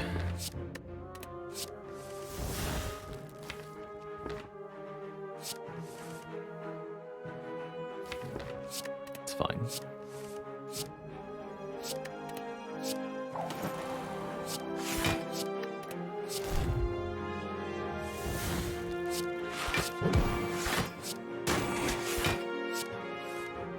Okay, not bad. Get this worked out. Again, the more poison we put on the snake plant, the less bites we can play, so... It's not necessarily good to have killed it with Bouncing Flask here.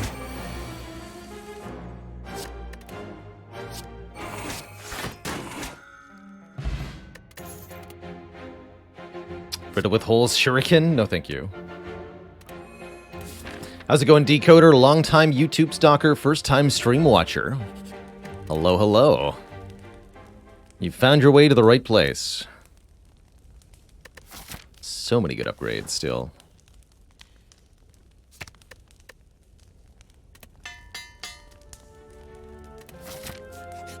Blade Dance is okay with a Shuriken, but is not how we're trying to do damage here. Poison is the damage source for the boss fights.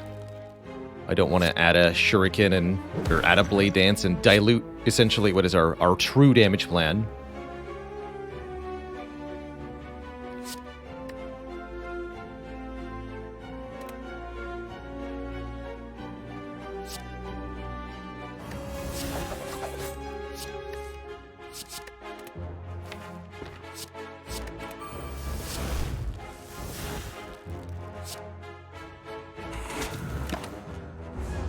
Get him.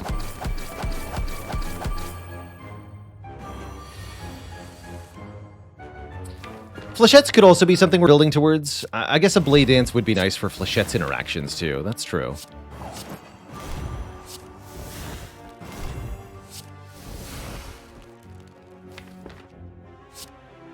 Alright, there must not be a next turn. Or else.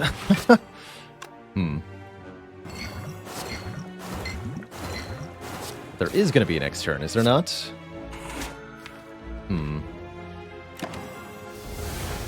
It's not good. Needed more of the poison to go here.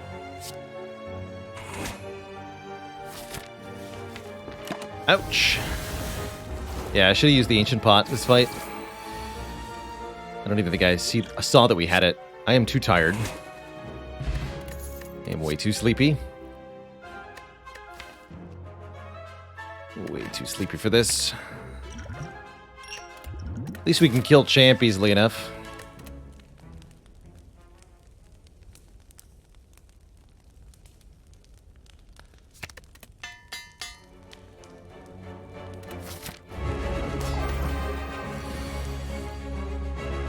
Or can we?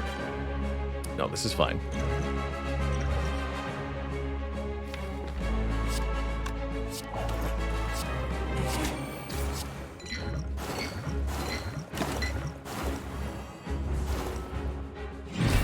That was definitely a rude turn one, but here we are.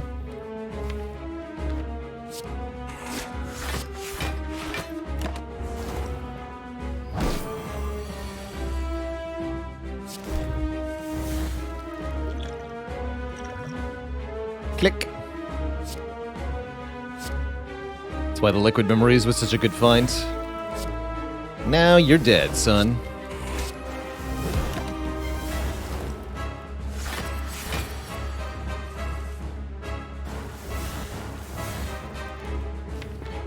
Blah.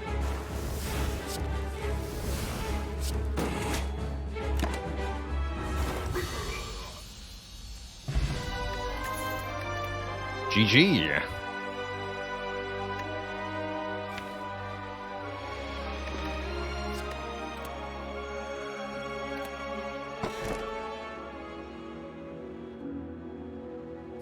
Don't have that many good removes, though.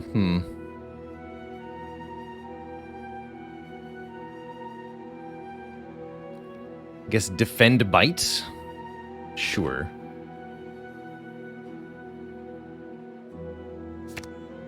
Still keeping the curse for the vague hope we can get another copy of it.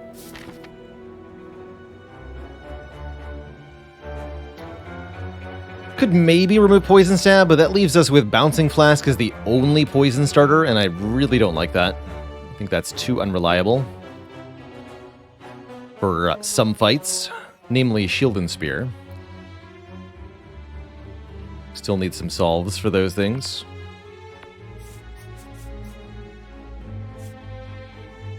Let's see here. Yeah, it's good enough.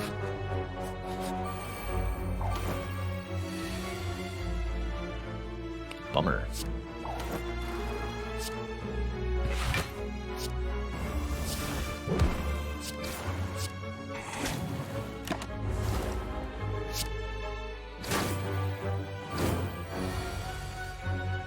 Should have thought about the tiny house. Now you're thinking. Now you're thinking.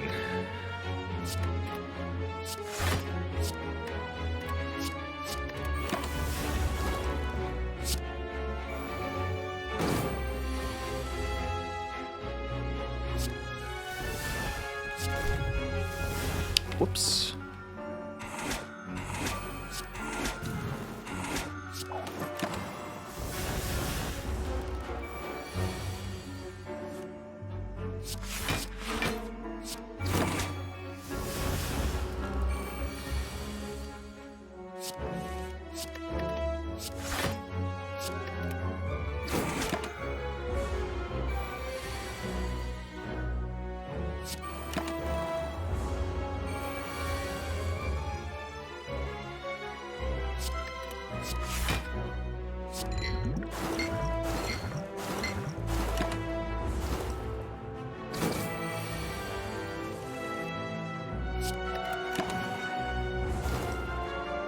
Sudden Diab, thanks for the 7 months. Lucky number 7.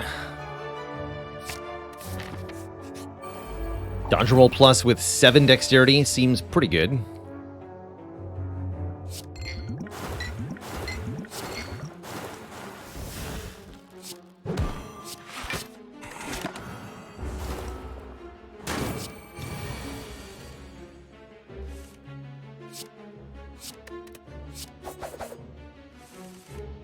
Hey.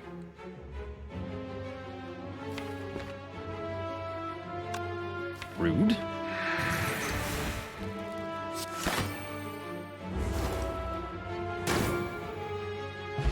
ZX Omni with a half year as well.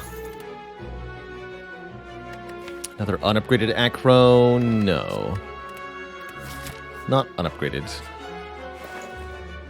Frozen Eye, that's very strong. Letting us see cards in draw order in the draw pile. Could take a second Bouncing Flask to get the poison to be a bit more reliable. Still waiting for well-laid plans. What was given to the inventor of the knock-knock joke? A Nobel Prize.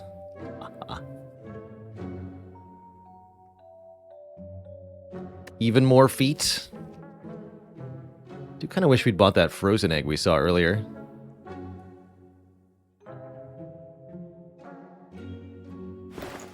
I don't love it. I'll buy a power potion. Keep the rest. Backflip. Yeah, we need backflip. That's right.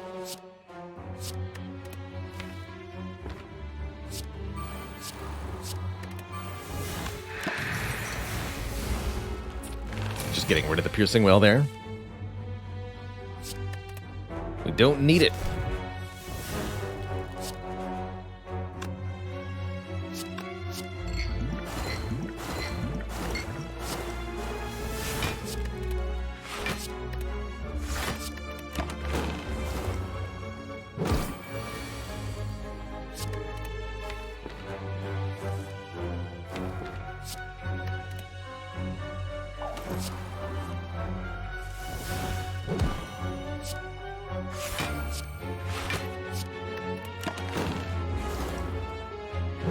Pretty difficult to block this enemy consistently, but looks like we can do it. It's kind of cool.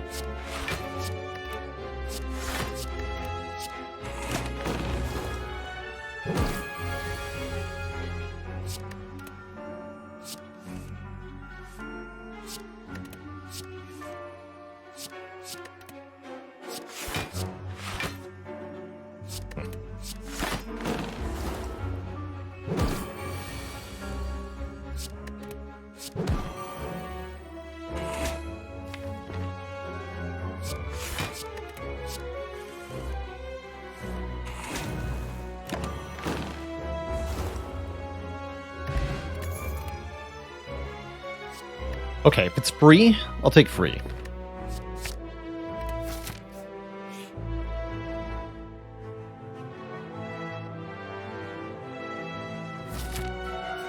I'm pretty happy with free.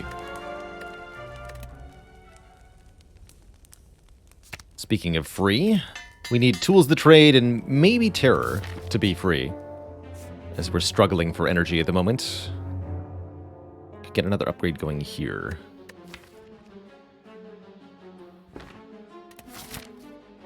Yeah, it's fine.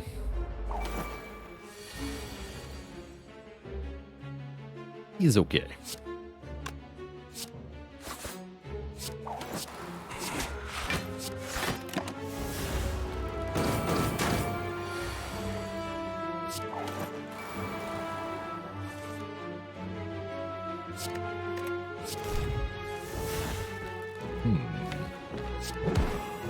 I think we skip Nightmare here. That's right, Constrict hits before Poison does. Actually pretty important to remember that for the Spire growth fight. Lest ye get bonked for 12 when you don't want it.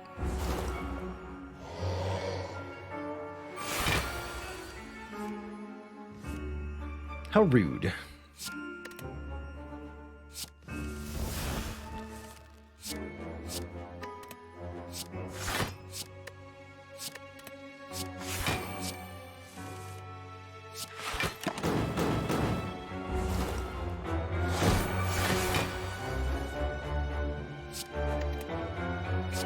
Chompy.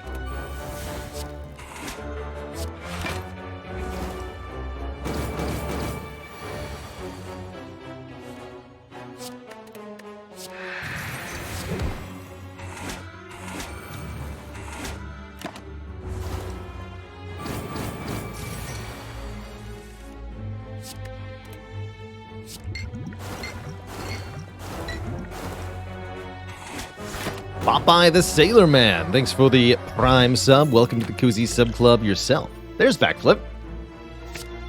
Excellent Backflip. Do you know we have Frozen Eye? I forgot we had it. What do I draw here? Piercing Whale. Sounds okay. Actually, Frozen Eye is necessary to get the Nightmare and the Catalyst to line up with each other. Also lets me know if it's correct to draw before playing Flechettes, which is pretty cool.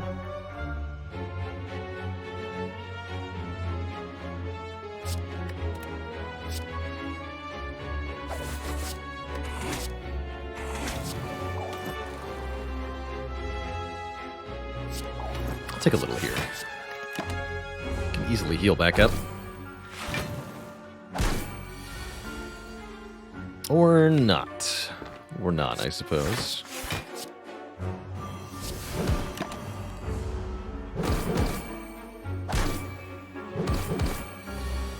We're gonna be here forever.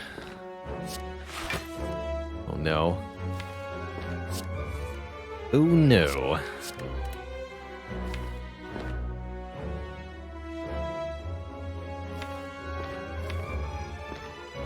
Dang it. We suck at this. Don't think we're gonna win this run. That's what I think.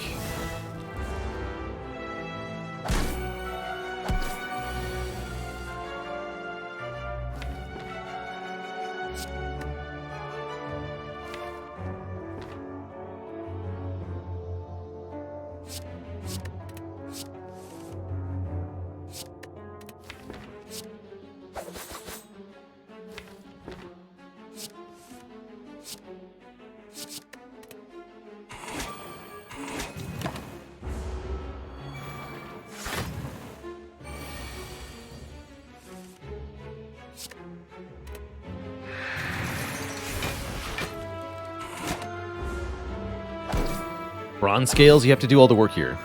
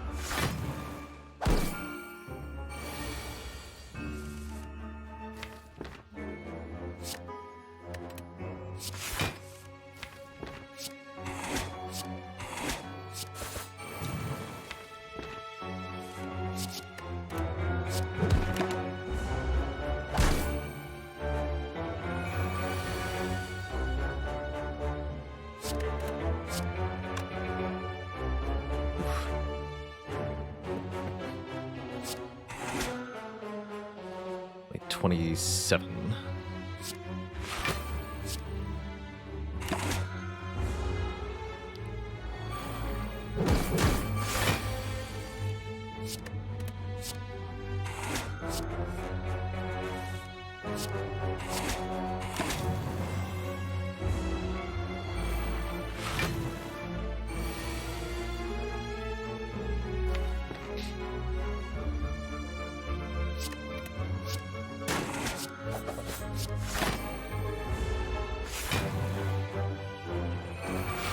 Well, the good news is this is working.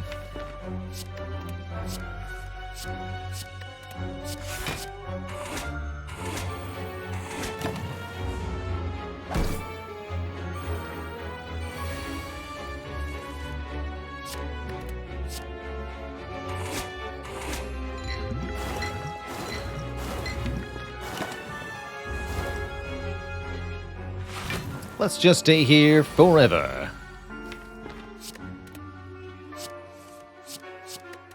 The perfect hand.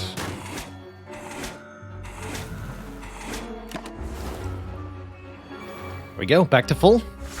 Despite the suffering of the early turn, this worked out surprisingly well.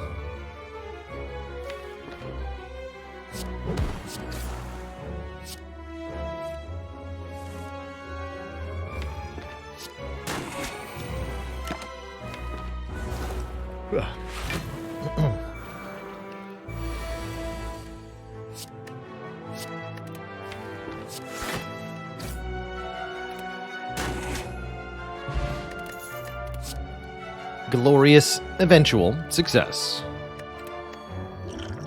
These current potions. Well, Swift Potion may be better than Ancient Potion. Ancient Potion's good for heart, though. I might need it for hearts. Hoping we can get through the rest of the game without using potions. I've ever dreamed of Spire? Not to my knowledge, no. Not that I'm aware of. This fight is really bad for us. Again, a prime example of why Bouncing Flask cannot be trusted here. Let's see, draw 1, 2, 3, draw 1, 2. Okay, next turn we can do some stuff. We can Nightmare the Catalyst next turn. Okay, so let's just Flask.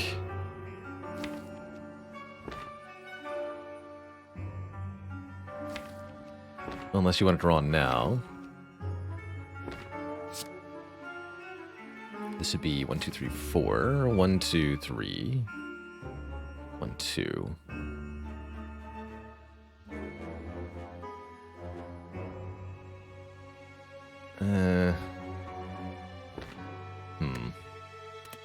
No, we need the poison started now, or there's nothing to duplicate.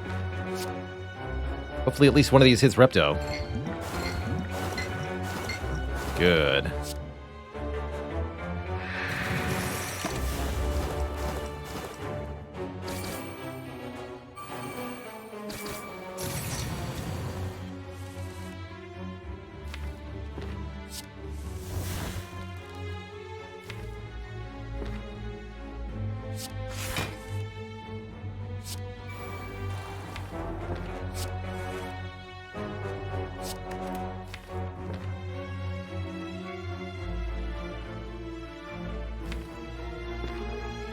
Maybe a good time to power potion. Wraith form would solve this entirely. It's not as bad as it looks, mind you. We get to kill... Let's see, we have 4 energy, so we can kill... No, that's a lot of damage taking, still. Yeah, let's power potion here. Easy. Not gonna nightmare it, though. We just want to be intangible for this one turn. We nightmare this.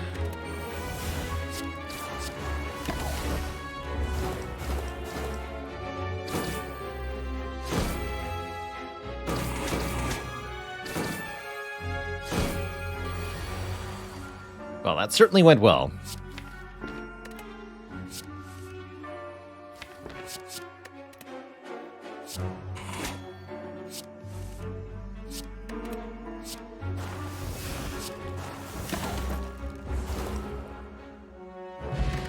There's the bag of prep I asked for. 2 additional cards on turn 1.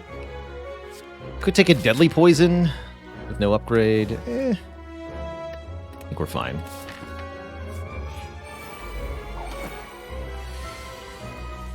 Terrifying.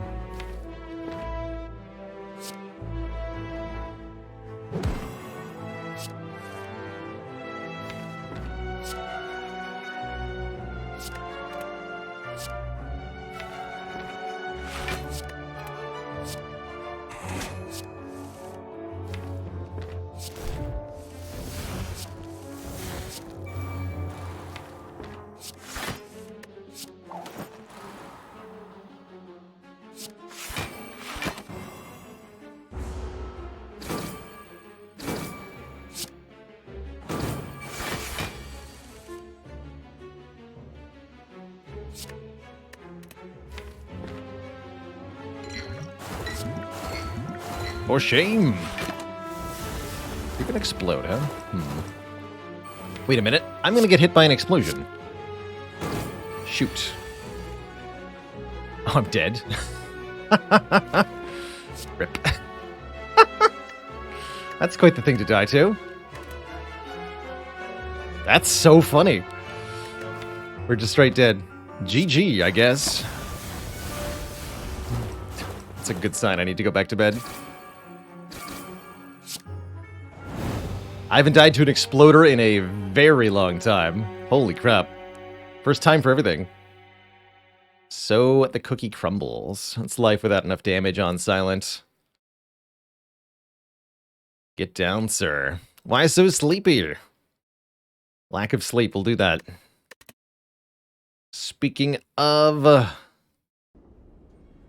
gonna go get some of that. Thank you so much for joining me today, Twitch chat, for some Brotato action, some Spire action. We'll be back at it tomorrow. Not later than noon Eastern time. Maybe some Monster Train tomorrow? Should be fun. See you later, Rancor, Torok Fremen, Just Blake, Valorant Sky, Don't Put Me on Pizza, Sith Lord Waffles, Zavern, Miskatonic Blue, and everybody else. Toodaloo! See you all tomorrow. Stay cozy, friends. And good night. Bye-bye.